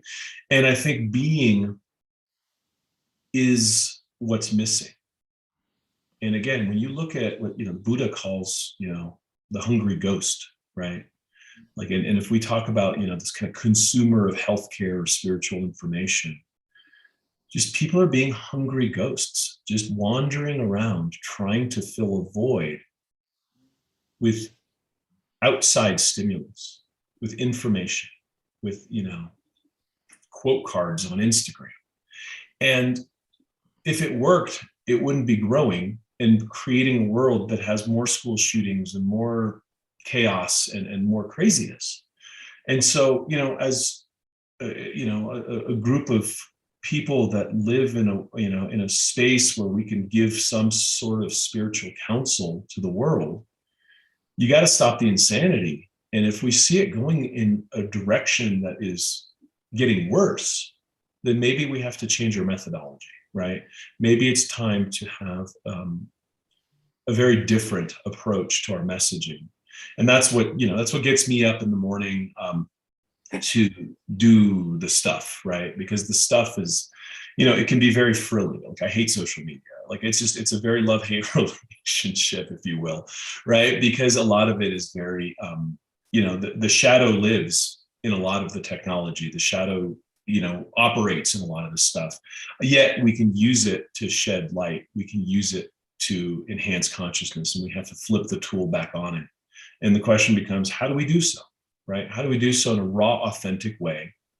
And every time they go, hey, I want to follow you, you say, listen, I'm just another human. What are you doing, right? And again, reflect it back so they develop their own consciousness and come to life and wake up. Yeah. I'd like to bring in, we also have Clara Paulo here, who is the host of Chi Time out of the UK. And I know that you know each other. And I'm wondering, Clara, would you like to ask a question of Pedram? Hello. Yeah, thank you. Namaste to you. So much. It's so lovely to see you all. I'm here in the UK, and it's such a delight to see you, Sharon, and Amalia Whitingley as well, such a dear friend. So and Pedram, indeed, we have met on Chi Time, and to Dr. Sheila, lovely to meet you as well. And so I'm absolutely with you on this, that how we, all this sort of talking and getting all the information, like wanting to make changes in your life and thinking, maybe I can think my way out of this. I will just read enough of the books, or I'll just say run enough of the mantras. I must say mantra running is very helpful. But this doing the work piece, how do we encourage people to want to take themselves on? How can we encourage them to turn towards the difficulties and the shadows? Because then that fear is the fear of the unknown, of who you really are, is so big. So yeah, have you got something you could say about that for us? I think there's been really powerful advances in all of the subcategories, right? If you look at trauma therapy, and some of the somatic therapies, some of the psychedelic assisted therapies, some of the wonderful innovations that have rocked the foundations of psychology and psychiatry in the last 5-10 years. We are seeing unbelievable transformation with people who have had really tumultuous past, right? And I want to differentiate that and say, look, there is a very professional space with practitioners and kind of able-bodied humans that are helping assist with some of this. And then the other side, which is getting even brighter and shinier, is kind of the dude bro Burning Man drug head industry that is, again, trying to kind of permeate and steal the message, right? And so yin and yang will always stay in balance. As something starts to shine, the shadow will wrap it. And so I think there are multiple innovations in the spaces that are helping people come home, heal, and really find themselves. But I think that there are also louder voices that are trying to steal the spotlight everywhere you look. And so teaching the end user, the patient, the student, whoever, however we refer to them here, to develop an eye of discernment and create an operating system so they can help assess what's true from what's fake, what's pure light from bright shiny objects. That I think is a worthwhile task, and I think that is going to take some work, because the industry is built around creating shiny objects and distracting away. Right? That's how the parasites drink. Exactly. So this piece, this discernment piece, why would you want to? Why, this distraction, that we are being encouraged to be distracted away from who we really are. So it takes something to spark something in someone to go, actually, I don't want to be distracted anymore. Maybe they've had an experience that they've actually had themselves to themselves, and it was all right. But yeah, I get back in the house and I'm getting distracted again by shiny objects. So I guess it's personal willpower, isn't it? But it's that want to. How can we encourage them as the people that we are doing what we're doing to? So let me frame this in a Taoist perspective, because I think this is a very, very important point that you bring up. Is in the Taoist architecture of the spirits, the willpower lives in the kidneys as the water element, the zhi, right? Now, the alchemical texts are very clear about the union of heaven and earth happening when you fuse the fire with the water, the shen with the zhi, right? And so what does that mean? It means intention alone. It's like a bucket of water, and then you take it and you dump it and it's done. And then you got to like fill up the bucket again, and you wonder why New Year's resolutions don't work and people's lives don't work. Yes. Right? Versus if the attention stayed focused on something that mattered and it was fueled by the intention and they work together, now fire and water are manifesting heaven on earth. Now you have the focus that allows the energy to continually drive to this thing that you want manifest until it comes to life. And again, this is where I kind of revert back to saying, if you want to stand a chance in this world, you got to take your own power back first. Absolutely. So someone who says, oh, I had a great experience. I went to a nice yoga class and I came home, the kids jumped on me and it was dinner time. And, here I am having a brandy, right? What is that? That is not having control of your own attention and not understanding, like I call it this thing called the life garden. If you only have room for 5 plants in your garden, your family, your personal development, your health, your career, whatever it is, then you got to be able to identify the weeds and keep your focus on the plants. And so how do you do that? Because it seems like a chicken and egg argument, but it really, really isn't. If you look at what all of the ancient scripts have talked about in context of becoming a master, and you look at what we now know about just basic neuroanatomy, the more you develop the prefrontal cortex through your personal practice, through your Tai Chi, Qigong, yoga, whatever your devotional practices, your daily practices are, your prefrontal cortex is responsible for higher moral reasoning and the negation of impulses. Now, your negation of impulses is the part of your brain that says, monkey, no, we're not going to drink the brandy. We're not going to eat the ice cream. We're going to keep doing the thing that we said we're going to do. Stay focused. And so if I tell you that there's a part of your brain that's responsible for overriding the monkey mind, and that part of your brain within 6 weeks is enhanced through functional MRI studies, we've seen it time and time again, you get higher cortical density to that part of your brain by doing practices that enhance that part of the brain. It's a muscle, right? Yeah. I mean, figuratively, it's a muscle. And if you work that muscle, you get better at this thing called life.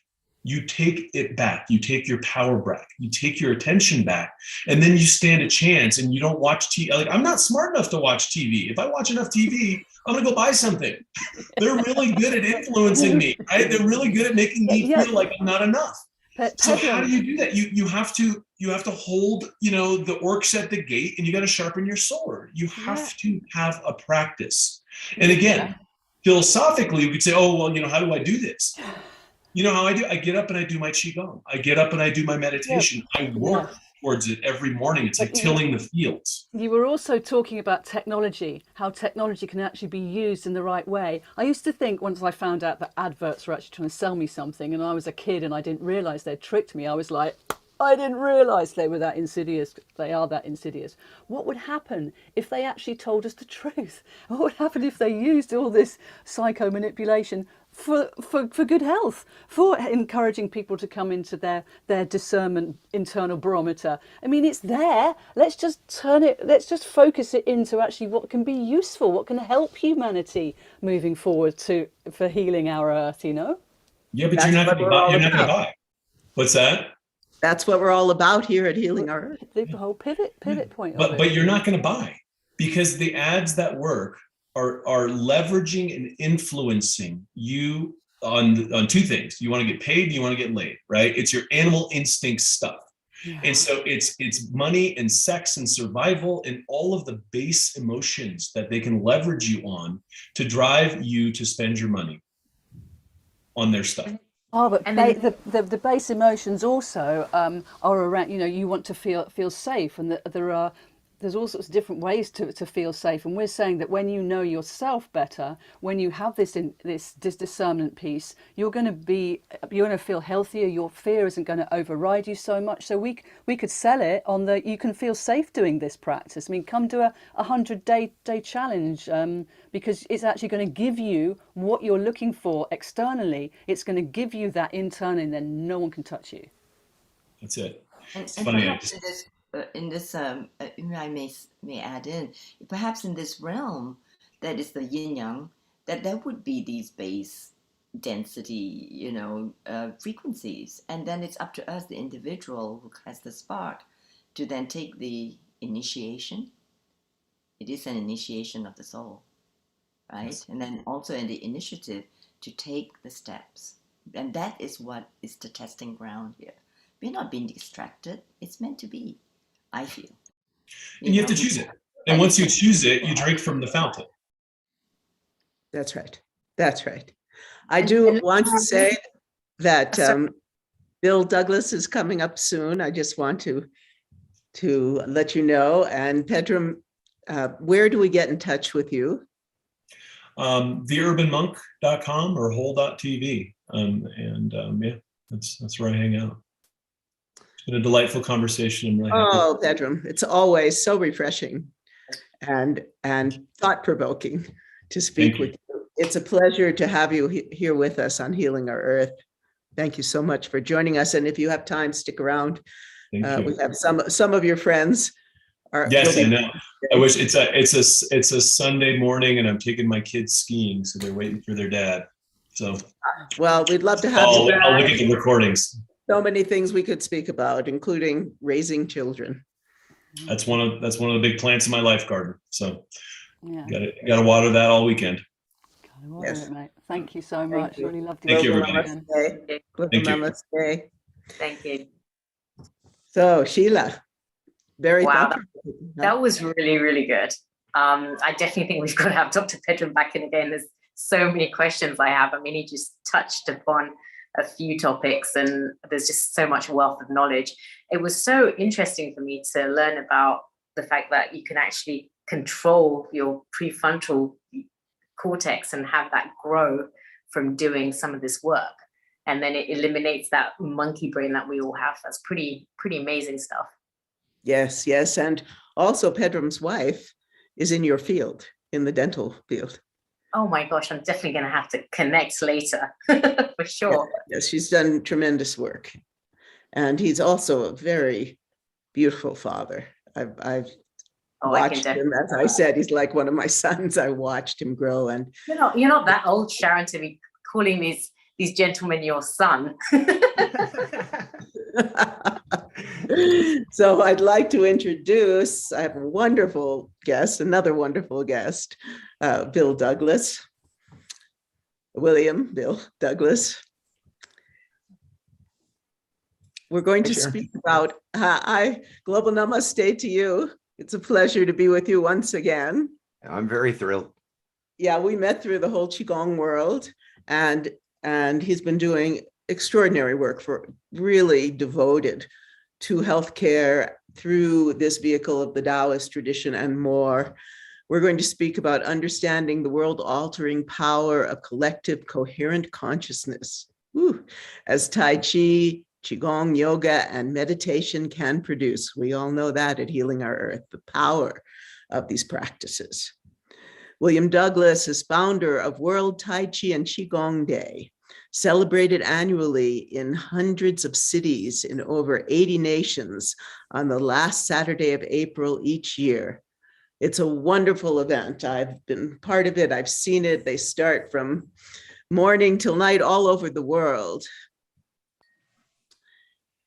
He is the author of The Tao of Tai Chi, The Making of a New Science, and The Complete Idiot's Guide to Tai Chi and Qigong, the 4th edition, Penguin Publishing. William's latest book, releasing January 1, 2022, is new 2nd edition, The Gospel of Science, mind-blowing new science on ancient truths to heal our stressful lives and planet.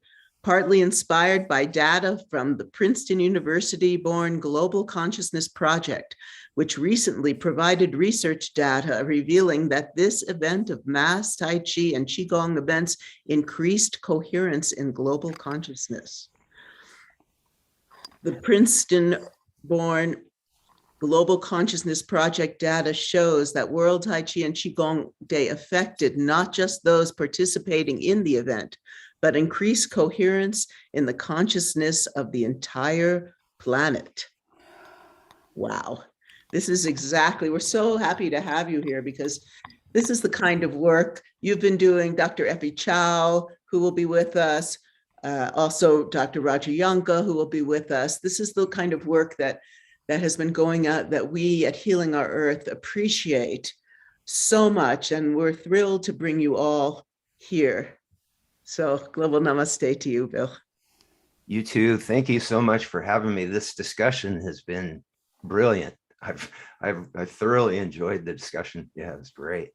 Thank you. Thank you. Yes, it's as you know, you've worked in so many areas of bringing healthcare out. That importance that Pedram was speaking about of personal practice, of going beyond the distractions, is very powerful. Well, the presentation that I have a PowerPoint presentation that I'd like to go through, and then we can chat after that. But it goes to that issue, and I think there's kind of two worlds that we're living in. One is the popular culture world, that the media and social media tend to reflect. But there's like this whole other thing that's going on the planet that is extremely exciting. And so that's what my PowerPoint's about. And it's the new book that I have coming out on January 1st, the new 2nd edition of The Gospel of Science, mind-blowing new science on ancient truths to heal our stress lives and the planet. It's 718 pages of collected science that we've collected for 40 years. And it has just gotten increasingly exciting. And so I'll just launch into it, and then we can chat after that. Thank you. Okay, so let me do a share screen. Okay. All right. Got that part. Yeah, let me just find.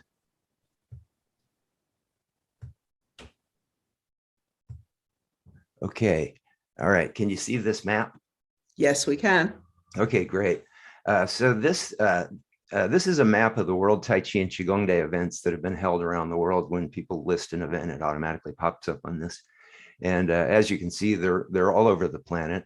And when we first started doing it 20 years ago, the focus was to spread the medical health information throughout the planet because we were frustrated because the popular media wasn't covering it.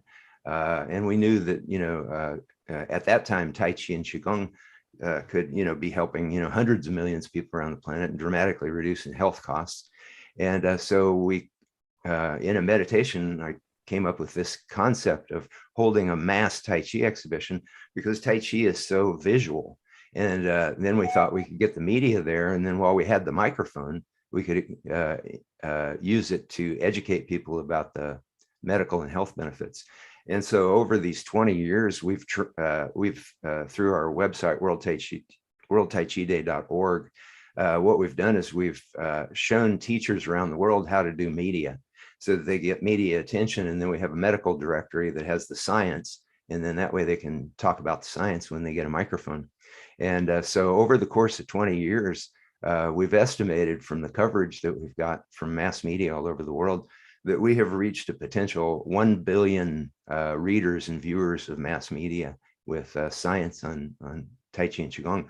So it started off originally as a medical endeavor, to educate people about medicine, but then something else began to happen. And I'm going to. Okay, so the presentation, you mentioned the title, Do Tai Chi and Qigong Enable World-Changing Consciousness? And this is going to be really exciting, guys. Stick with me on this. The science says yes. And as you mentioned in my bio, the Princeton University Born Global Consciousness Project data indicates World Tai Chi and Qigong Day actually increased coherence of global consciousness. Now, the first question people think is this possible? And then the next question is, how is this possible? So these are some excerpts from the coming book where I'm sharing some of this amazing science, very hopeful. So, can Tai Chi and Qigong improve, not just personal health, but global health? Lao Tzu wrote that to the mind that stands still, the universe surrenders. Now, when I was training in Tai Chi and Qigong, we thought, well, that's nice poetry. turns out the new science is proving Lao Tzu's insights to have scientific validation. And so in 2021, the Princeton University Born Global Consciousness Project provided data to us at World Tai Chi Day, revealing that during the 24-hour period of World Tai Chi and Qigong Day they looked at, there was a measurable increase of coherence in global consciousness throughout the planet. And this was just amazing when I got this data. I would imagine so. Wow, very exciting. So the quote that we got from the data analyst at the Global Consciousness Project was, as you can see, a comprehensive analysis of global harmony events show a highly significant accumulation over 100 such events. Here is one example.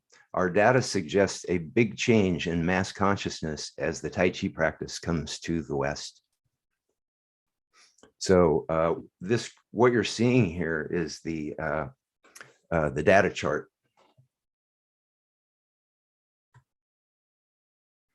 And the way that it works is what they found at Princeton was that people's directed consciousness could affect their computers.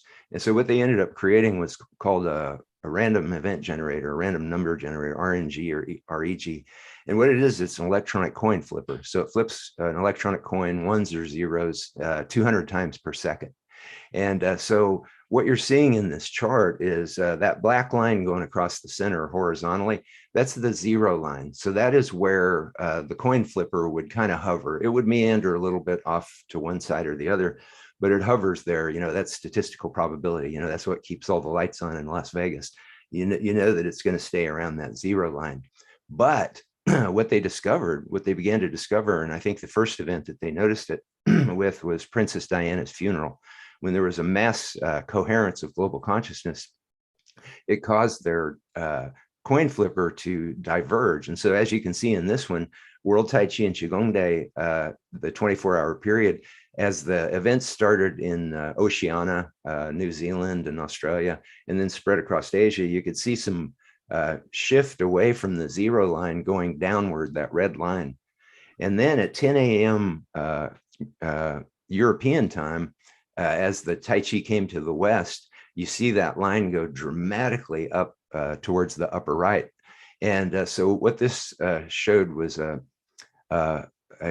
coherence of global consciousness. So again, it wasn't just the Tai Chi and Qigong practitioners, because what they found with their research is that when people go into coherent consciousness, or alpha state or alpha theta, or that coherent state of consciousness, events that only involve a small percentage of the planet actually have an effect on the whole planet. So you're seeing a planetary consciousness here. And so the blue line that you see shows the divergence. So it doesn't matter whether it goes up or down, it's just the divergence. And you see a p-score or probability score of 0.05. So what that means is that there's like a 1 in 20 chance that this could have just happened randomly. So if you had a blackjack table where you had a 19 out of 20 chance of winning every time, you'd know that it was for real. And so, but the thing is when you start to look at more data, when they started to look at more data of other events, it just became increasingly obvious that these kind of events, International Day of Yoga was one, International Peace Day, World Meditation events, they looked at several hundred of these. And when they looked at 500 of them, they got a statistical probability of about 1 in a trillion. And so we know something exciting is happening here. So how's it possible, that these Tai Chi and Qigong players around the planet actually affect global consciousness? Well, the mind-body practices, they meditation, yoga, mindfulness, Tai Chi, Qigong, they all can bring the brain waves into that coherence, that alpha theta state that we've been talking about. And the science is proving this state of consciousness increases our mind's effect on the world around us, as seen in studies showing how the human mind affects the particle wave function in subatomic matter, the foundation of existence. So physics has known for a long time that human consciousness can have an effect on the very foundation of our existence.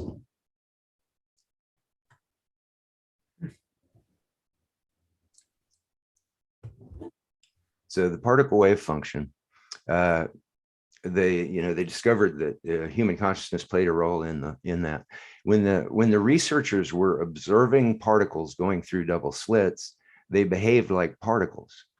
However, when the particles being shot through the double slits were not observed, they behaved like waves. So as you can see in the images, when the person is watching or when they're observing, with equipment or whatever, any kind of human observation, they behave like particles going through the slits. But in the one where there's no observer on the bottom there, you see that the particles behave as waves. And again, just to bring it home to everybody, we're talking about, when we talk about subatomic particles, we're talking about the foundation of all existence.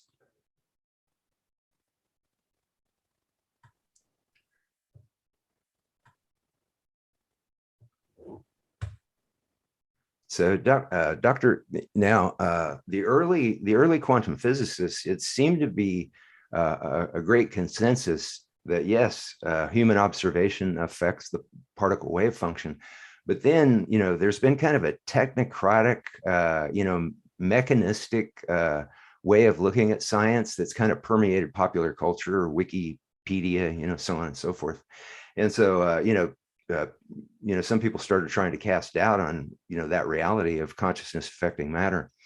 So Dr. Dean Radin at the Institute of Noetic Sciences, he just took this head on, and he conducted a series of massive studies to find whether focused human consciousness could directly affect the particle wave function. And so what he did was he had a person sitting 3 meters away from the laser shooting the particles through the double slits. And they were told to visualize which slit the particles were going through for 30 seconds and then rest for 30 seconds. And they did this over and over again. And then they did this with, thousands of people. And the data revealed that participants could statistically increase the particle behavior with their conscious focus. And the studies took years. Like I said, they involved thousands of people. And they followed up these findings with 2 years of study to see if the results could be replicated, involving 2,985 sessions with 1,479 people. Later analysis achieved about a 4.4 Z-score. And that's, how far it diverged from expected normal data. And so what this means in statistical odds is that there was only a 1 in 180,000 chance that the consciousness effect could have been only pure random chance. Now realize that they got a 4.4 sigma score on this. The CERN particle accelerator, they got the Nobel Prize for a 5 sigma score. So this is highly significant that the human mind was actually affecting these subatomic particles. Now they became concerned that the results they were getting were so amazing that they became concerned that maybe having a person within 3 meters of the laser shooting through the slits was affecting it. Maybe when they were paying attention, they were leaning into it, and then the difference in body heat had an effect. So what they did was they expanded this out to include people all over the planet who could participate in it online with their computer online. So they wouldn't be actually in the physical proximity of it, but they would be directing consciousness. And they got the same results. It didn't matter. It was a non-local effect. So again, what that means is human consciousness is not limited by time or space. It's non-local. So this helps to understand the data revealing that World Tai Chi and Qigong Day affected human consciousness planet-wide, as measured by the Global Network of Measuring Devices, or RNGs. The Global Consciousness Project found that RNGs could detect shifts in coherence of global consciousness. And it said, like I said, the first instance they noticed was Princess Diana's death. But then eventually they got interested in whether, intentional consciousness events like World Meditation Days or World Tai Chi and Qigong Day could have an effect. So, so this particle wave behavior is profoundly exciting.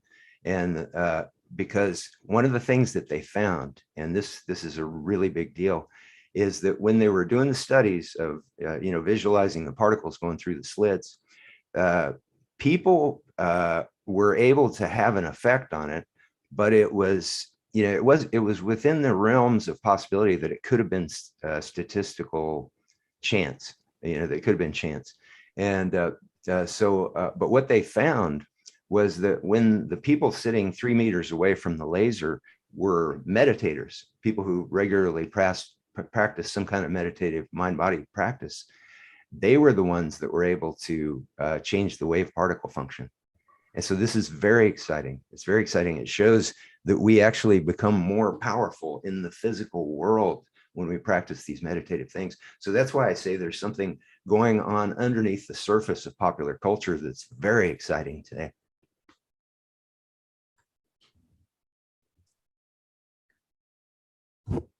Now, I just wanted to kind of give you a feel for what World Tai Chi Day is, because I'm sure a lot of you may not have necessarily seen it. So this is just some of the events around the world.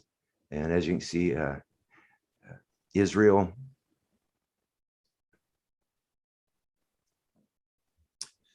and Iran. And so they, Egypt. So they started in New Zealand, or in the earliest time zone. Sometimes it's island nations before New Zealand. And then at 10 a.m. worldwide. So it spreads around the planet, 10 a.m. local time, and it goes all the way around the planet and ends with the final event in Kauai, Hawaii, which we actually attended one year. And so Indonesia, Lithuania, and it's just, just to see one of the things that's really changed me as a human being is to see the commonality of humanity, because it just doesn't matter what religion people are, what country they live in, any of those things.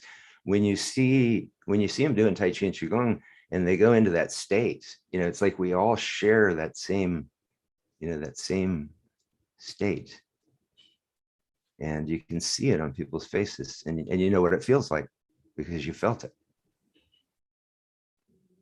And so the motto of World Tai Chi and Qigong Day is one world, one breath. So that was the Mass Cuban event. That was covered by Agency France Press, Mexico.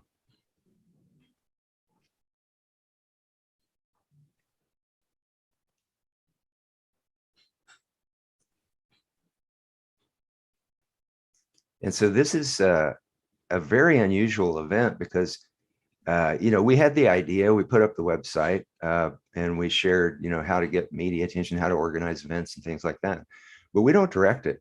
This is a grassroots thing. I really feel that when I had the intuition or the inspiration that came out of that meditation to create this, I don't think it was my idea.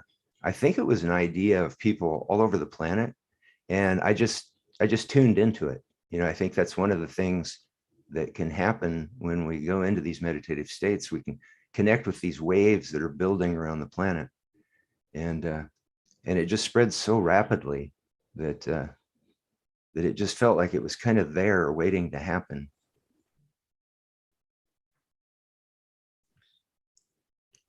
And so now, okay, so when I'm doing presentations, I people think, okay, so we increase coherence in global consciousness. What's the big deal? Turns out it's a very big deal, and it's a very exciting deal.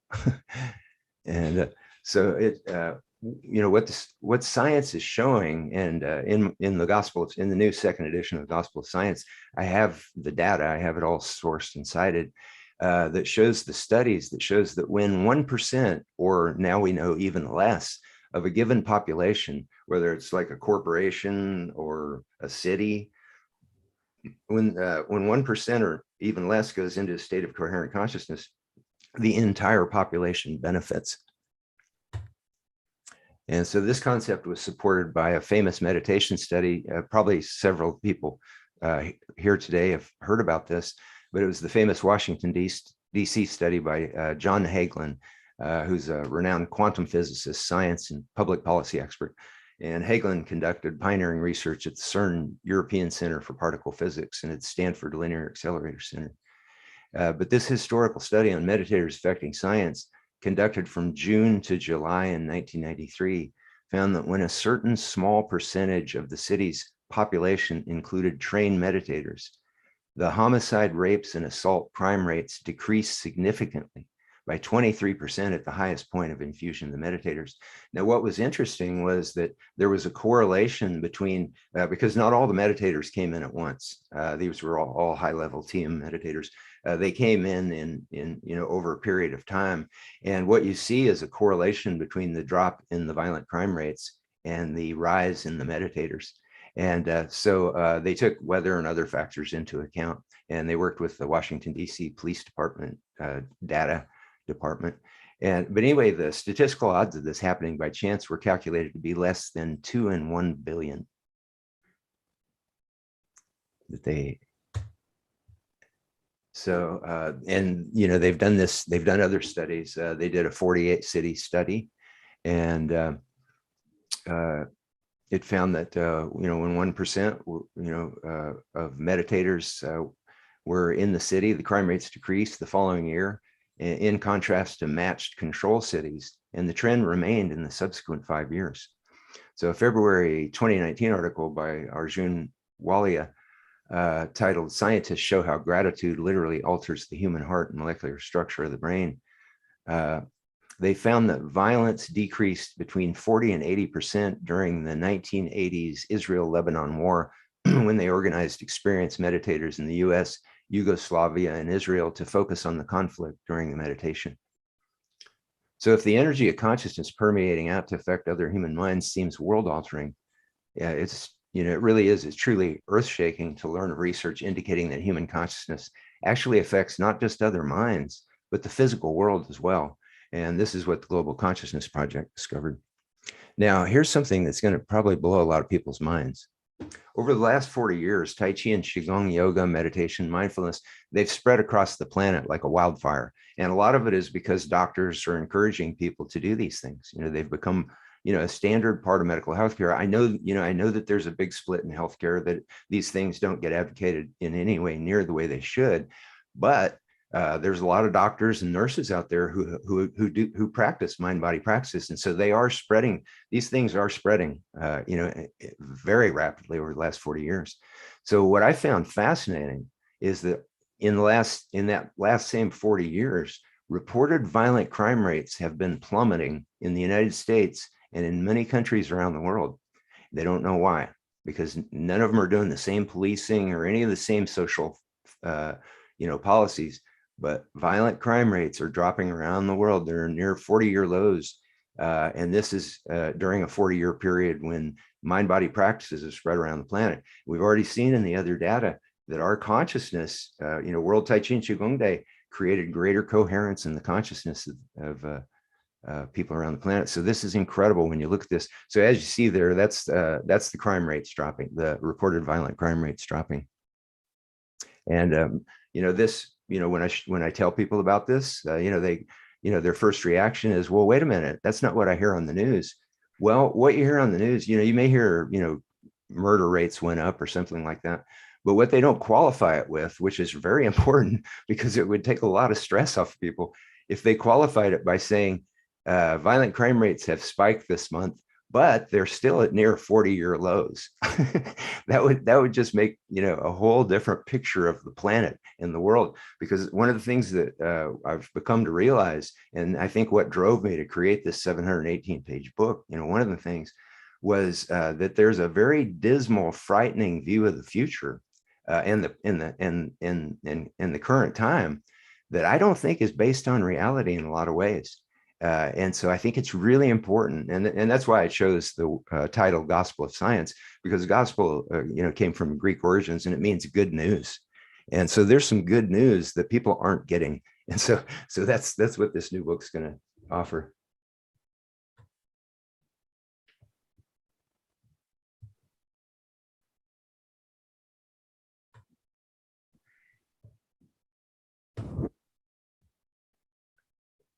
Okay, so how'd this all begin? Well, you know, I was, you know, organizing World Tai Chi and Qigong Day, was collecting the data.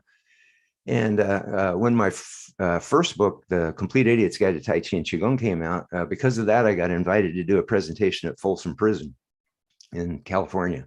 And I thought that I was going to be introducing them to meditation and Tai Chi, but it turns out they had a Tai Chi Chug group. They've been doing it for 2 years.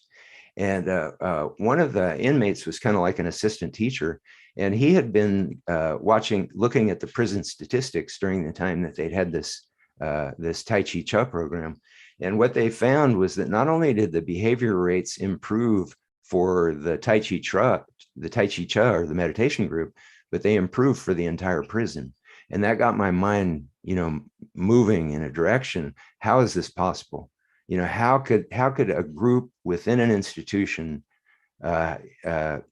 change their consciousness and have an effect on the entire institution? I just found that very exciting, and that kind of spurred this journey that I've been on to collect the science to make sense of this.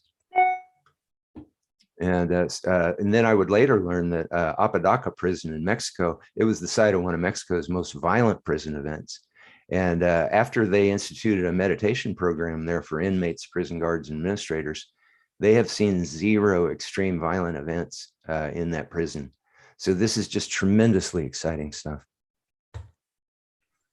And so, like I said, I began to wonder what the heck's going on here. So this sparked my interest in not just the medical research on physical health aspects of mind-body practices, but on the effects in the brain, nervous system, and behavior of practitioners in meditation, eventually leading me to these breakthroughs in physics and chaos mathematics, which I delve into in the book to try to explain what this huge thing that's happening on the planet right now.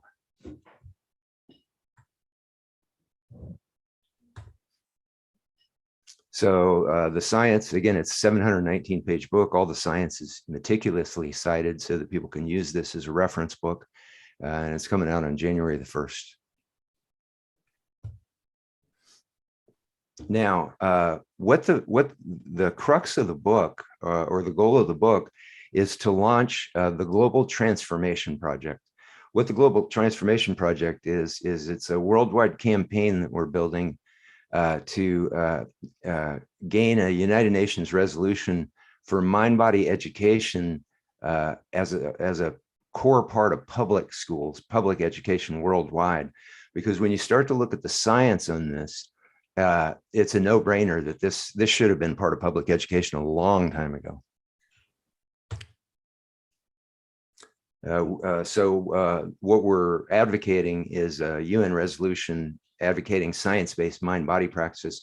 So we call it the Big Five because there's just so much science behind them. Tai Chi, Qigong, yoga, meditation, and mindfulness. And what we envision is that ultimately there would be kind of a hybrid mind-body class that students would have every day, like they used to have PE class. And because if you look at the studies, the mental, emotional, and health benefits of mind-body practices, mind-body exercise is vastly more effective than what we think of as standard exercise that kids are being taught in schools, if they're lucky. I mean, they took PE out of a lot of schools.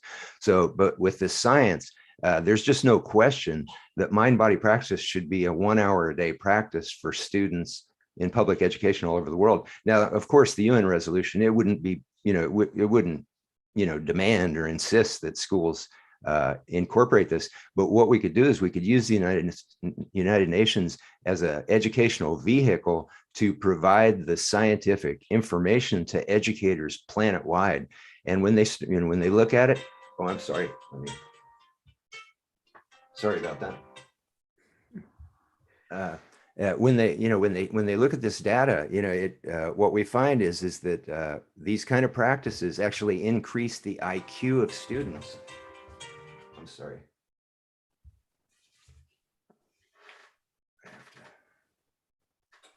I remember my friend Don Campbell wrote a book called The Mozart Effect. And that was about the effect of playing Mozart on the brain and on consciousness and on mathematics, et cetera, and on learning. Mm-hmm. That was a while ago. So that what you're doing speaks to this. Also, I worked in the schools in New York, New Jersey, Virginia, Connecticut for a while in the 90s. And I was asked to come in specifically because of my connection to India. Mm-hmm. And so I could, in the midst of teaching them stories and myths to embody those and the rhythms, then I could kind of weave in, oh yes, Ram, he sits in meditation. And I was brought in specifically to one school just so that I could do that. So I could weave the meditation and the yoga into the class, into their daily. And it really did have a shift with the kids. Oh, yes, definitely. Yeah. And the science is backing all this up, and we have the science now, so we can show it to educators. And, when they see, and the number one thing is that we know these mind-body practices substantially boost immunity. And so, to not be educating students all over the planet in something that's going to boost their immunity, that's really crazy, and then when you're talking about increasing IQ, and this is all science-based, I have all this science in the coming book. It improves focus, it raises test scores, it increases multidimensional gamma brainwave thinking. God knows we need creative thinkers as, the planet's challenged, with, nearly 8 billion people on the planet. And it reduces bullying and improves behavior. And so the science, according to Dr. Herbert Benson at Harvard, and also a Kaiser Permanente study, a 20-year Kaiser Permanente study, between 60 and 90% of all the illnesses sending patients to doctors are caused by stress and best treated by mind-body practices, according to Dr. Benson. And studies show it dramatically reduces student illness and absenteeism. So, if there was a gadget that could do all these things, every school would be wanting to have that gadget. And so now, a lot of people, they think, well, this is such an ambitious thing, getting a United Nations resolution for mind-body practices in schools. But, 20 years ago, when I walked into a room and I said, hey, we've got this idea, let's get people to do Tai Chi all over the planet together. I got the same reaction, and if I would have said, yeah, we're going to get CNN to cover it, we're going to get BBC to cover it, we're going to get Agency France Press to cover it, we're going to, Associated Press and national media all over the world, people just, they were like, who are you? What's your name?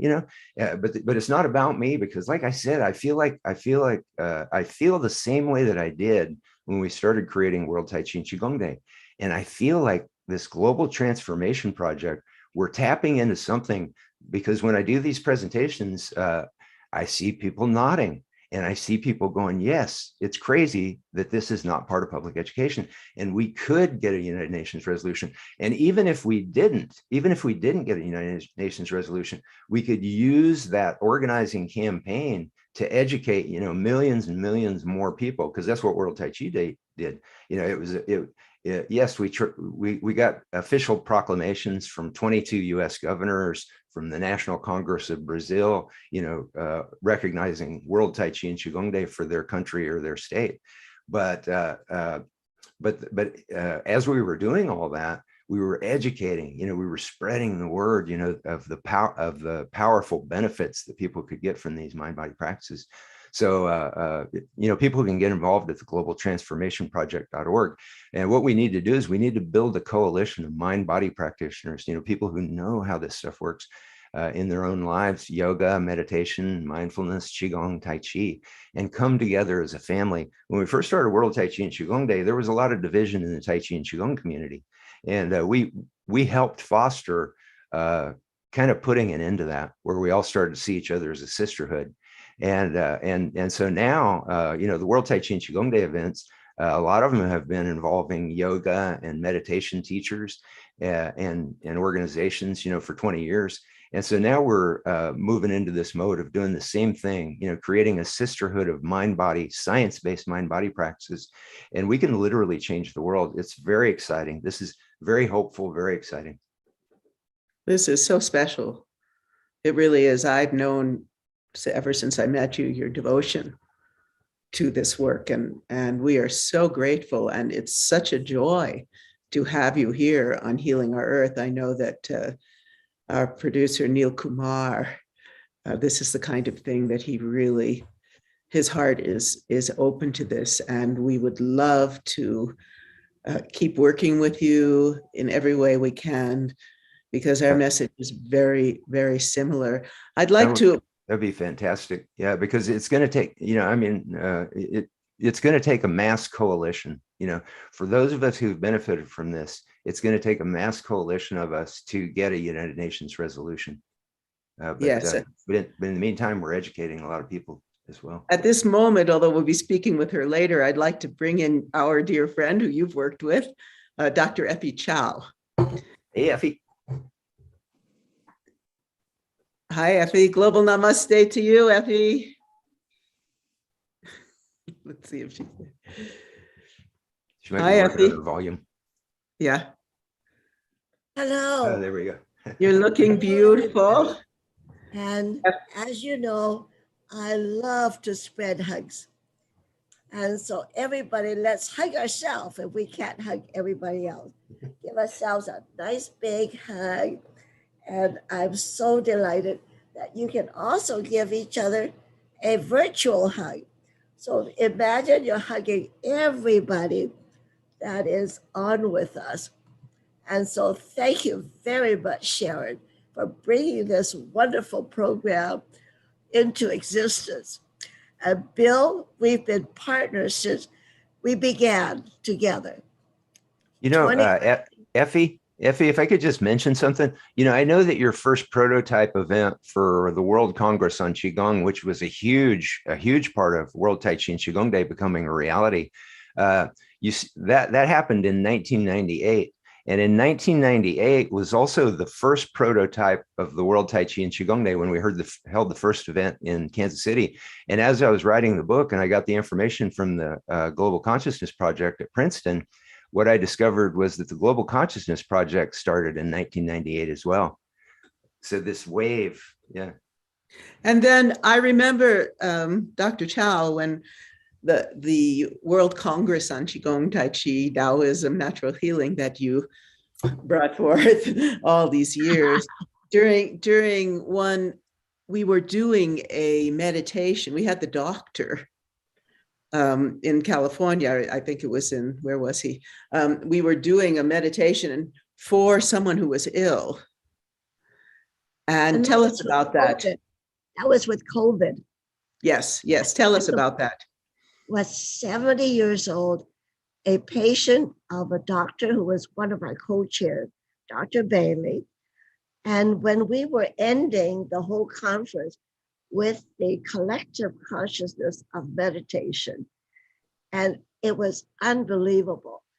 The patient's family called Dr. Bailey and said, will you send energy to us? And so we said, join us and virtually. And we sent energy to him and everybody else. And 20 minutes into the meditation, the family called. He was in ICU and was supposed to get onto ventilator and was really critically ill. And in fact, they didn't think he was going to live. 20 minutes later, the family called and said, oh, and I can't divulge his name. They said, he is fine. He can talk. And they don't have to get him on a ventilator. And so that was absolutely amazing. And all of you were part of that collective consciousness. And he was discharged from ICU that day to a regular ward. And 2 days later, he was discharged.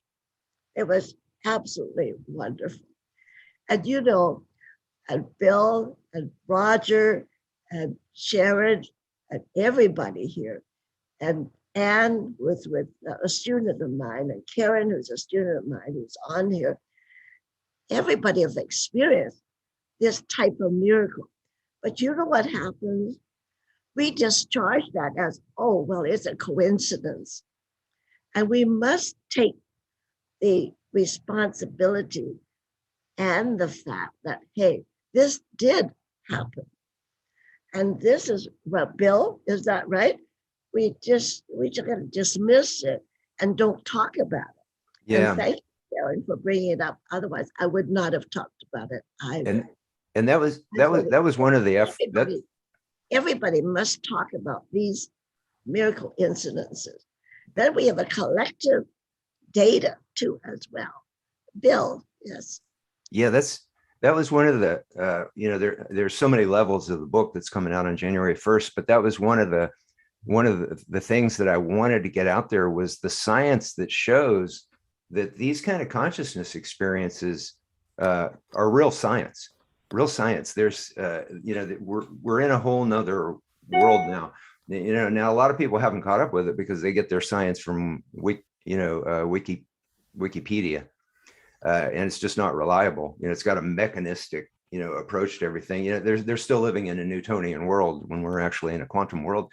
So I wanted to lay that science out so that left brain part of our consciousness would be able to go, oh, okay, this is possible. Because we know, mind-body practitioners, we all know that if we think it's possible, then that makes it become more possible. Now, a very interesting study from the statistician of the Global Consciousness Project, she said that when they were doing their studies, they were training people in different kinds of extrasensory perception to see, if they could have success with it, and they were having success with it. And then they decided to do a study, and the first question they asked people was, "Do you think this is possible? What we're about to have you do and study?" And some said no, and some said yes.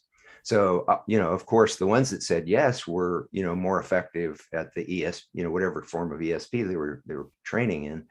But what was really fascinating was that the ones who said, no, it's not possible, well, they didn't get it wrong in a statistically probable way, where it was just chance that they got it wrong. They actually got it way more wrong than they should have gotten it wrong. So what that means is that they were actually having an extrasensory perception in their mind, but in their subconscious was going, yes, but wait a minute, I don't believe in this, so I'm going to deliberately get this wrong. And that really showed me where we're at. We're the ones that are in the power place.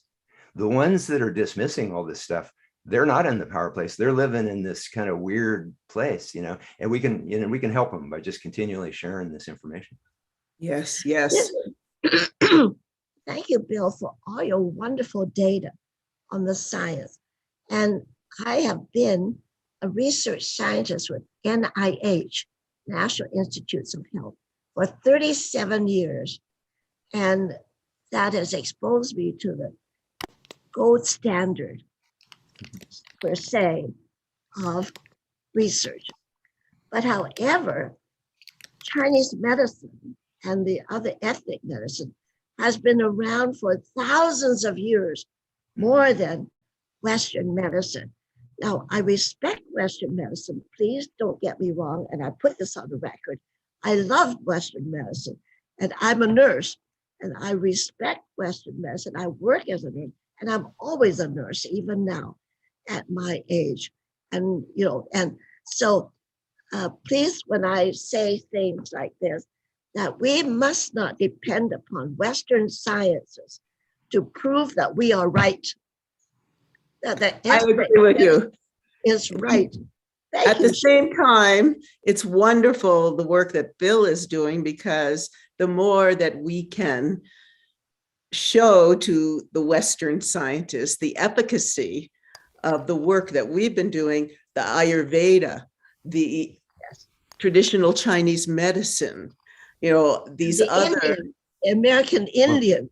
yes, all these Well, I think indigenous traditions. I think it's also not, not just to convince, the medical community or the scientific community, but like in my classes, because I have like a clinical practice where I'm teaching, the general public through hospital classes and things all the time. So I'm always experimenting, I'm always getting data feedback from, this science.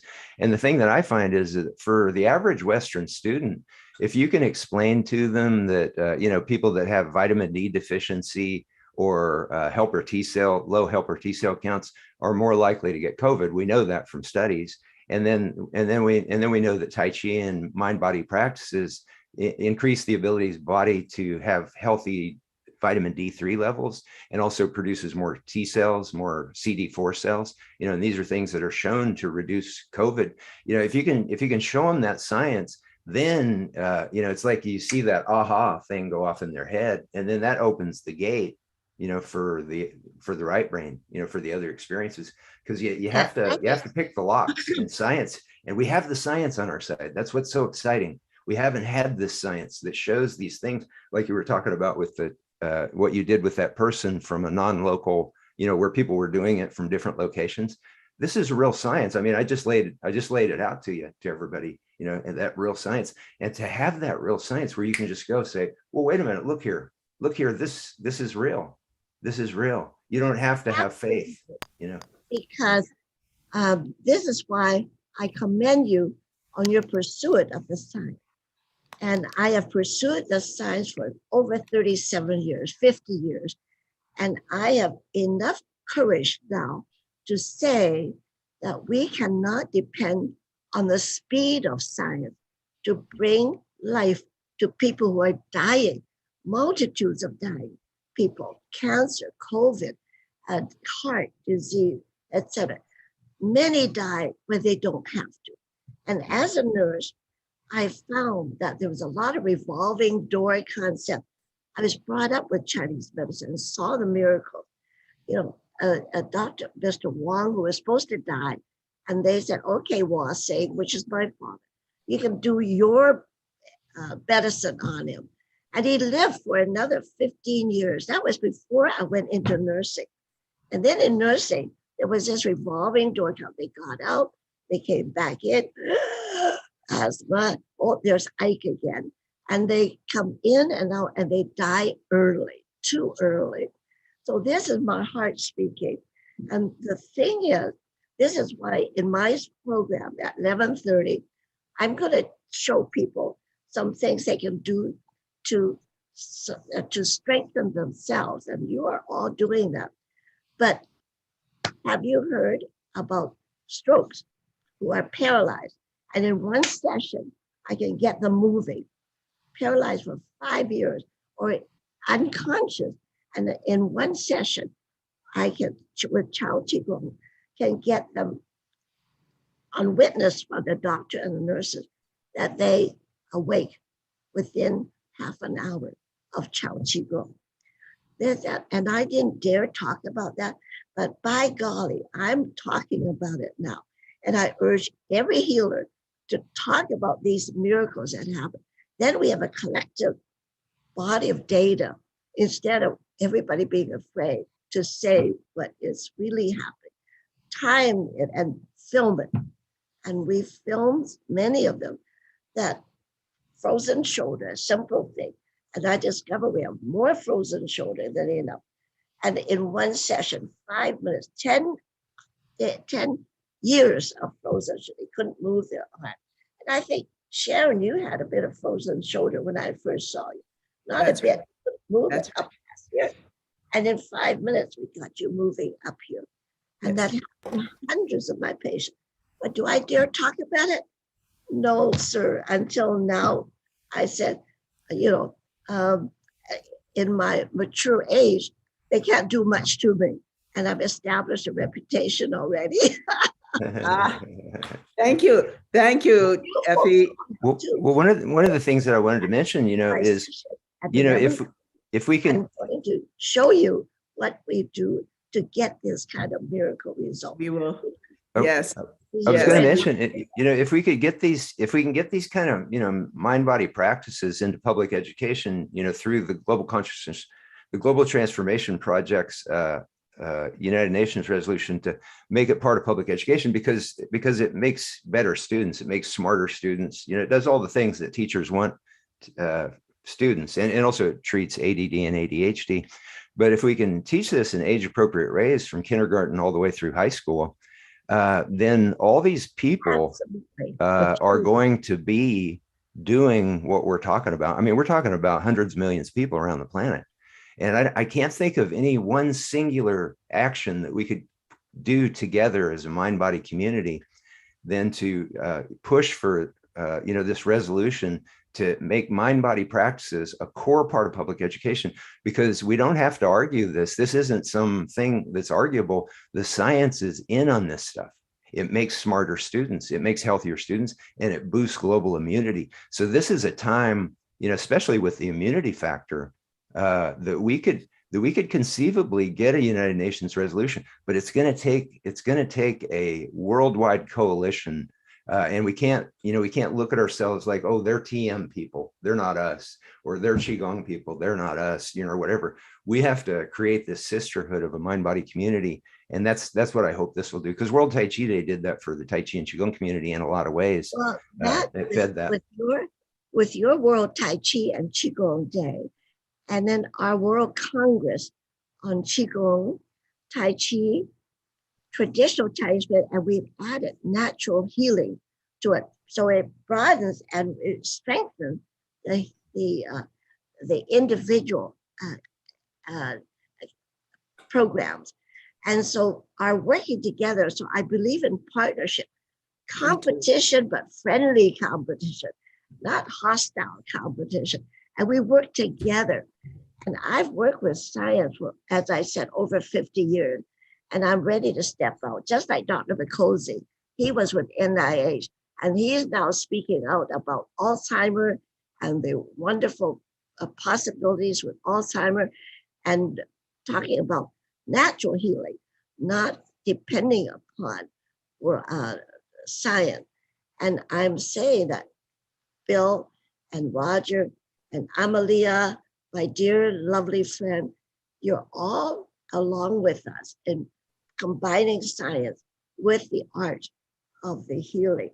And in our Congress, we always have a day session of pure science, scientists from NIH and pure scientists from the medical world. And it's headed by Dr. Shin Lin, who is the vice president of Irvine UC in California. And he was also the vice president of Johns Hopkins. So you can't get more pure scientists than that. That's right. That's right. And then we have the artists, and we have people who can stand on eggs and not break eggs and paint a beautiful painting. In fact, I have that painting right on the wall. I don't know, maybe at 11:30 I can show. Oh, here it is. A beautiful horse, famous horse painting in China. And he did that. He's an artist as well as a scientist. So Sharon, thank you for bringing all this together. And we've only just begun here. Dr. Sheila, would you like to introduce our next guest? Thank you. Absolutely. Okay, so we have Clara, who's an RGN in Elemental Qigong teacher trainer. She's an intuitive energy mentor and co-founder of One Qi, a hub of Qigong teachers in the UK.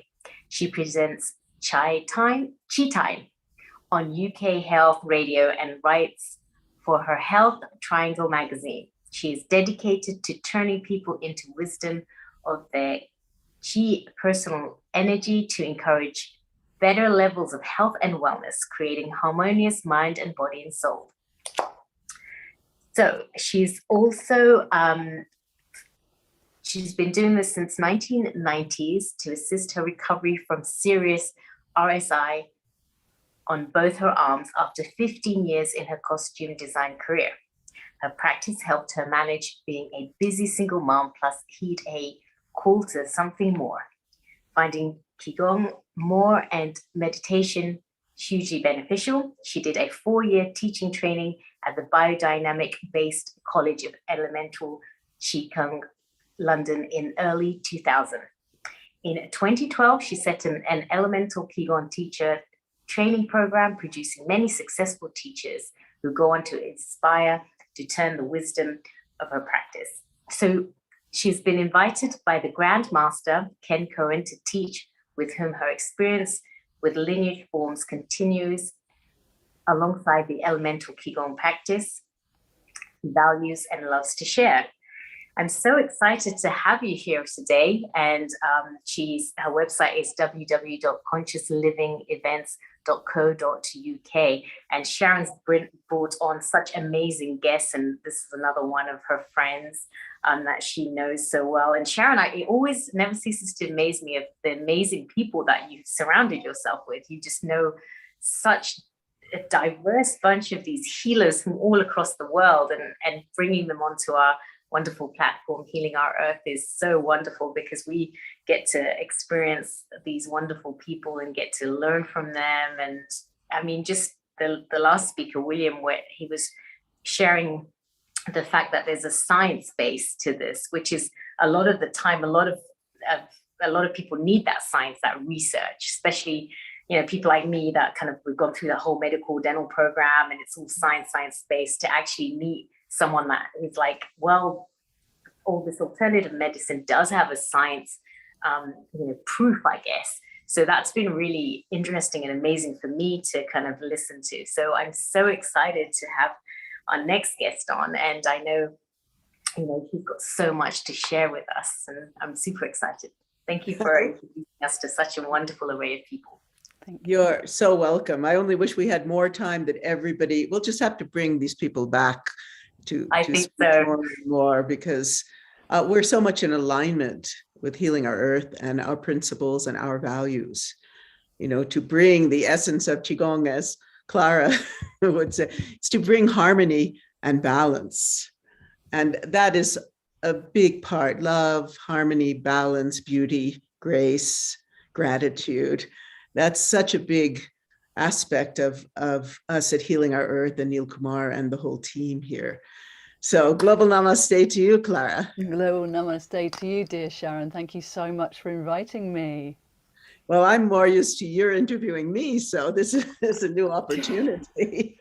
It's always a conversation, isn't it? This is what's evolving here. And having been tuning in to this whole afternoon, it's the afternoon here, it's late afternoon here in the UK, and coming into what Pedram Shojo was talking about, and then of course and Bill, and then Effie, it was just like, wow, we're all on it. We're on it.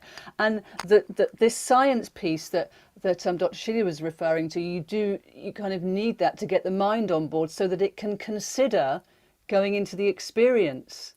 And because our minds are so like, they kind of rule the roost, really, don't they, in the Western world, and to come into the beingness is a challenge for a lot of people. It could be a bit scary, which is something that we were speaking about a bit earlier. You'll have to watch the replay to listen to Dr. Pedram Shojo chat about that. But I think one of the things that came up from all of this is it's marvelous. The World Tai Chi Qigong Day is something that as a young teacher, it was like, this is a way that we can corral everyone together and go, at the end of April, that Saturday, we're going to do a thing. And it was really helpful to have that focus. And now we have the science that says it works. It really works. And so my question is, not just for one day. Yes. And this brings us to that 100-day challenge that we were talking about as well. But your personal practice daily, and how many people watching, listening, think, well, it's much easier for me to look after other people. I'll look after others. And like Effie Chow was saying, she's a nurse. I'm an ex-nurse as well. It's sort of part of we want to serve. We want to be there for others. Well, hello, if we don't take care of ourselves, then we could become a burden for others.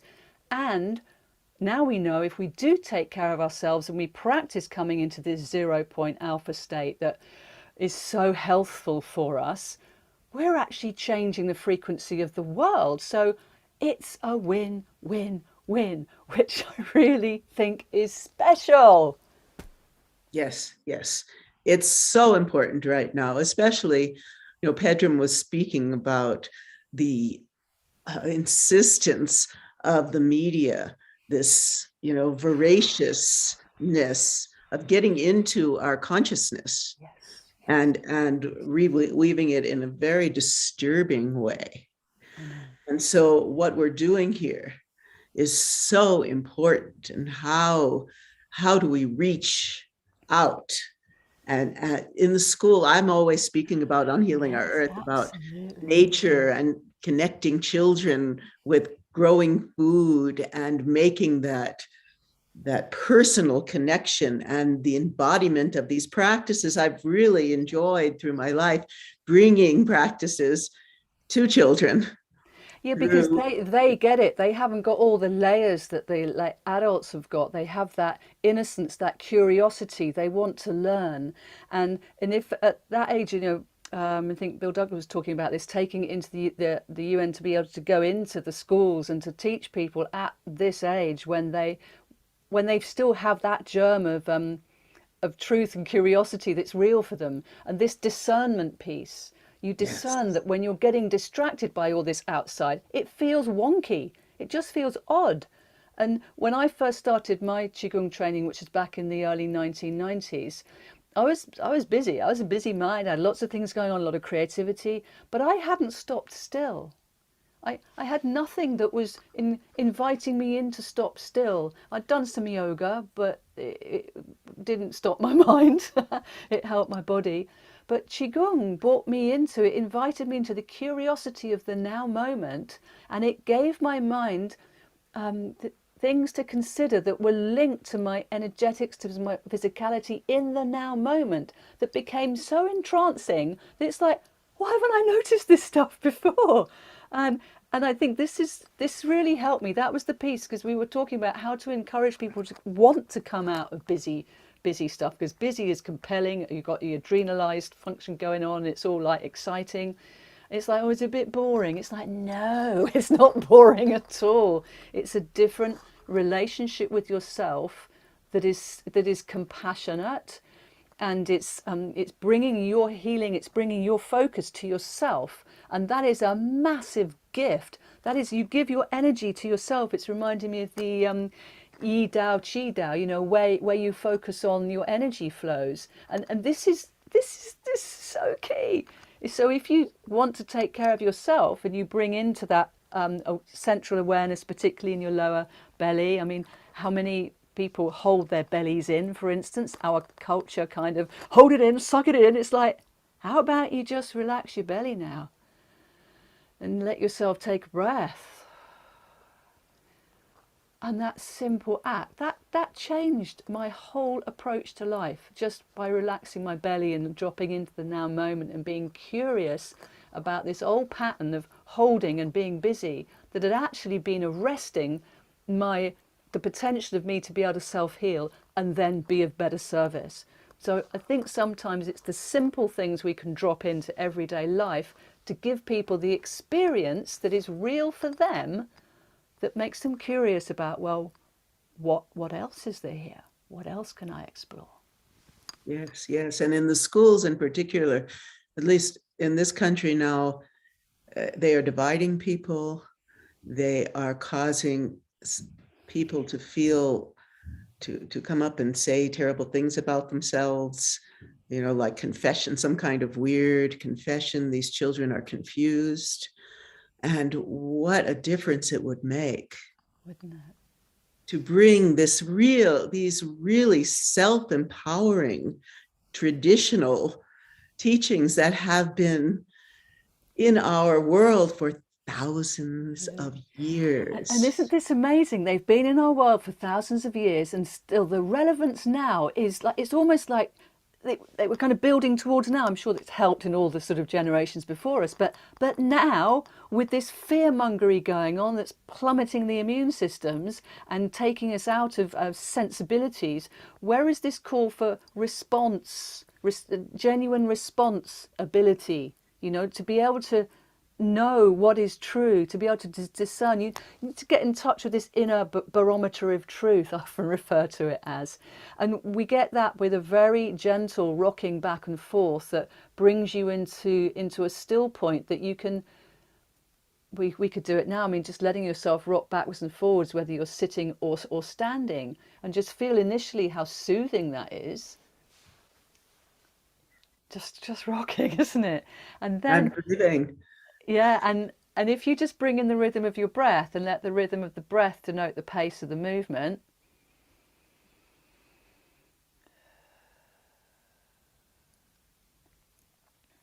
then this to me is one of the bridges between busy beta and chilled out alpha. And then you let the movement become smaller and smaller.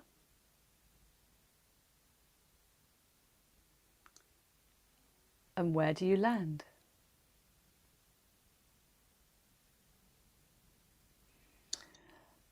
And when we are like this all together, you can feel it, can't you? You can feel Yes. this energy of connection. And I think it was Bill that was saying that this is what we all share. This is an experience of life force, energy, and expansion in this center point that we all share. Where can we go from here? We can feel it. I feel the tingling just from this short little practice. Yeah. I feel the tingling. I feel the chi, the life force, the prana flowing through and around me. And it's always there. I'm going to just share a quote from Dr. Roger Janko, who's coming up very soon, I do believe, who said, one of my favorite quotes of him, he's been on Chi Time recently and it was absolute joy. And he said, how can we have the most profound medicine within and then neglect to use it? And here is a simple movement and presencing. You can do it to varying degrees, but you can also take it wherever you are in your life. You can, at the washing up or standing in the queue or in the car, you've always got this potential to rock into still point wherever you are. It's with you, it's your medicine. To me, it's the start point for my practice. And yes. Yes, I was in the, we now have only one person in our post office and she's overwhelmed. So we're standing there half hour. The other day when I was there, I thought, is this a good time to do some practice? So I started doing some Qigong and nobody was, I'm here in Crestone, it's an unusual place, but I'm now doing my best to encourage people that are waiting in line, instead of getting irritated, let's use that time beneficially. Exactly, exactly. And this is this practical application of the energy arts so that it's not just one day a year, although as we know that's super powerful. If it's that powerful for one day a year and we can bring it into our everyday, not just for our hours practice in the morning or the evening, but we intersperse our day with little pockets of checking in. I was like, wow, you know, are you in your chi time, as I'd say, in your chi zone? You get in there, and it becomes like a curious play, which again lightens the energy, doesn't it? Yes. And then you can deepen in. Yes, I'd like to bring in Dr. Wai Ching, Amalia, and Sheila, and wondering if they have any questions for you. Sheila. Wow, a lot of this is very new to me. So it's great to kind of be in that awe of just like, wow, there's this whole new dimension to explore.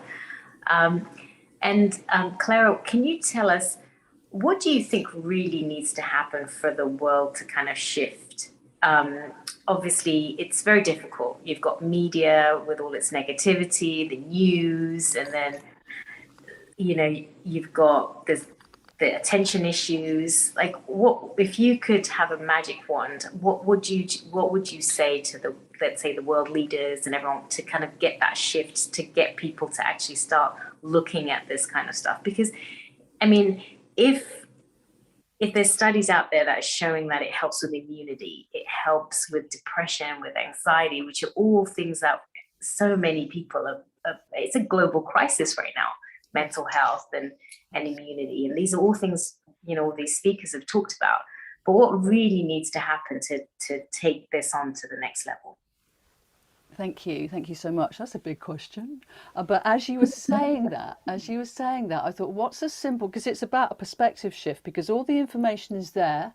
So we can point people to this, and this, but there's a lot of cognitive dissonance, and there's a lot of, Sir David Attenborough was talking about when he was making his Life on Earth programs, he thought all he needed to do was produce the evidence and it would be obvious. And he's like, no, I've produced it all and it's still, I don't think he said it's going tits up quite like that, but something along those lines. So when it's coming at it from a different angle.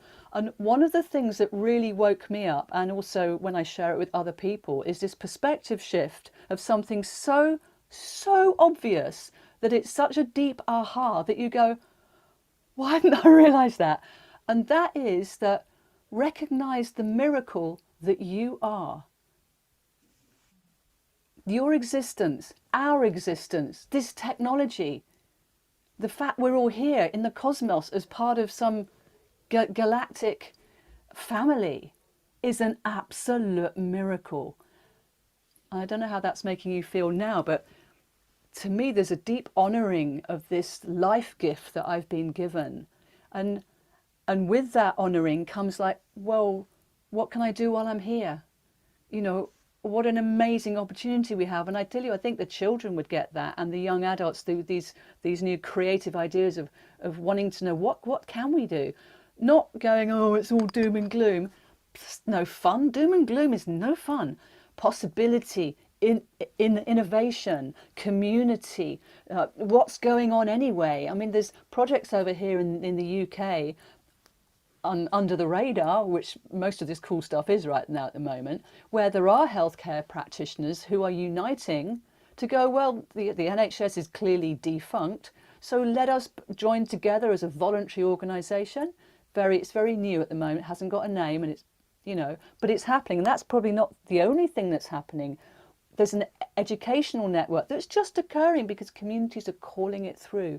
So I think, yes, to appeal to government leaders and all those that are in so-called power at the moment, but actually the powers are in the hearts of each and every member of the community that just wants the best for their families, for themselves, and are doing what they can with what they've got. Human ingenuity is amazing, and we are the miracle. We are. Right. So almost targeting a lot of the younger generation, the schools, the education system.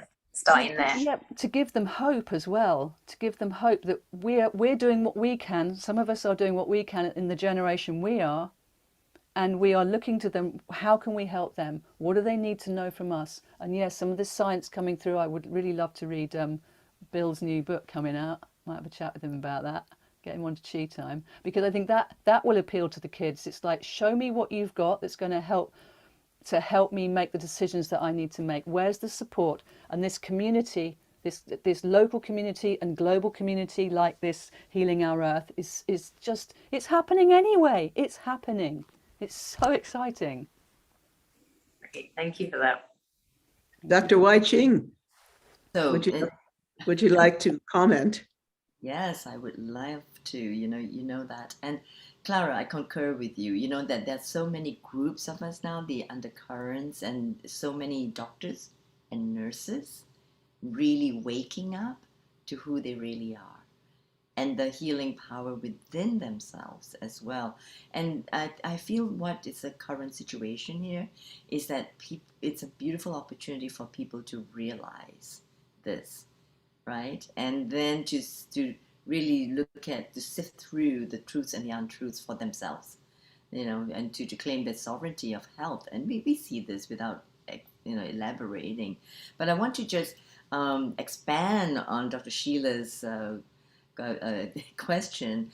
Is like to address this with you as a registered nurse, ex-registered nurse, and our elder sister, Kache, Dr. Effie Chow, our elder sister here, is as a nurse as well.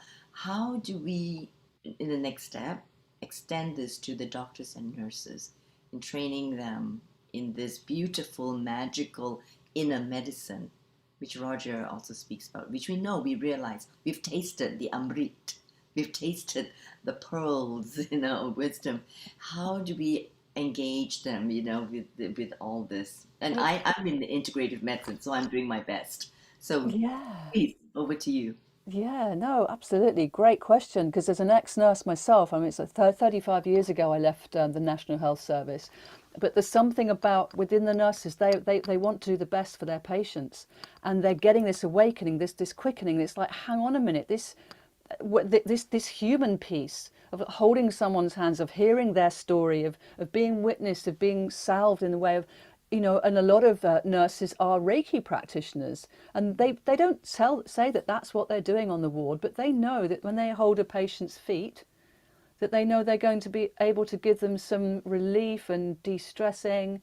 So I think that a lot of nurses are really waking up, and doctors interested in other medicine traditions. It's this sort of synergy of the different traditions that I think this has to come together. And I felt this when I was first doing my human biology studies in my late teens. It was like a no-brainer. Of course the East and West should be working together for the best, and the Native American traditions and the Ayurvedic and the herbal. It's like, come on, all hands on deck. And I wonder, because of the global situation, this is being called through even more now.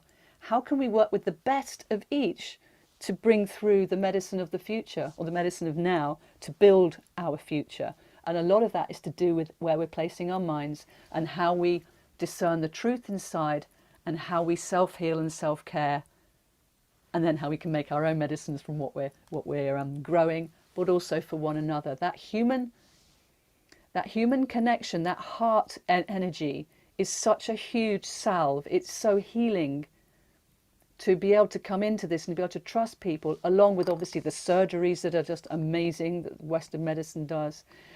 So yeah, I think there's a place for all of it, but it needs to synergize. It certainly does. It certainly does.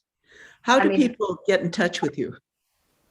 Oh, me? Oh, right. Well, yeah, my website's consciouslyvingevents.co.uk, and I have a closed Facebook group called the Chi Ki Temple, which is spelled Qiki Temple.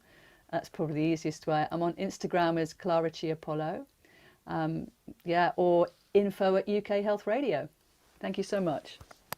Oh, Clara, it's a pleasure. And please stick around. I know you'll have some questions for Roger, our dear Roger, who's coming up. But first, I'd like to talk about the upcoming events that are happening on Healing Our Earth. We're here every week.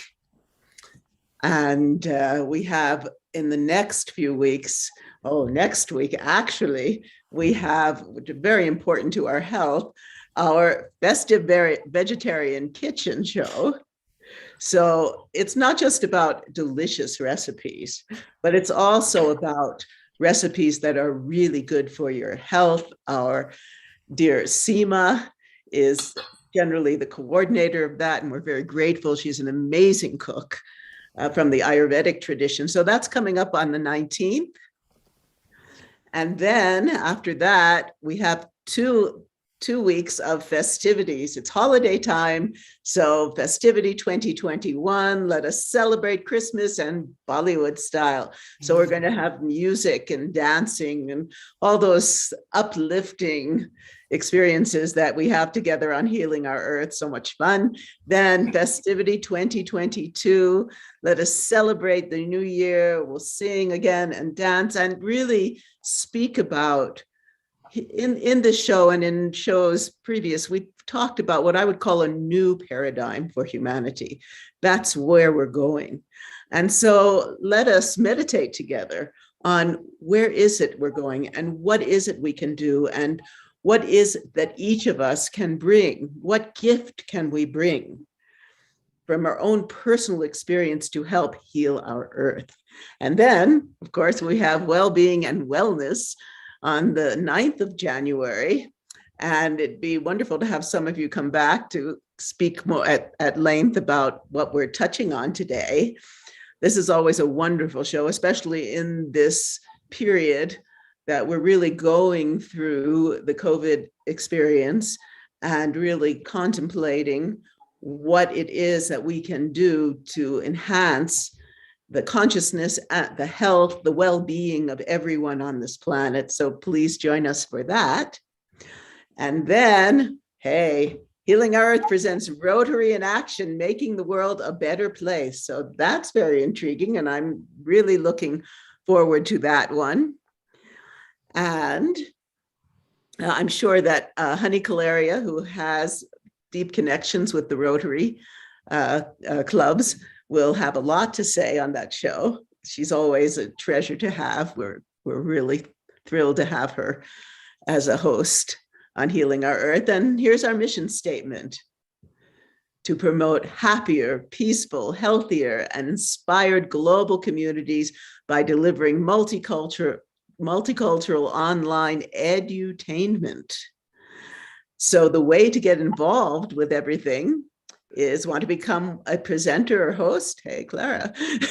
Want to help with creatives, want to help with social media, want to share your thoughts or comments, want to help promote Healing Our Earth, contact us via WhatsApp. And there's the number. You can find it on the website. And, you know, bringing Bill on, bringing on Dr. Chow, bringing on everybody here, Dr. Yonka, all these people who have done so much significant work in the healthcare field. What amazing thing it would be for us all here, the Healing Our Earth community, the Qigong community, the Tai Chi community, the Ayurvedic community, the Hawaiian. Dr. Chow will tell us about what they've done in Hawaii, very interesting. You know, all the natural medicine communities from all over the earth, the energy arts, to bring us all together to really help heal ourselves, heal the earth. And on that, I'd like to welcome once again our brilliant Dr. Roger Yonka. Yay, we love you, Roger. To talk about the free healthcare system. Dr. Roger Yonka, OMD, is a doctor of traditional Chinese medicine and was the chief of staff at the Health Action Integrative Medicine Clinic in Santa Barbara, California, from 1982 to 2012. He is currently the director of the Institute of Integral Qigong and Tai Chi, a mind-body research and training institute that has trained 2,000 teachers and practice leaders and contributed to research in numerous respected medical journals. Dr. Yonka is a key spokesperson for Tai Chi and Qigong outside of China and has worked with the ancient shamanic roots of these arts, research to define the evidence base and socioeconomic policy to leverage the credibility of mind-body practice such as yoga, qigong, etc., across all population and institutions, educational, medical, social, military, internationally, with 10 research trips to Asia's universities, hospitals, temples, and sacred mountain sites. Beautiful places for meditation and for practice. He has distilled the essence of Chi Prana cultivation in his widely revered books, The Healer Within and The Healing Promise of Chi.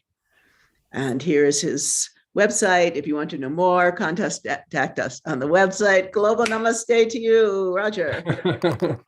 Hello, everyone. And I see a lot of people that I know, and I want to say love, but I also have a lot of reverence and respect for you. And I love this initiative that you all are leveraging, and I'm thrilled to be involved.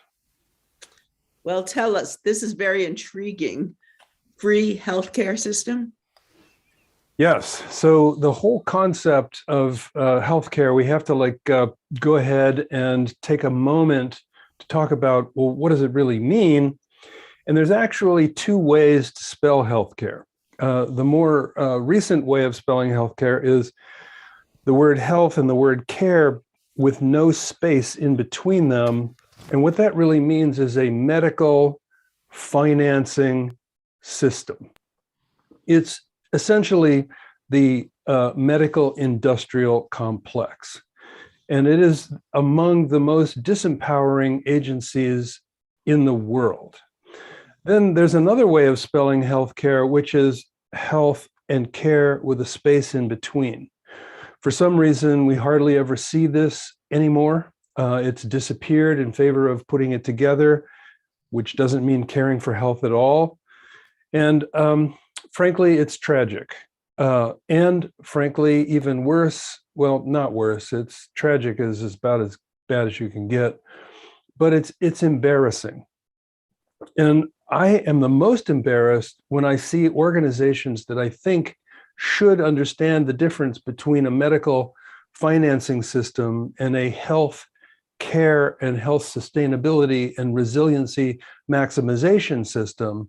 I feel a kind of embarrassment for the fact that that organization has basically either mindlessly or mindfully associated them with the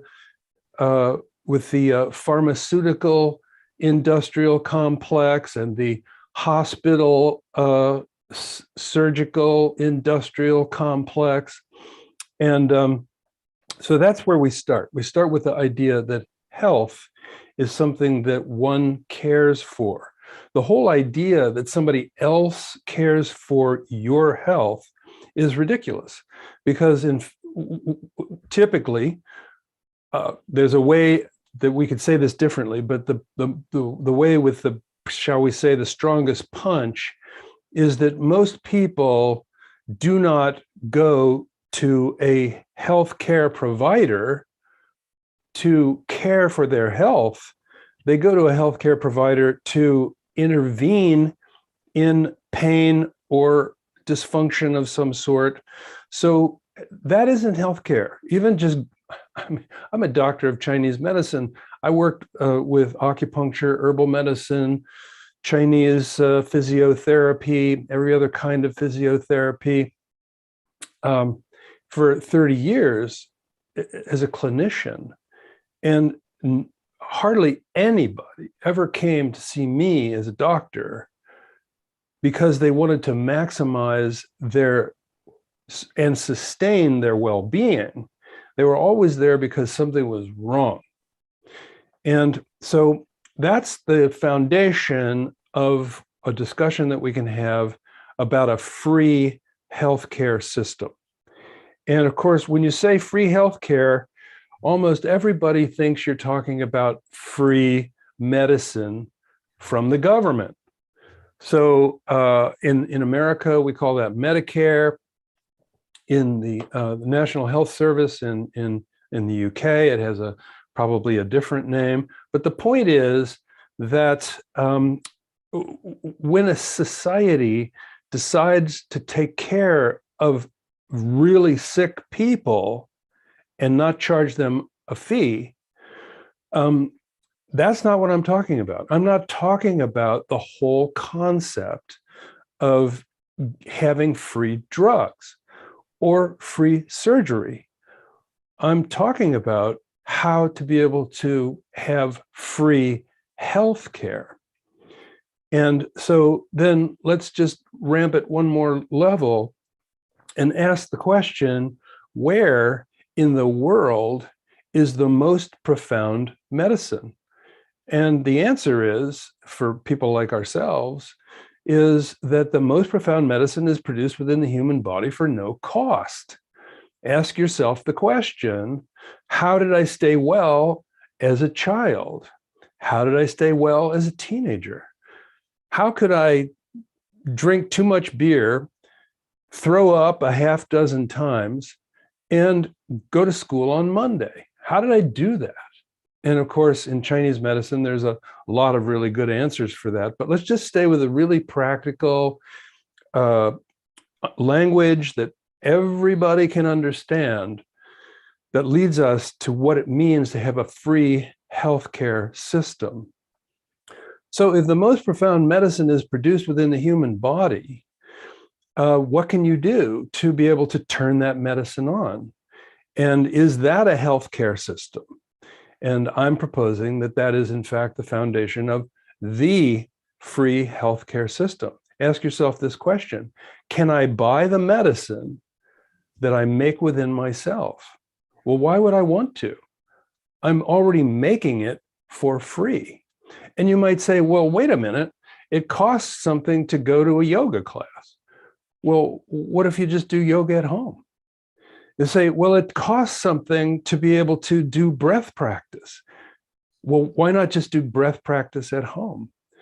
Well, but I like to get massages, and massages cost, you know, in the United States, we'll just round it off to $100. But is it possible for a human being to massage themselves? The answer is yes. There's only a few places on the human body that you cannot reach. I can reach all the way back there. I can reach all the way up there. I can reach everything around here, everything around here, everything around here, into my legs and feet. There's only a few, you know, for most people, unless you can do that thing behind your back, which is hard for me to do. But if you just are a regular person, the area of your body that you can't reach is about 1 foot by 1 foot. Just 1 square foot of an entire human being is not able to be easily massaged by a person with their own hands. But then doesn't everybody have one of those things that you roll on? And doesn't everybody have, you know, tie some knots in a towel and roll around on that, or get a tennis ball? Then you might say, but wait a minute, to be able to sustain my well-being, I have to be able to buy more expensive food. And the answer is that is hardly true. And here's why I know, because different universities, Stanford and Harvard, among them, big, famous, widely revered universities, have done studies on the cost of having a healthy diet. And in most societies, it's actually more expensive to eat junk food than it is to go to the farmer's market that has always existed in that community for hundreds of thousands of years. So if you live in America and you can't grow food, or you can't go to a farmer's market that's near you, and you have to go to a grocery store, yes, it will cost, and here's the big punchline, it costs about $1 more a day. Now you might say, well, all the poor people can't do that. Well, that's what the National Health Service is for, to support the people who can't afford good food in getting it. But most people that we're going to be talking to on a channel like this for at least another 6 months are people who can afford an extra $1 a day.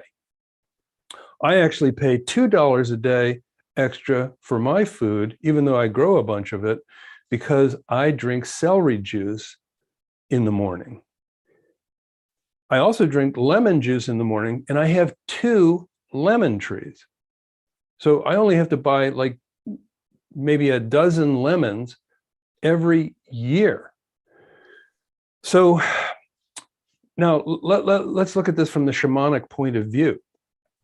Every culture was forced by the nature of nature to eat local food and to cultivate the food that, you know, we think that there's a big hard line at the beginning of agriculture, but that's not true.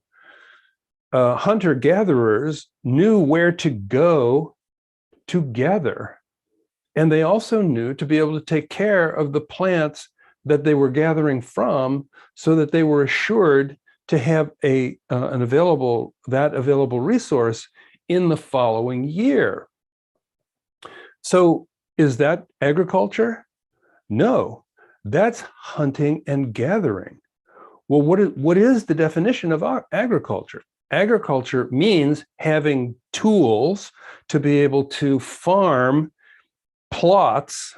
Fortunately, thousands of years ago, these plots were diverse, with lots of different kinds of plants in the agricultural context, growing potatoes and wheat and greens and etc. But eventually, of course, small farms depreciate embarrassingly. And so the point that I'm getting at is that the healthcare, the health space care that we can do does not have a cost in terms of dollars. It has a cost in terms of awareness. And so how hard is it for a person to become aware? Not hard at all. Go to YouTube, ask the question, what is a healthy diet? Go to Google, say, what are the 5 most important foods to sustain my well-being? Go to Google and say, free breath practice. Go to Google and say, yoga, show me yoga. Go to YouTube, show me yoga. Go to YouTube, go to my YouTube page, which is called the Tai Chi and Qigong Way, Tai Chi and Qigong Way. Or put my name in, Jahnke, Qigong. You'll, at YouTube, like many, I mean, we have stuff to sell, of course, but we give stuff away because we're trying to be a part of how the humans actually pull this off. So now we know what a free healthcare system is. Now we know that you couldn't buy the medicine. You cannot buy it. You can only have it for free. And the cost is awareness and consciousness and learning. Now look what we're addicted to doing with our time. Why am I not on Instagram learning about food? Why am I not on Facebook learning about food? Why am I not on YouTube learning about food? The answer? I'm too swept up in my panic and paranoia. And of course, if you wanted to disempower an entire world population, what would you do? Well, you would freak everybody out. And we have done, I mean, previous to COVID, which is the ultimate freak out. And I mean, look carefully at how nobody ever talks about the innate immune system. Nobody. I mean, we do. If you go to YouTube and click on natural immunity, you will not find one video on innate immunity. You will only find videos on the immunity that is created by having a disease. So if you get COVID, you have natural immunity, but watch out because it's going to wane and then you're going to need another vaccine. And now that you've had 3 vaccines, we've got a new disorder. So now we're going to sell you another vaccine, or we're going to pretend that you have access. We're going to pretend that you have free access. And then haven't you seen the videos on the people who went to their, something to get their vaccine, and then they got a bill for like $1,000? It's like, look on YouTube, listen, pay attention. Geez, wow, what's going on here? People are distracted. We talk about, inspiring young people. Well, we're only going to get like, I don't know, 20% of young people. Why? Because young people are panicking about how to be able to make themselves look like they're relevant and to be able to show themselves in happy places, even though at night they're crying themselves to sleep. They don't have time to become more aware. They are in a fit of panic and paranoia. A couple of my kids, my wife has 2 kids, I have 2 kids. 2 of them have kind of figured out how to have a sustainable lifestyle and be involved in health care with a space between the health and the care, but 2 of them are not. One of them's a banker, and they're all up into crypto now. And so, not that crypto is a bad idea, but the point is that if you're spending all your time trying to get enough money so that you can buy another surgery or buy your way into a hospital, that's not really what I would call living. and it's hard for me to watch young people. I have a grandchild. I have 2 grandchildren, and they're lost in the metaverse. And if there was a Qigong class in the metaverse, they would not be taking it. They want to be able to shoot each other and get thrilled. And, you know, it's so, I'm not complaining. I don't care. Let's talk about that. Let's talk about caring. What is care? Care is, you know, the ancient cultures all had a system of care. And Ayurveda is not a medical system. It's a health care system. You don't need an Ayurvedic doctor. Nobody needs an Ayurvedic doctor until they get sick. Well, why are they sick? Because they didn't use Ayurveda to take care of themselves. In Chinese medicine, the same system is called yang sheng. Yang sheng. Yang sheng means nourishing life. Well, isn't health associated with life? Yes. So how do you nourish life? And I'll just speak about it from the Chinese point of view. You're all probably a little more familiar with Ayurveda.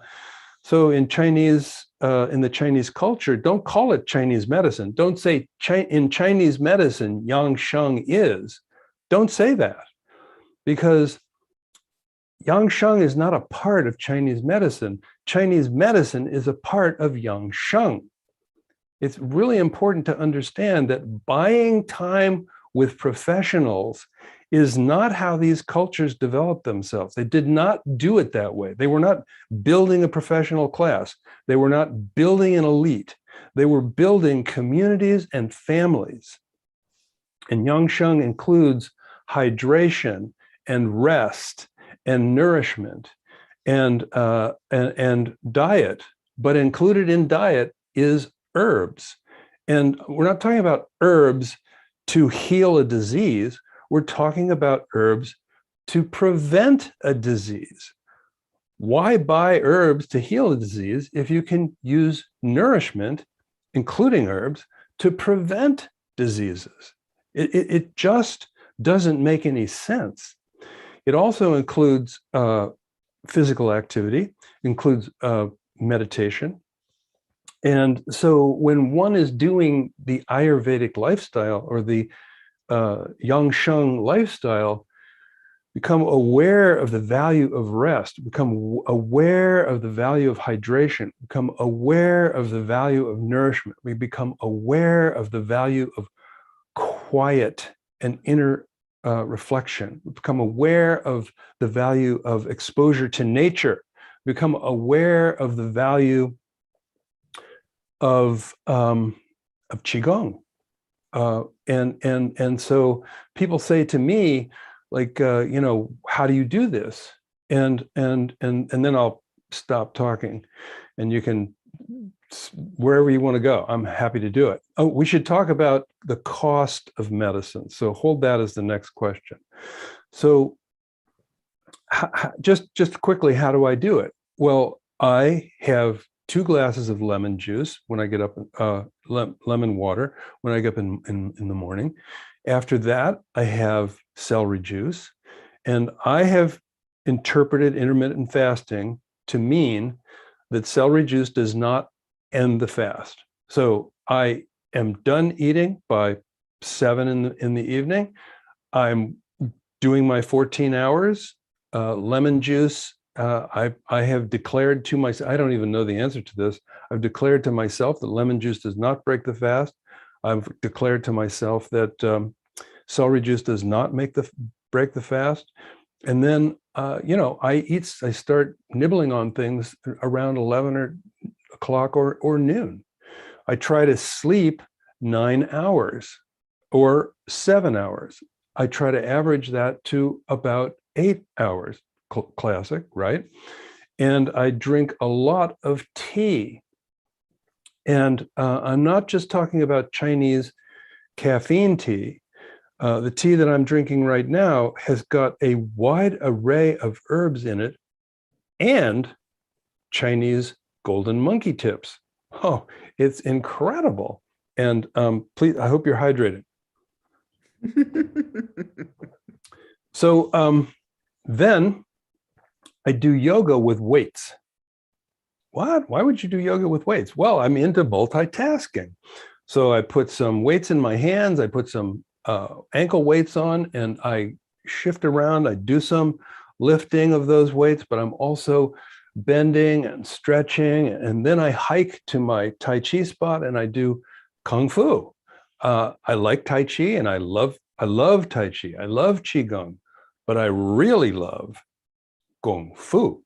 And so, you know, I do all those things and I do them in different orders. And because I'm written a couple of books about this and it's a part of my life, I do it differently every day. One of the things that people hate about doing their own healthcare is they feel like somebody told them that they have to do this one thing every day. It's ridiculous. So when you get hooked up with a master or a guru or something like that, and then you have to follow the rules. Well, I hate rules. I think that the following the rules is like a it's the antithesis of freedom. So yeah, I want to learn from Master X and from Guru Y. You know, my favorite yoga master was Satchitananda, and I hung out with the Breath of Fire guy, you know, the Kundalini guy. I forgot his name for right now. But anyway, you know, why would we want to say, okay, I'm going to do this the same way every day? Boring. Like, what is the last thing you want to do to a person who's trying to empower themselves? Bore them. So I'm inviting everybody to understand that, you know, if you have, like, people say, well, how will I remember all these kinds of Qigong or all these different yoga flows? Well, you don't remember all these things. You do some of the things that you do remember. And then when you forget, you just plug something in, you know, breathe and move, wave your hands, deepen your breath, and focus on the present, past, future, present. So that's how I do it. Now you might say, well, do you grow all your food? No. Is there a farmer's market nearby? Yes.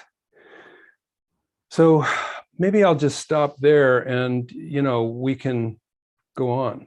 Well, we have a panel here of beauties who I am sure would love to ask you some questions. And all of you on the screen now, you can see Dr. Janke's website. And I know personally that he has wonderful free practices for you to learn and enjoy, and tons of teaching. So here we are. So let's see. Clara, you recently interviewed Dr. Janke for Chi Time. So I did. Why don't you continue for a moment here? Well, thank you so much. Yeah, and it's lovely to hear you reiterating what is so true for you, Dr. Janke, because I think it's this key about repetition. That's what creates the neural pathways of health in our minds. But what I'd love to speak into here is this this concept of structure versus spontaneity, because I love Qigong as at the depth of the as a base for my dance practice, so that it gives me a structure to then work from and around. So because I think if we just do, like, it can get a bit flimsy. I mean, you've been a practitioner for, like, what is it, 100 years or so now, something like that. But, you know, so you've got that within you. You've got that understanding that you can be spontaneous with that natural expression of the health within you. But people who are watching or listening, it's like, well, what do I just wave my arms about? It's like, well, actually, it's quite nice to have a few key structures in there for you to work with, to give you that that baseline. I'm doing this because I'm thinking of the three treasures and the Dantians, the connection to the earth and the heavens and the breath. And I mean, would you think it's good to get a baseline going and from there be naturally expressive and spontaneous? Yeah, that's critical. In other words, going from 0 to, eloquence and self-determination. The average individual who's,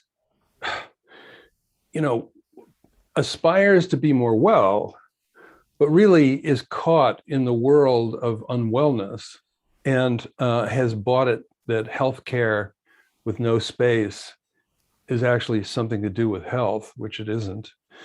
They're going to need many bridges.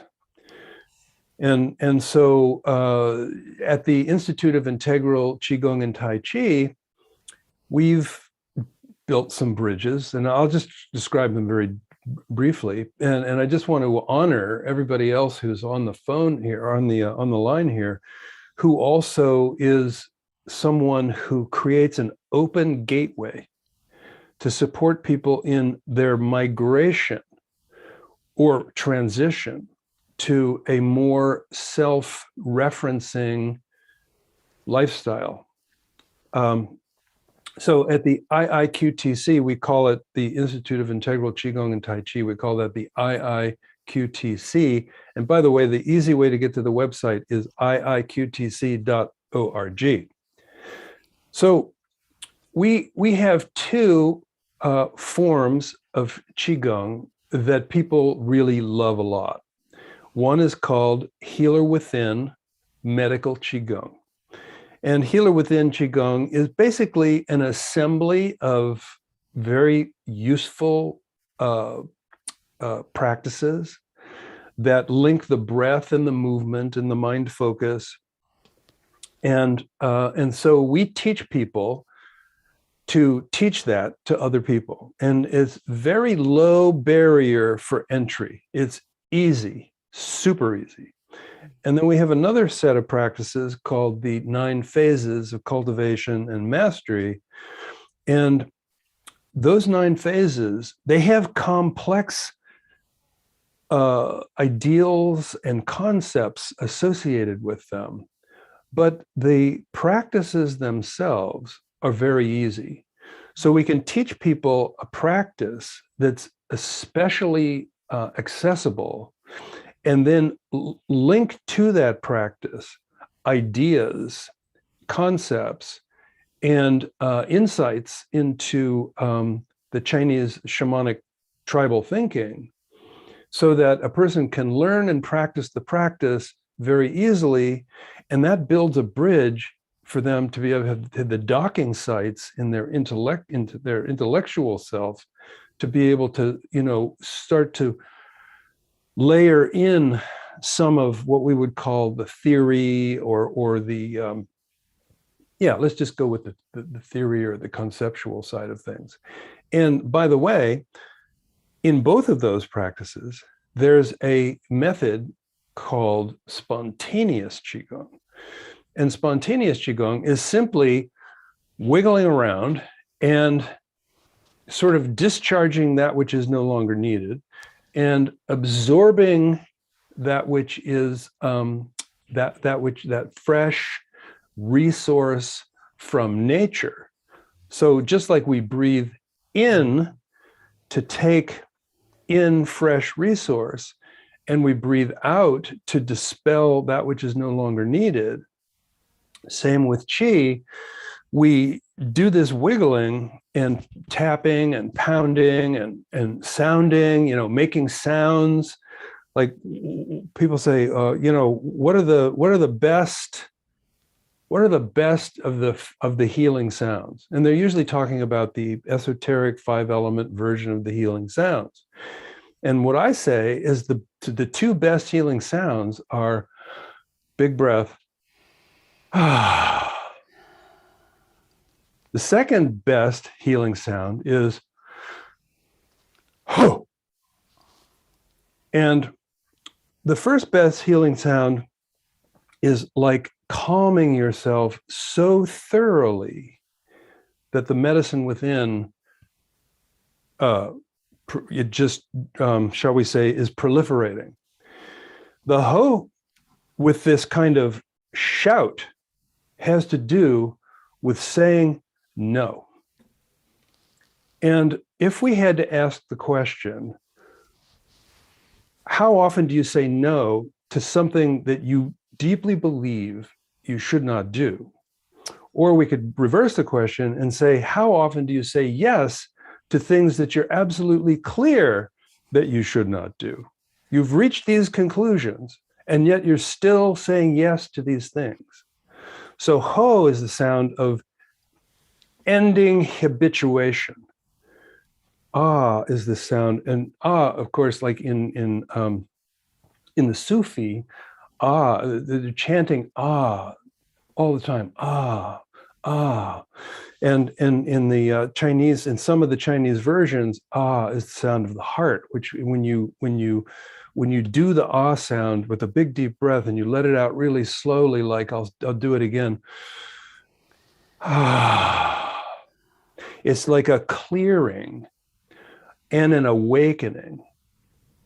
So spontaneous Qigong with tapping and stroking the channels and making sounds and using, your favorite version of the 5 elements sound with all the interesting ones for the 5 organ systems, or using and ho as a way to launch. What you were saying a moment ago, Clara, is I start with something structured. And I'm wondering if on your way to something structured, you might do something unstructured, which is like, take a few breaths and wiggle a little bit before you go. You probably do that anyway. I was going to say, so it's that shake's always there, isn't it? yeah, Shake spontaneous goes to structured, goes to spontaneous. So it isn't like we live in a box of structure. I don't want to call it a box, but what we do is we put the parentheses of non-structure, typically. Yeah, can I also speak about stillness as well? And when we come into standing on purpose, which looks like nothing and is so very much. But to come into standing on purpose, I don't think it's something that I can't do suddenly. I kind of land and then I have to wiggle a bit, and then I have to go, because my system's been moving or grooving and doing something, cooking or whatever. It's like I can't suddenly stop, although it's noticing the stillness and everything. But what I'm saying is that the power of letting yourself just stand in the garden to look at the horizon, that's a bridging act potentially as well. But within it, of course, is the potential to be able to shake out when you can feel that your hand is just not letting go of that pattern. It gives you that central structure to move from and return back to. Well, that's how I find it. I love that. So allow me to just comment on that for a moment too. Standing on purpose, or standing like a tree, or being in the Wuji, transcendental, in the Wu way, like doing something without doing it in a way that's exhausting you. So that's standing practice, very powerful, can be a bridge. Average people get bored pretty quickly with that. And so typically we like to talk about, and I'm sure you probably do too, is that it looks like we're doing nothing. But actually, if you're holding your hands up, these muscles they're metabolizing glucose, and you're doing deep breaths. And why is it that we get uncomfortable in that posture? It's because of the fact that these muscles are weak, and the muscles in our legs, when we sink, we come out of that posture, not because we're bored usually as much as we come out of that posture because these muscles in the thighs and these muscles in our shoulders are not strong enough to be able to actually feel comfortable for a little while. And so you probably do this too, but when we teach standing on purpose, we teach stand on purpose like this, scan, then lower your hands, scan again, bring your hands together in front of your heart, scan again, open your hands as if you're receiving something from a higher source, scan again, place your hand on your heart and your other hand on your belly button, scan again. So there's a way to be able to make the standing on purpose thing even easier and therefore eligible to be more of a bridge because it doesn't have that. So many teachers say, okay, yeah, I'm going to teach you Kung Fu. I'm going to teach you Tai Chi. I'm going to teach you Qigong. And here's the first lesson. Stand like this for an hour. And then I'll tell you something else. I've had teachers like that. And that is not a bridge. That is a wall. That's a mountain. And some people are inclined to that mountain. But an average person, to get a revolution of healthcare where there's a space between the word health and the word care. And then just I know I'm going to run out of time, so I want to say this thing about the money. In America, the cost of healthcare is now what they call healthcare, the medical industrial complex, is right around $3.5 trillion. So it's going to 4. And remember, that is a completely disease-based system. So it's not even a healthcare system at all. And so let's put this into perspective. The cost of the war that America waged in Afghanistan alone, just Afghanistan, was $3 trillion. And everybody's whining and complaining about the fact that we had this war, this never-ending war, and it cost $3 trillion. Well, that's $3 trillion over 20 years. Healthcare system in America is over $3 trillion every year.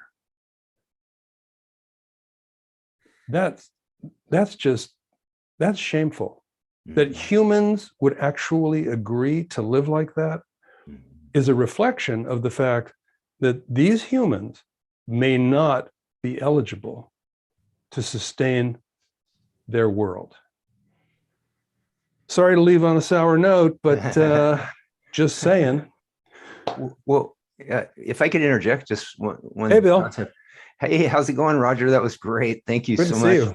Yeah, you too. You always great to hear you.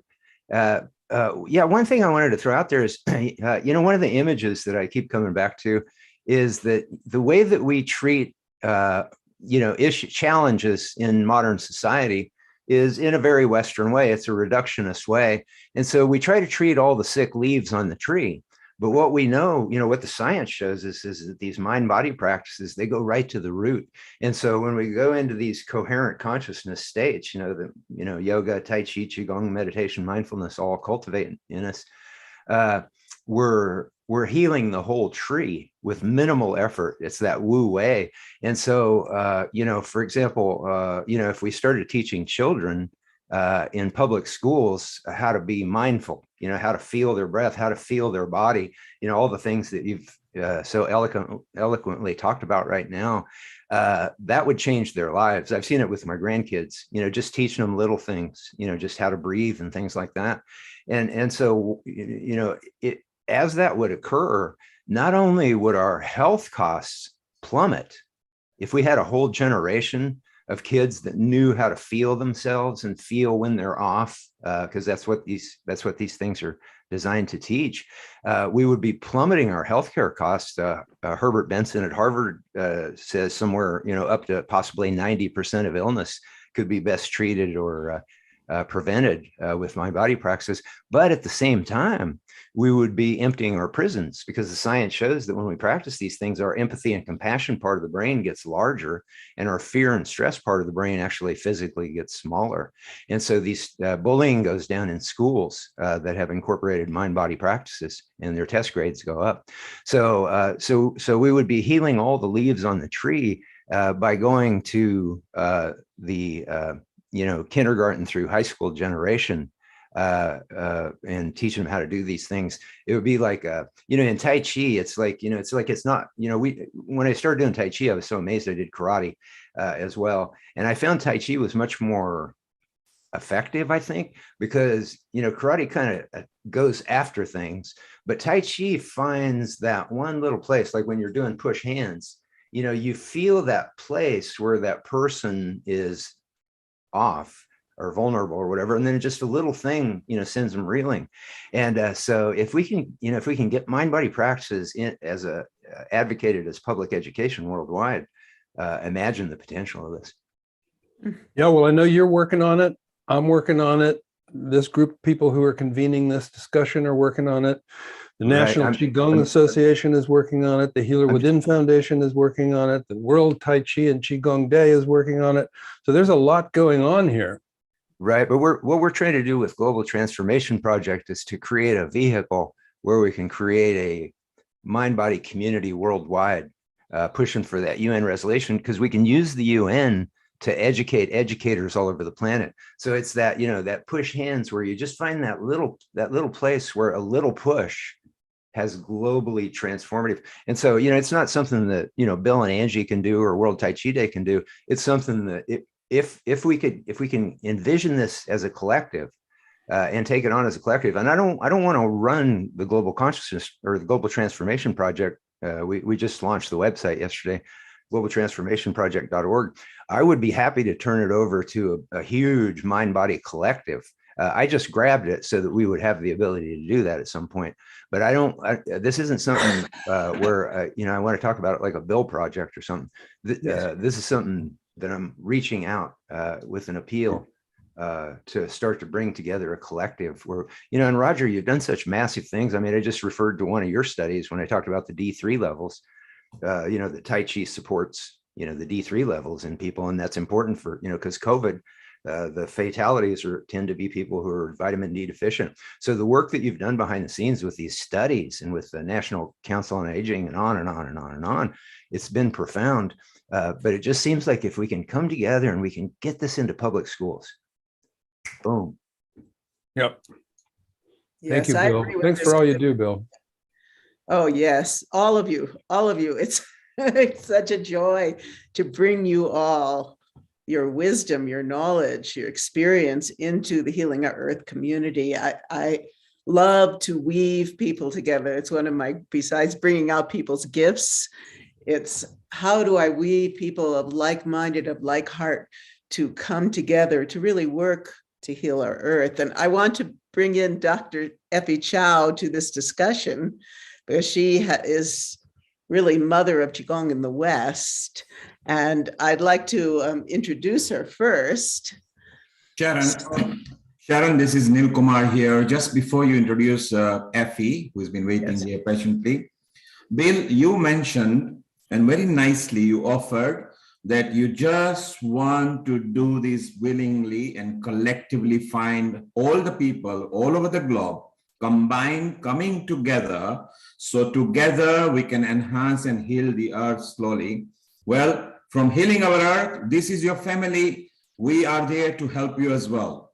Roger, you, William, Effie, Clara, who is in UK here, Dr. Wai Ching, Dr. Sheila, we are all together with no ego, nothing in return. All we want to give is peace, harmony, unity, and bring in this vision and the mission statement that you've created.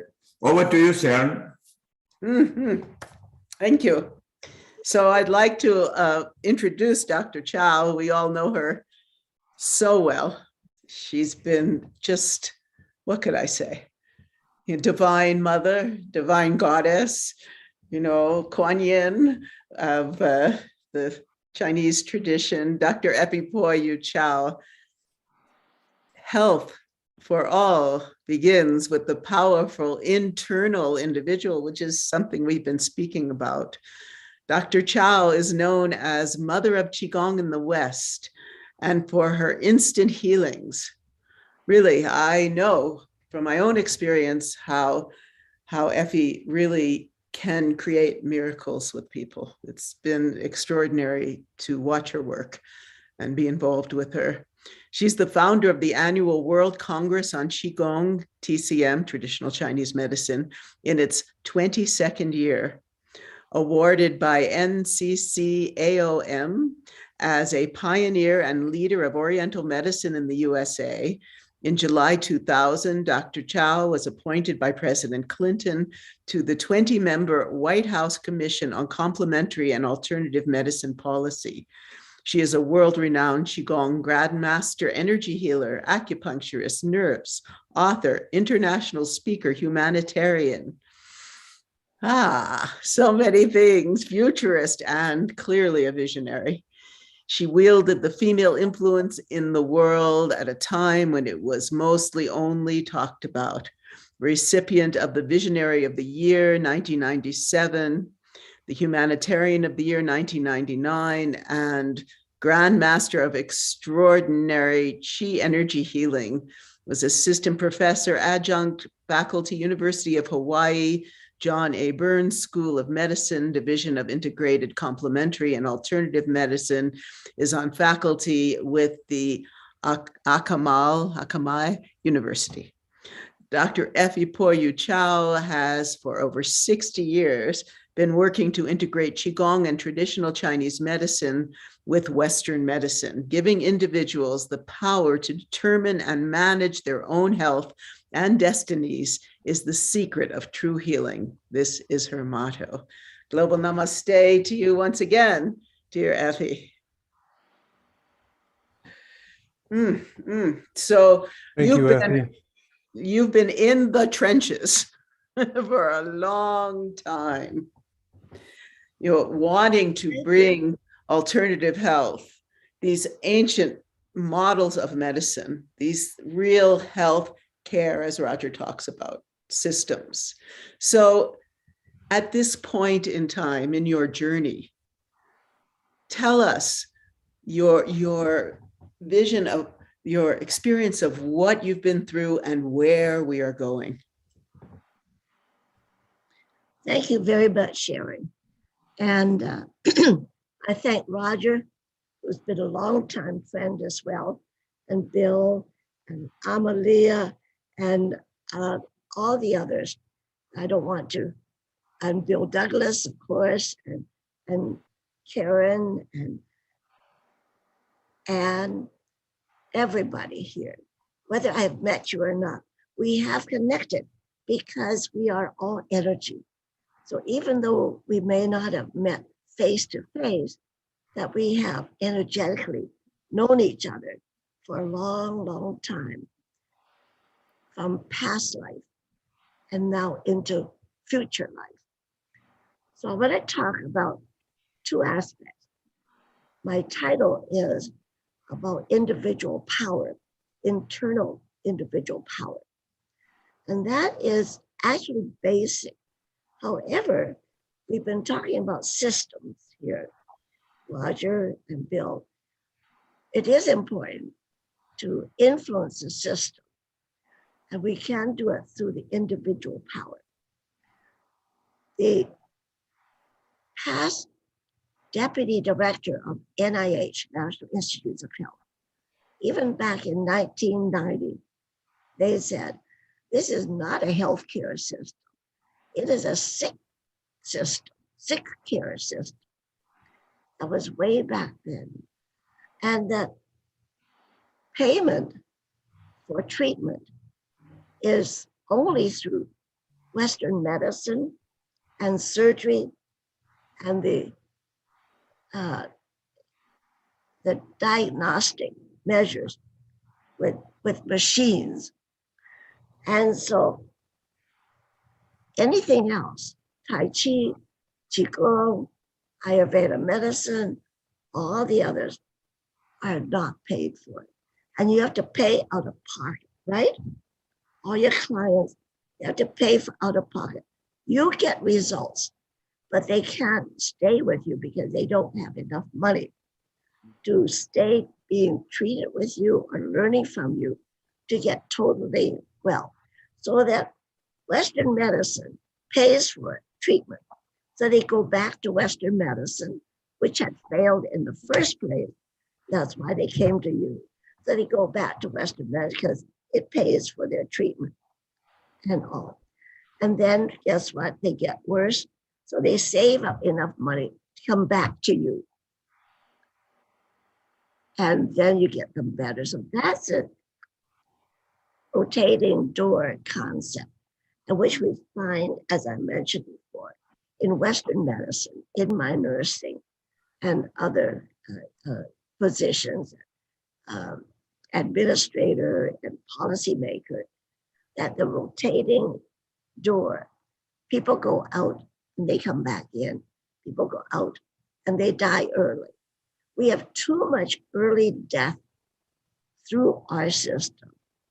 And it's not just me, CNN and the medical doctors, Dr. Gundry, Dr. Makosi, they have said, I've had enough. So they've set up their own system, but everybody has to pay for that. How many agree with that you run into that? So our main goal, as some of you may know, I have 3 near-death experiences back in 2015. And God and Buddha rejected me. They didn't want me there. They said, you go back. You have a mission on earth, and that is to clean up the problems of the world. Big mission. Oh my God, how am I going to do that? And so the key is I've been working in partnerships. And I mentioned Bill and Roger, all the people I know. We've been working in partnership, but not strong enough.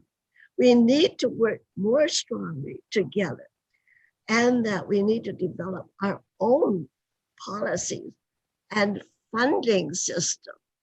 How many would like your patients to be funded to come to you? How many would like that? Oh, yes, no?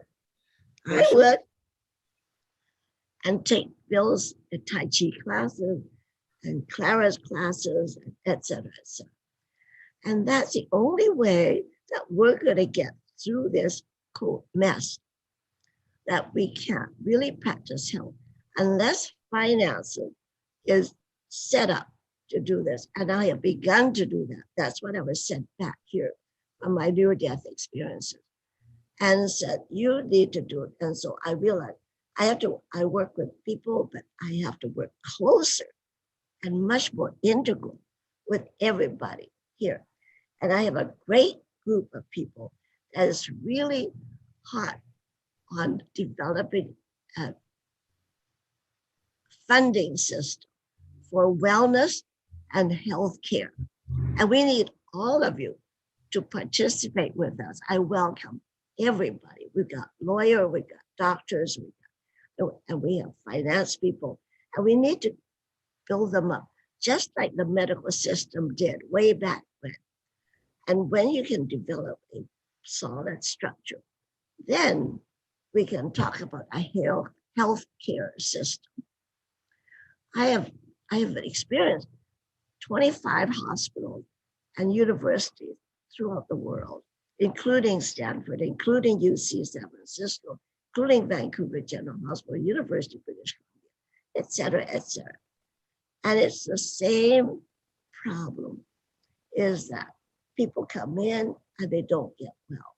So Western medicine, unfortunately, is failing. And it needs the help of the healthcare industry to help it to get back onto track and reduce the cost. Now, Bill and Roger said 3 trillion. That's right, that's a H of a lot. Okay.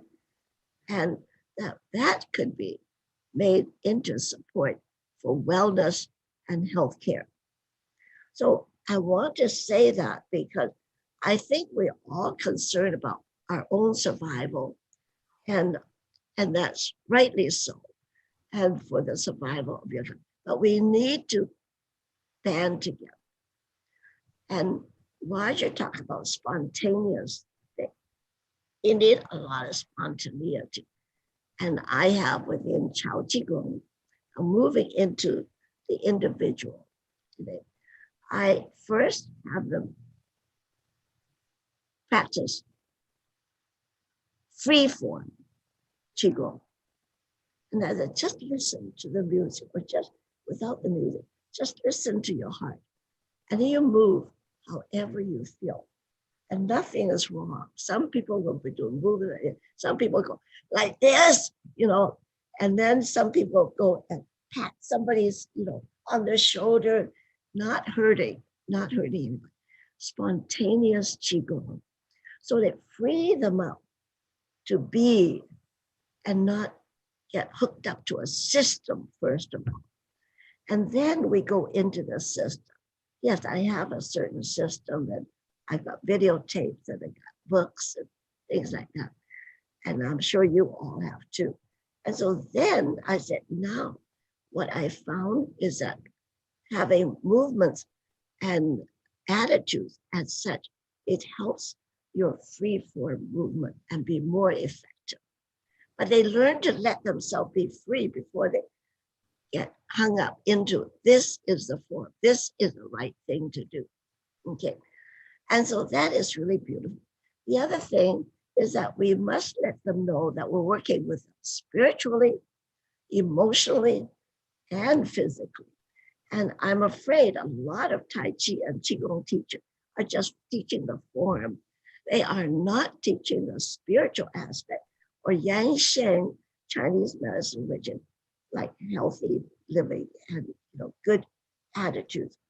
And so we need to really move down and not be afraid to speak about the spiritual and emotional aspect of what we are helping people to learn.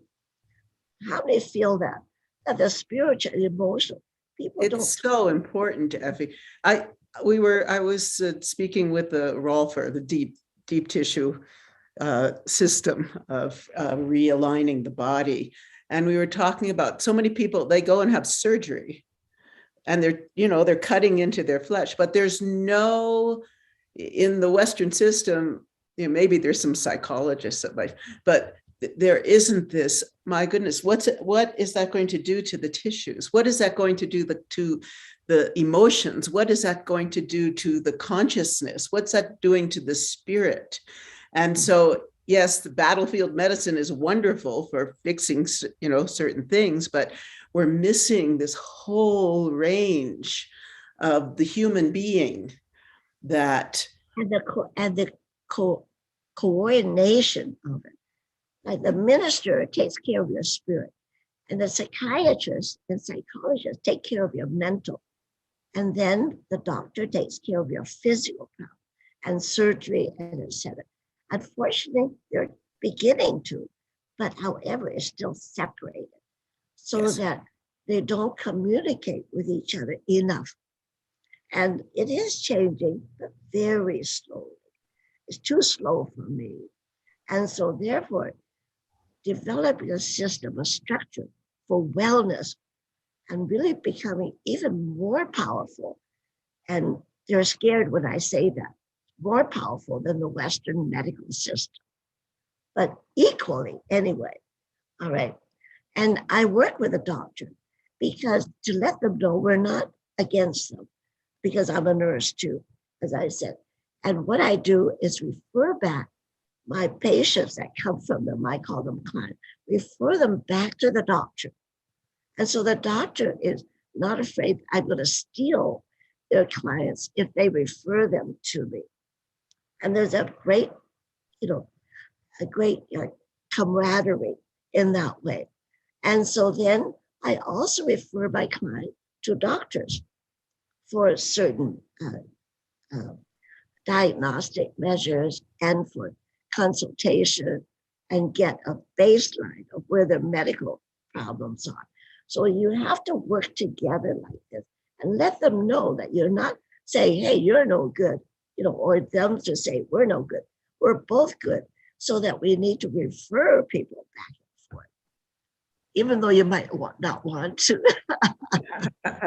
Well, we want them to get well. It's interesting. My husband was the head of production and content at a company called Gaia.com, which is an online network. And they had a very interesting healthcare for their people. They had, in addition to just general healthcare, they had something that was alternative, so that we were reimbursed. We could see a chiropractor, an acupuncturist, or a massage therapist, and that would be reimbursed.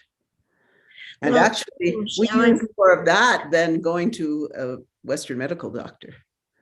Yeah, but however, if you take a look at the details of how much they give the acupuncturist, $10 you're given to, and also 10 sessions a year. Now, that Right. gives a wrong impression for people. Well, I funded for 10 and I'm funded for $10. So you shouldn't be charging $80 or $100, and which you deserve, because you deserve $300 if you're curing them and they haven't had any help from medicine.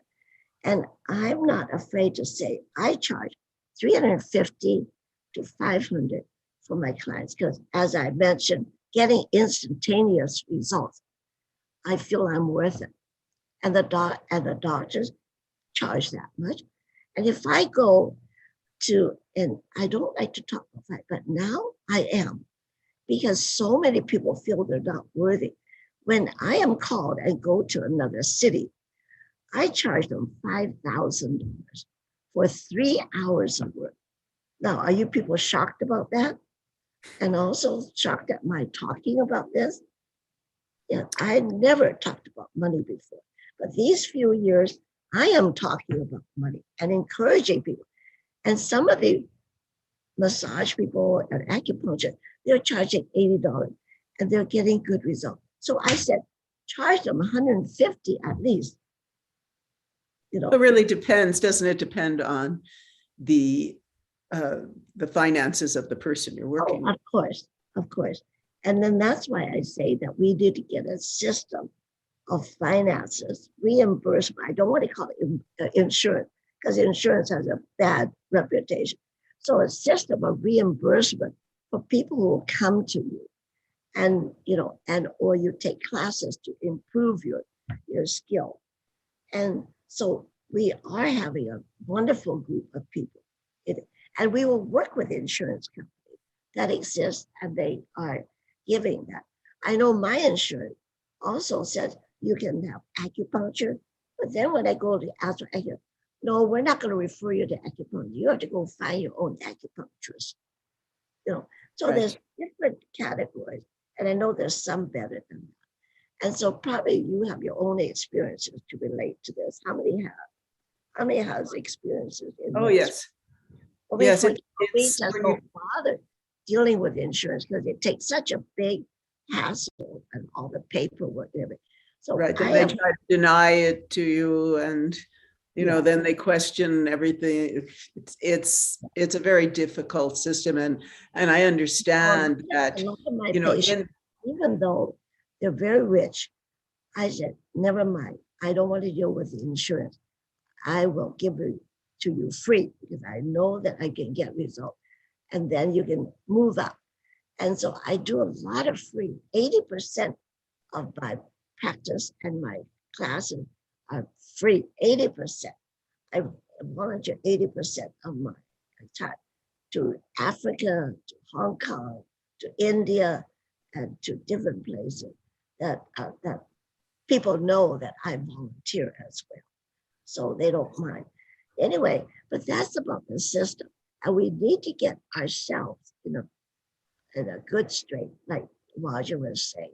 We must work together. And I welcome anybody that wants to.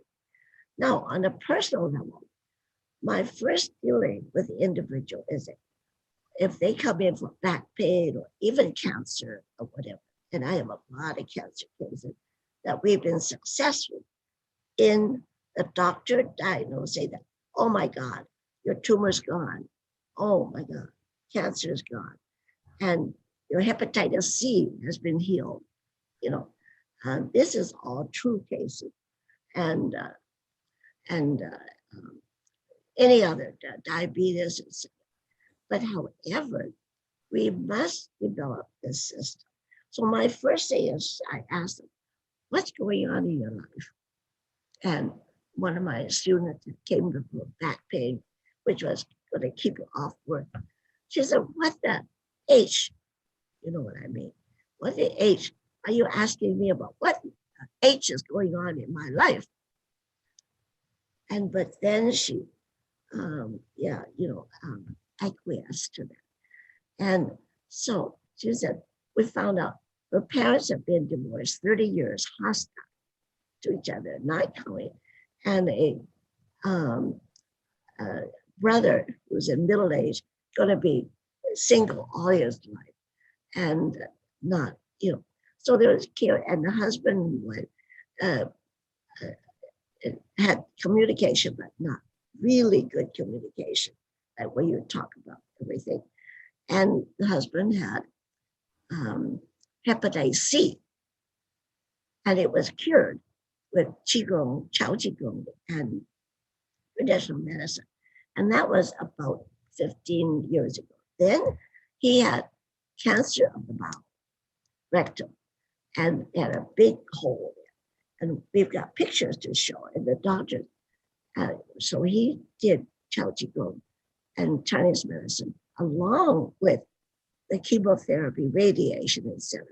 I don't tell them, don't do this. You'll be kicked out of the country very soon. But it's much more difficult, as you all know, to work with while a person has medicine, and you have to work harder to cure them. And so that was healed too. And he never did have to have surgery. And the doctors couldn't understand that the hole was closed. They said, we thought we could stop it with chemotherapy. We never expected. So these are just an example of hundreds of cases that I have. And you can, I'm sure you can relate to this too. So we need to, as I said too, that we write up these things, not as Western medical research demand, but as a story by the individual cases. People listen to stories now, not necessarily research said, oh, this gets so much potassium, that gets so much calcium, and that is so much. And so they listen to stories and written in a manner that everybody can understand, not only scientists or academic. And how many agree with that? You're learning more from stories than data. But remember, I don't negate data. I think that's very necessary for a part of the population. And so, for example, I say, what's going on in your life? I'm talking about everything from sex to money. I was head of sex education and family planning program for 12 years. And I talk about everything. It doesn't bother me. As a matter of fact, they love it. They say, oh, nobody talks to me about that, and their finances too. And they say, oh, nobody talks to me about that in depth, but exactly what's going on. And then guess what? Her back pain disappeared after we got all this. And the other thing is PMASA. What does that mean? Positive mental attitude, speech, and action. And so that's what they got to practice all the time, every minute. And so, for example, even say, oh, why don't we go to the movie? Is that good? It's supposed to be very enlightening. So at testing will show the energy will go down. That means it drops your immune system. So say, hey, let's go to the movie. And the energy stays high. How many of you know the testing of the energy? Okay, I have, just put up one arm.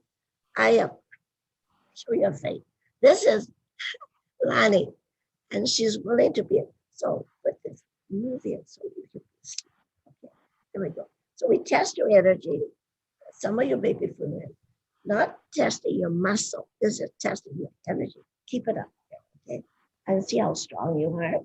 Okay, she's very strong. And now say, no problem. How many are familiar with that term? No problem. Okay, put up your arm. Resist. Look. Uh-oh, we lost your sound, Effie. Just has to unmute. Yeah, would you unmute, please? on the keyboard. Okay, can you hear us now? Yes. Okay, I better move this away. And so instead of no problem, you can say just simply, hey, it's okay, right? Right? Or any other, it's okay. Hold your arm up, okay? And look at, see, I'm pushing hard and I can't get it down. And there are many things. It is sort of like everyday speech that affects you. And now a lot of people say, oh my God, I didn't realize that, you know, or even say, oh, why don't you do this? You know, this is what you get. Why don't you do that? Instead, say, please do this instead. Okay. Yes, All yes. that is so that the mind, and you are an energy body. So therefore, whatever you are, if she is weak, it's affecting me. It is affecting all of you right now. It is affecting everything. So quantum physics says, what does it say? I am, and I am everywhere. Okay? And also energy is not just a human being or the animal or the flowers, because they're, but it's a table, it's a floor, it's a chair, it's everything is energy. And you affect all of that as well. Does that sound crazy? Not at all. We know that on this show here on Earth. We know that. I'd like to bring in some of the other panel, but as we're doing that, I remember when COVID began, you were telling me how in China, they had brought together all these traditional TCM practitioners to look at it. Could you speak about that? When was that you're talking about?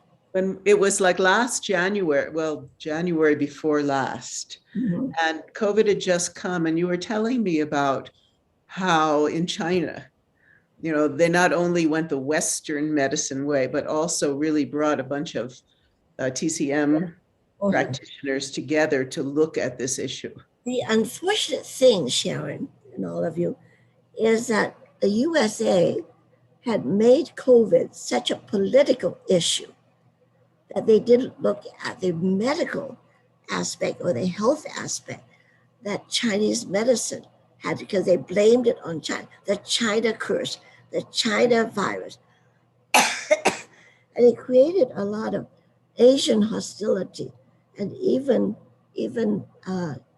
fighting, you know, like people beating up 60-year-old, 70-year-old females, Chinese female, etc. So the thing is, it started in Wuhan, and whatever it is, it is. But then I heard also that COVID was also in Australia about the same time, but it focused on Wuhan. So it became a big political issue. So Wuhan had to build up 2 big hospitals, like buildings, to take on the COVID. And they had Western medicine work with them. And it wasn't doing any good. They were getting so many COVID cases and dying and everything. So they brought in about 4,000, this is country's decision, brought in 4,000, 3,000 to 4,000 Chinese medical doctors to Wuhan. And they had it all over, and they did Qigong, they did the precious, you know, the 8 precious brocade, that's the most classic one. And that's what we teach.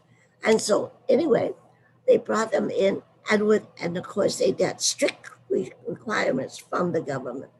And this is where I think sometimes dictatorship may be best, because they closed up the 2 hospitals they opened for COVID.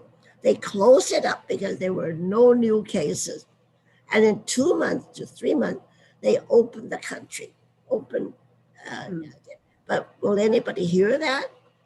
They're beginning to, and we had a conference, 2 conferences that dealt with COVID, and we had wonderful, the man who set up the COVID program, the Chinese medicine COVID in China, and also the acupuncturist medical doctor that set up the Chinese medical system in Italy. dealing with the COVID system there, and they had great results. I'd like to bring in Wai Chi because she has been working with doctors diligently all over the world with this kind of issue. So would you speak about that work for us a bit? Not like the way that, the elder sister Effie has done. It's amazing and so empowering and so inspiring. We definitely will follow in the footsteps, and I really hear the call, the clarion call for more action and more integration, and would love to do more in that field, And yes, I've been working in integrative medicine for about 30 years in cancer centers as well as clinics and hospitals in Singapore and elsewhere. And I find that there's this fear, with the medical doctors of losing their power, losing their hold on and giving up something instead of being open enough to say, okay, I'm open to learning something new and becoming even more powerful. So that the ego-based system is so entrenched, in the whole thing. And of course, studied in school about, when I was in San Francisco, about the reductionist system and so on. And there's just a time now. It's really time to really surrender that ego on everybody's part and just work together. And I think this is where we can all come together now, and we see that, And actually, I've trained a few doctors who do not want qigong certificates. They don't want any acknowledgement of having trained in qigong and transmission of energy, even though they're working, the neurosurgeon or the pediatrician. They say, no, we don't need any kind of certification, which I don't really believe in anyway. So the thing is to embrace everybody now, And I think that those who are sincere and not entrenched in the ego, they really want to learn. And I find that, nurses and doctors are open in the medical, allopathic medical, And I see Bill wanting to say something. Yeah, I wanted to comment on something you said, and then also something Effie was talking about, and that was the the COVID issue. And one of the studies that came out, they looked at frontline healthcare workers in the United States, and they looked at which ones contracted COVID and which ones didn't contract COVID. And the ones that didn't were the ones that had higher T cell and particularly CD4 cell levels. The ones that were more depleted in those were the ones that contracted COVID. And so they somehow those people cultivated a stronger immunity. And we know that these mind-body practices, Tai Chi, Qigong, yoga, meditation, mindfulness, we know that they all cultivate that stronger immunity, boosting T cells and things like that. And to the point of what you were talking about, Dr. Lee, is the ego and the competition in the healthcare field. And I've been in the middle of all that myself. I've taught for major medical institutions for about 30 years now. And so there is that. It's like I'll go in and I'll do presentations for doctors, and they'll be checking their watches and looking at their phones and not really paying attention. And so I see, again, returning back to the idea of a UN resolution to advocate for public education. If we could get kindergartners, if we could educate educators around the world through a UN resolution, let the United Nations structure do the education part. We just have to do the lobbying to get the resolution. And I think that that's doable. We can do that. We've gotten governments to do these kind of things in the past, but if we can do it together, we can do that. And then what happens is those kindergartners are starting to cultivate a stronger immune system as they go through this, 1 hour a day mind-body education through their public education program. And then we don't have to battle. We don't have to battle with a healthcare system that's, there's a pharmaceutical aspect. There's huge pharmaceutical money being made. Doctors are educated to go to pharmaceuticals first. It's like there's a whole machine there that we're, encountering, when we teach in those settings. And I do, I take advantage of it and I try to work with doctors, but there's these huge walls that are there. we could go around all those walls if we were teaching kindergartners how to do this stuff. And I think this is something we can do together. I think it's a lot easier than we think to get a UN resolution to advocate mind-body practice, because the science, that's where the science comes in. You know, if you can, because you can show science that it gives kids higher IQs. It helps them improve their test scores. It makes them healthier, makes them stop bullying other students. You know, these are things, ADD, ADHD treatment. These are things that could get it into public education just as a science-based thing. And then once those kids start touching into that consciousness, you know, Roger Yanka put so eloquently, you know, feeling themselves, knowing how they feel, and knowing when they don't feel well. You start from kindergarten, and it's doable. I mean, I've done it. I've taught children in schools, and also my grandkids. They're open to these things. It's very accessible, and we can go around a lot of those walls if we did that. I so agree with you, Bill. I mean, that's how I've done it. By being open, by being an open channel, I've actually been able to go into all these different systems and continue to. I'm in several medical doctors platforms, actually. So, you know, usually get invited as the holistic practitioner, just because I believe that I embody openness, and I think we all have to do that too. Because I've seen practitioners on our side going like, oh, the medical system, you know, this and that, you know. And so, you know, really projecting, it's all a projection as well on the other side. And like I was saying, the densities, the different densities, the yin yang.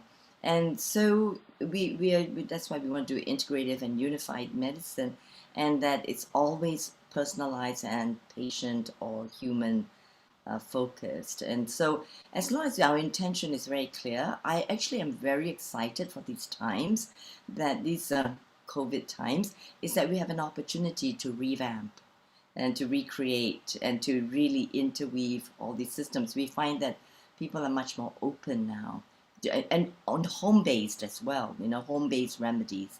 Yes, Dr. Sheila. I was just saying that it was very daunting when COVID first hit, because I was a dentist and I had to now, you know, profession that I loved before was now rated one of the most dangerous professions out there. So, you know, because we were right directly in the patient's mouth. And it was very, very scary because, you know, there was no answers for everything. We were just, people needed dental care. There was emergencies coming in. And I remember kind of opening my dental office and being petrified. We didn't even have PPE. We didn't have anything. And then I did my own research was, how do I build up my immune system? What is the foods I need to eat? What do I need to keep healthy to work throughout this period of time? And thankfully, I've been working for 2 years and everything's been good. But I was so surprised with the lack of information out there talking about vitamin D, for example. I mean, it's a documented, like William mentioned it today, it's like scientifically known that it really helps, but I don't see any of it ever on the news. I don't see any of it, even in our dental community, we would just, this is the way you do this, go out, get your vaccine, but there's nothing talking about building our immune system. Why? And I talk to my patients when they come in, I talk to them about health, nutrition, cutting out the sugars, eating healthy, the whole food diet without processed foods. And I think that's the biggest challenge right now, is really even just that vitamin D information most of my patients haven't even heard about it. Yes, I understand. I'll come to you, William, in a minute. I remember when COVID came, I was actually seeing articles that were saying that alternative treatments such as Ayurveda or TCM were not science. And I thought, this is very strange. Only like thousands and thousands of years of handing this down from, and I go back to the Hippocratic Oath from the beginning, and it was about this selflessness, and it exists in Ayurveda too, another kind of oath, where this selflessness of handing down your knowledge to someone who wants it, handing it down for free. It's beautiful. In both of these traditions, it's always about how you should treat your teacher, your guru, the person, the healer who is passing this to you, the same as your parents. And it's so beautiful. And it seems that in this Western strange model that we're that we're living in, that the beauty of these traditions and the knowledge is not being appreciated and given. In fact, it's being repressed. So Bill, what do you have to say about that? Well, I think the general public is wide open to these things. I think the pandemic has really, really opened up. It put people in kind of a Zen koan state, where their minds just got pulled out of their normal realities. So I think the mass public is open to it. The problem is the media. The media focuses on fear-based things. They focus on, because that's how they get their viewers. They observe how when their viewership goes up, and it's when they frighten you or upset you. And so they always have the breathless announcements of, oh, there's a new Omni variant. Now, what they don't tell you is so far the Omni variant is much less virulent and it's spreading very quickly. So one of the doctors in South Africa that discovered it, said that this could very well be the end of the pandemic. Because we've got a very low, so far the data shown it's very low virulent, spreading very quickly. It could be really good news for the world, but you don't hear that, just like you don't hear the D3 news. And so there's this huge machine. Part of it is just getting, viewers to watch them. If they scare us, we watch them. But there's much more to it. I mean, Pfizer basically sponsors almost every news program. Let's be perfectly honest here. It's like, so I've been in all these battles that everybody else has been in, with the healthcare establishment, the egos, all that, and also with the media, because we've been organizing, doing the media work. And so I've grown to understand how the media works and as well. And again, that's why we've, with COVID, it gives us an incredible opportunity to go into the educational system, because if you stop and think about it, what is one single thing that we could do that would create stronger immune systems in hundreds of millions of people around the planet? And that's the public education system. And the thing is the public education system doesn't have a Pfizer or a Moderna or, that is involved in education. Education's still got kind of a window of opportunity. If we show them real science, we might be able to actually crack that egg of the educational system. The healthcare system is a much tougher nut.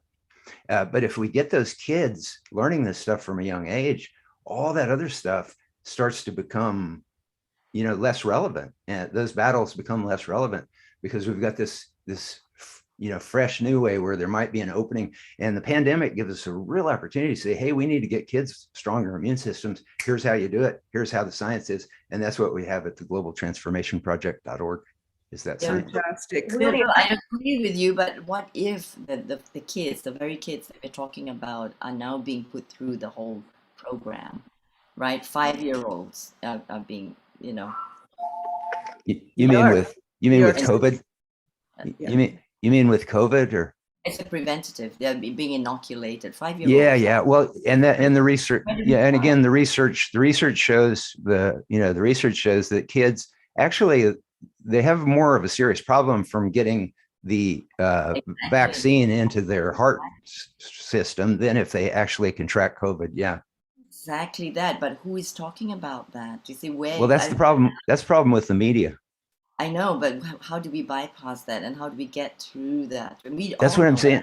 That's what I'm saying. We could use the United Nations as a vehicle to educate educators all over the world. If we can get this resolution, and we've got, like I said, we got the National Congress of Brazil to create a World Tai Chi and Qigong Day, just as an example, and other government bodies around the world. So, as a collective, if we come together, we can actually influence the UN, and the UN has the ability to educate educators all over the world.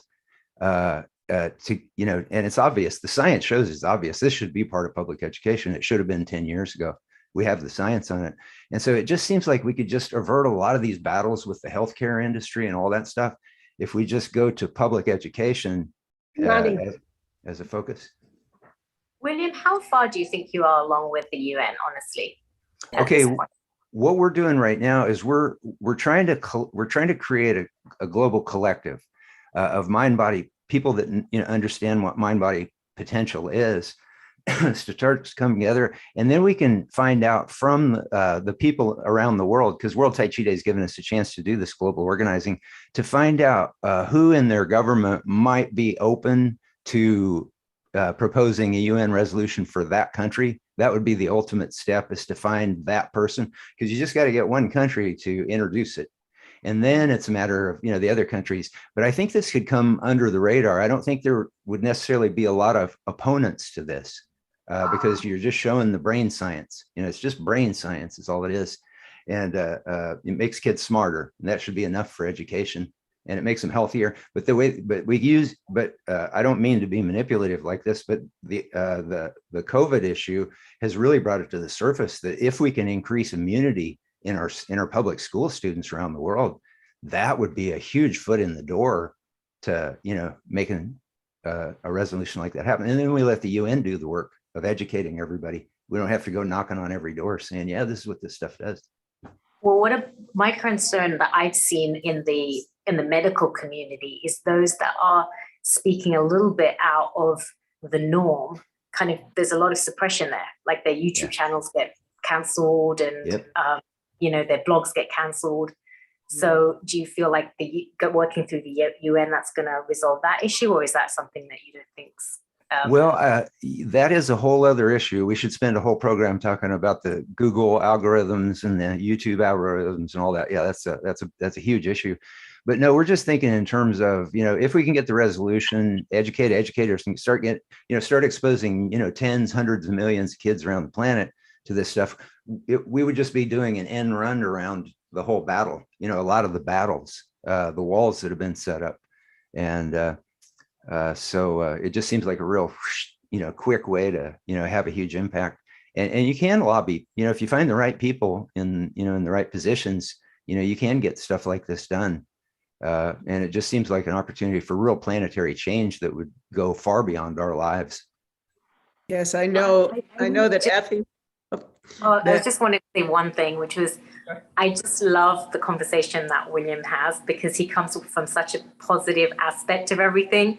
And, there's so much doom and gloom out there, but to come from the whole COVID aspect to making it into something positive. Thank you for sharing that with us. And again, I'd like to thank Sharon again for introducing us to, look at this panel of amazing people here. And, a lot of them are your contacts. And thank you, Sharon. And it's been, I've been just really in awe of learning so much today. Thank you, all of you. Well, thank you. I'm so honored to be a host on Healing Our Earth. And I've had a really fascinating life and gone into many different, multi-dimensional life here with so many wonderful people. And it's just such a privilege to be able to bring them all to this audience, because I feel that we have a lot that we can do together. And I know that it's going to be time to go soon, but I want to bring it. I know that Dr. Chow has been working with a doctor in Hawaii who has worked through the system, correct, and has been able to get them to acknowledge indigenous Hawaiian medicine, correct? Yes, thank you, Sharon. The Hawaiians are unique in Honolulu.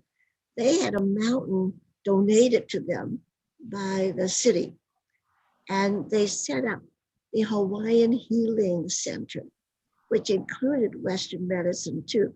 And they're excluded from having to be, monitored and everything. And they get paid also for practicing what they're doing. They could be a wonderful, wonderful, model to follow.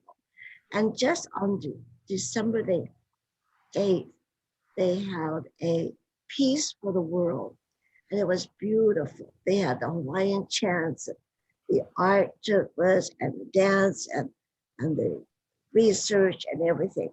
And so, but before I turn on, I want to again thank everybody. And I agree with everything you people are talking about. Needing to develop this, develop that, and everything. But it still comes down to the individual power within yourself. And something that is happening with COVID and other situations now is a depression and the isolationist feeling, and the children being very unhappy. And you know what? Just something simple I believe with you is my model prescription is have 8 hugs a day, at least. And you can do it virtually. You do it with elbow now. You can't do a hug except your own family mate. And 3 belly aching laughs a day. There's theory of this is with the hug, it's a touch. Touch builds up immune system and also builds up love and feel that the person cares for you. It builds up the immune system. And the laughter is a sound of the heart. Remember, every organ has a sound. It's a sound of the heart. So when you laugh, so everybody laugh. Come on, I want to hear everybody laugh. Yeah.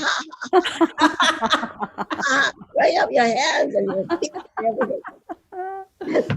And then, I mean, kids love this and adults do too. And the seniors, they love it.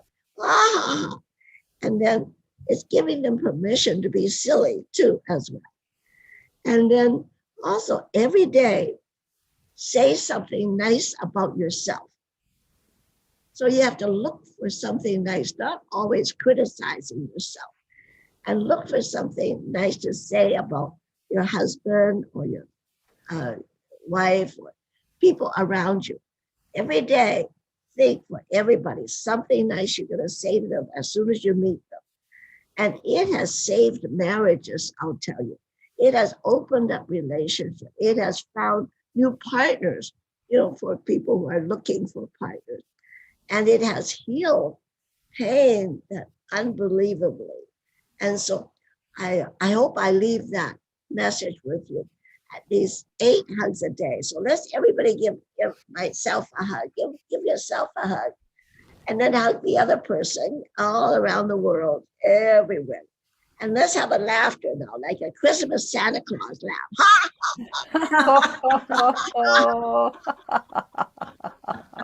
And so that helps to relieve the children's depression and bring some joy and mirth into everybody's life. So, Dr. Effie, I have to really. Everybody else, yes. Yeah. So, fairly well. And who else is talking? That's Seema. Yeah. No. What I'd like to say is namaste, global namaste. What you said about the hugging and the oxytocin, it's so important during this time when everybody is in lockdown to experience that physical, touch. I really, really do encourage families as well when they're with their children. If you all can hear me, my internet's a bit wobbly today, is that hug your children as much as you can during this time. I have 2 teenagers, and I just deliberately go and I go, oh, give me mama a squeeze. And they're like, oh, get off me. But it is so important. And laughter yoga, laughing, it opens up your lungs. Open up those lungs, and get all those happy hormones going, that happy feel going, and build that aura around you. If you're happy within, if you feel loved, if you eat right, if you practice conscious mind, body, soul practices, your immunity will be strong. It is so true. I need to share this with all of you. I'm not boasting or anything, but I practice breath work. I practice the Sudarshan Kriya every day. Well, not every day. I do have my cheat days, I'll be honest, but I try to be as regular as I can. And my husband, my younger daughter, and my elder daughter came down with the flu recently. Okay, now you would think I'm in the same house as them. I would come down with the flu. Right, we're in close proximity. We're living in a small flat here in Oxford.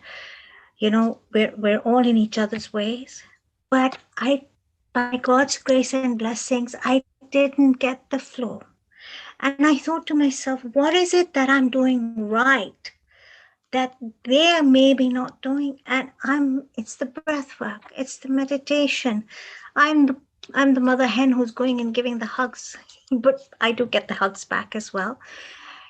But and plant medicine, the proof has been in the pudding in my own home. So when, William says that we need to advocate this mind, body, soul consciousness for children and bring in that awareness, and bring in all the holistic therapies through the United Nations. This is such a powerful move, and it can be done because children are sponges, and it can be done with a lot of creativity. Yes. And the sooner we do it, the better. You see, we have the pandemic on one side. We have this huge mental health issue on the other side, on one side. But the world has had a huge wake-up call. It's shook us up. And everywhere I go, I'm seeing people speaking about mindfulness, breath work, meditation, plant medicine, shamanic healing methods, Hawaiian, Polynesian, ancient wisdom, etc., etc. I mean, Dr. Y, you're so deeply rooted in TCM and so much more, Sharon, Sheila, I mean, you're a doctor of medicine, and this is so commendable and fantastic. My dad was an allopathic doctor, and he would, not lean towards homeopathy or Ayurveda at all. But the world has had this wake-up call, and we need to do it, and we don't. Just like the climate crisis, I always say one thing: we don't have time. We don't have time. That is so true. For a Thank reason. you. Thank you. I'd like before we close, yes, for Sarah, each may I of you to speak. just everybody, if you have missed Dr. Tariq, this earlier part of this program, Dr. Tariq, who actually, Dr. Sheila is a dentist and who is using homeopathy for treatment of long COVID. So please, everyone, watch this, and I think you might come away with something valuable as well. Okay, this is the guest who's come on earlier. So Bill, definitely we're on with you, and everybody else. Let's get on the wave. Let's cruise. Let's ride the wave with Effie and everybody. We're all agents of change. Let's do it. I'm all doing it every day. So let's all just coalesce even more and just move on it, right? We're just definitely there with all of each other. Yes. One thing that once we got the data from Princeton, the Princeton University project that showed that we had actually created greater cohesion and global consciousness by just all of us coming together and doing Tai Chi and Qigong, on a 24-hour period, that really ignited something in my consciousness that I just wanted to kind of add to what you just said so beautifully. And that is that when we go into these states, when we practice these techniques, we are literally changing the world. Yeah, because there's millions and millions of people around the planet that are joining us. We don't know it. We don't know who they are, but we're connecting on this high level. And knowing this science, I know, there's been a little bit of debate about, do we care about what science says? But for me, growing up as, in Kansas, in the United States, we worship science when I was growing up. And so there's a part of our consciousness that does, is affected by that. And to know that when we go into a conscious state, when we go into that coherent state of consciousness, that we're actually playing a contributing role in literally changing the planet. I just find that, just a cherry on top of the sundae that you get from, the experience that you have, within yourself. It's great. Beautiful. Clara. Yeah, unity consciousness, here we grow. Beautiful. That's what's happening. That's what we're doing. That's what we're being. And that great quote, be the change yourself, and that resonates out into the world. I mean, it's so simple and so beautiful, and it's so supportive that all of us here have got a very similar directive trajectory. We're doing this together. As Effie was saying, we're building the communities. The communities cannot help but be built now because it's the truth. It's what our hearts are calling through. And with the wisdom of the science coming through to back it all up, this is the silver lining of COVID, unity consciousness. Yes, yes, thank you. Thank you all. This has been, we need to do more. We need to come together again on so many levels, in so many ways. That's why we're here at Healing Our Earth. And we have wellness, like about every 6 weeks, we have a wellness program. So it would be a joy to have you all return and continue this extraordinary discussion. Here's, so Seema, our dear Seema, who has just recently asked the question and brought her incredible insight and intuition. She's pretty much leading the Festive Vegetarian Kitchen show next week. I'm excited about this one, Sharon. We've got the good food coming up. Oh, always delicious, always. Her recipes and really everyone who contributes to the program is bringing such knowledge, just like today, in this area of food and eating and cooking and nourishing. So then after that, we have 2 weeks of festivities. Festivity 2021, we're going to celebrate Christmas, and I think we finished with Hanukkah, but all these holiday events, Bollywood style. So that should be really lots of fun on Sunday, the 26th of December. So of course, in both of these, we'll have music and dancing. And then Festivity 2022, we're going to continue on that song, dance, joy, which actually is part of healing. A deep part of healing is to experience moving together, the rhythms, the music, the song of so many cultures. So also with then, we can talk about our vision for this next year. And then after that, we come to our well-being and wellness show for our happy, healthy, peaceful body and mind on the 9th of January. And those shows, they're similar to today, where we bring experts and practitioners from all over the globe to speak about this very important subject. And then after that, we have the Rotary in Action, Making the World a Better Place. That's on my birthday, January 16th, 2022. So I'm looking forward to having all of you join us. We are a global community to bring happiness and joy and peace and balance and harmony and health to this inspired global community by delivering multicultural online edutainment. And then, of course, if you want to join us and get involved, become a presenter, a host, join one of our panels, want to help with the creative, with social media, share your thoughts or comments, help promote Healing Our Earth, we would love that. Contact us via WhatsApp 0044 77121 77703.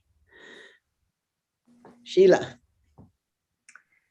Well, it's come to an end now. This has been an amazing session with all of us, and getting to know such your wonderful friends. And we just want to remind you all, our audience, our global community, we are there for you. If ever you're going through anything, remember, just tune into your family here on Sundays, and we will continue to bring you lots and lots of information just to help you get through this difficult time. And we're all one big family and one big community. And from all of us here at Healing Our Earth, our producer Neil Kumar and the amazing volunteering team, we'd like to wish you a global namaste, and we will see you next Sunday.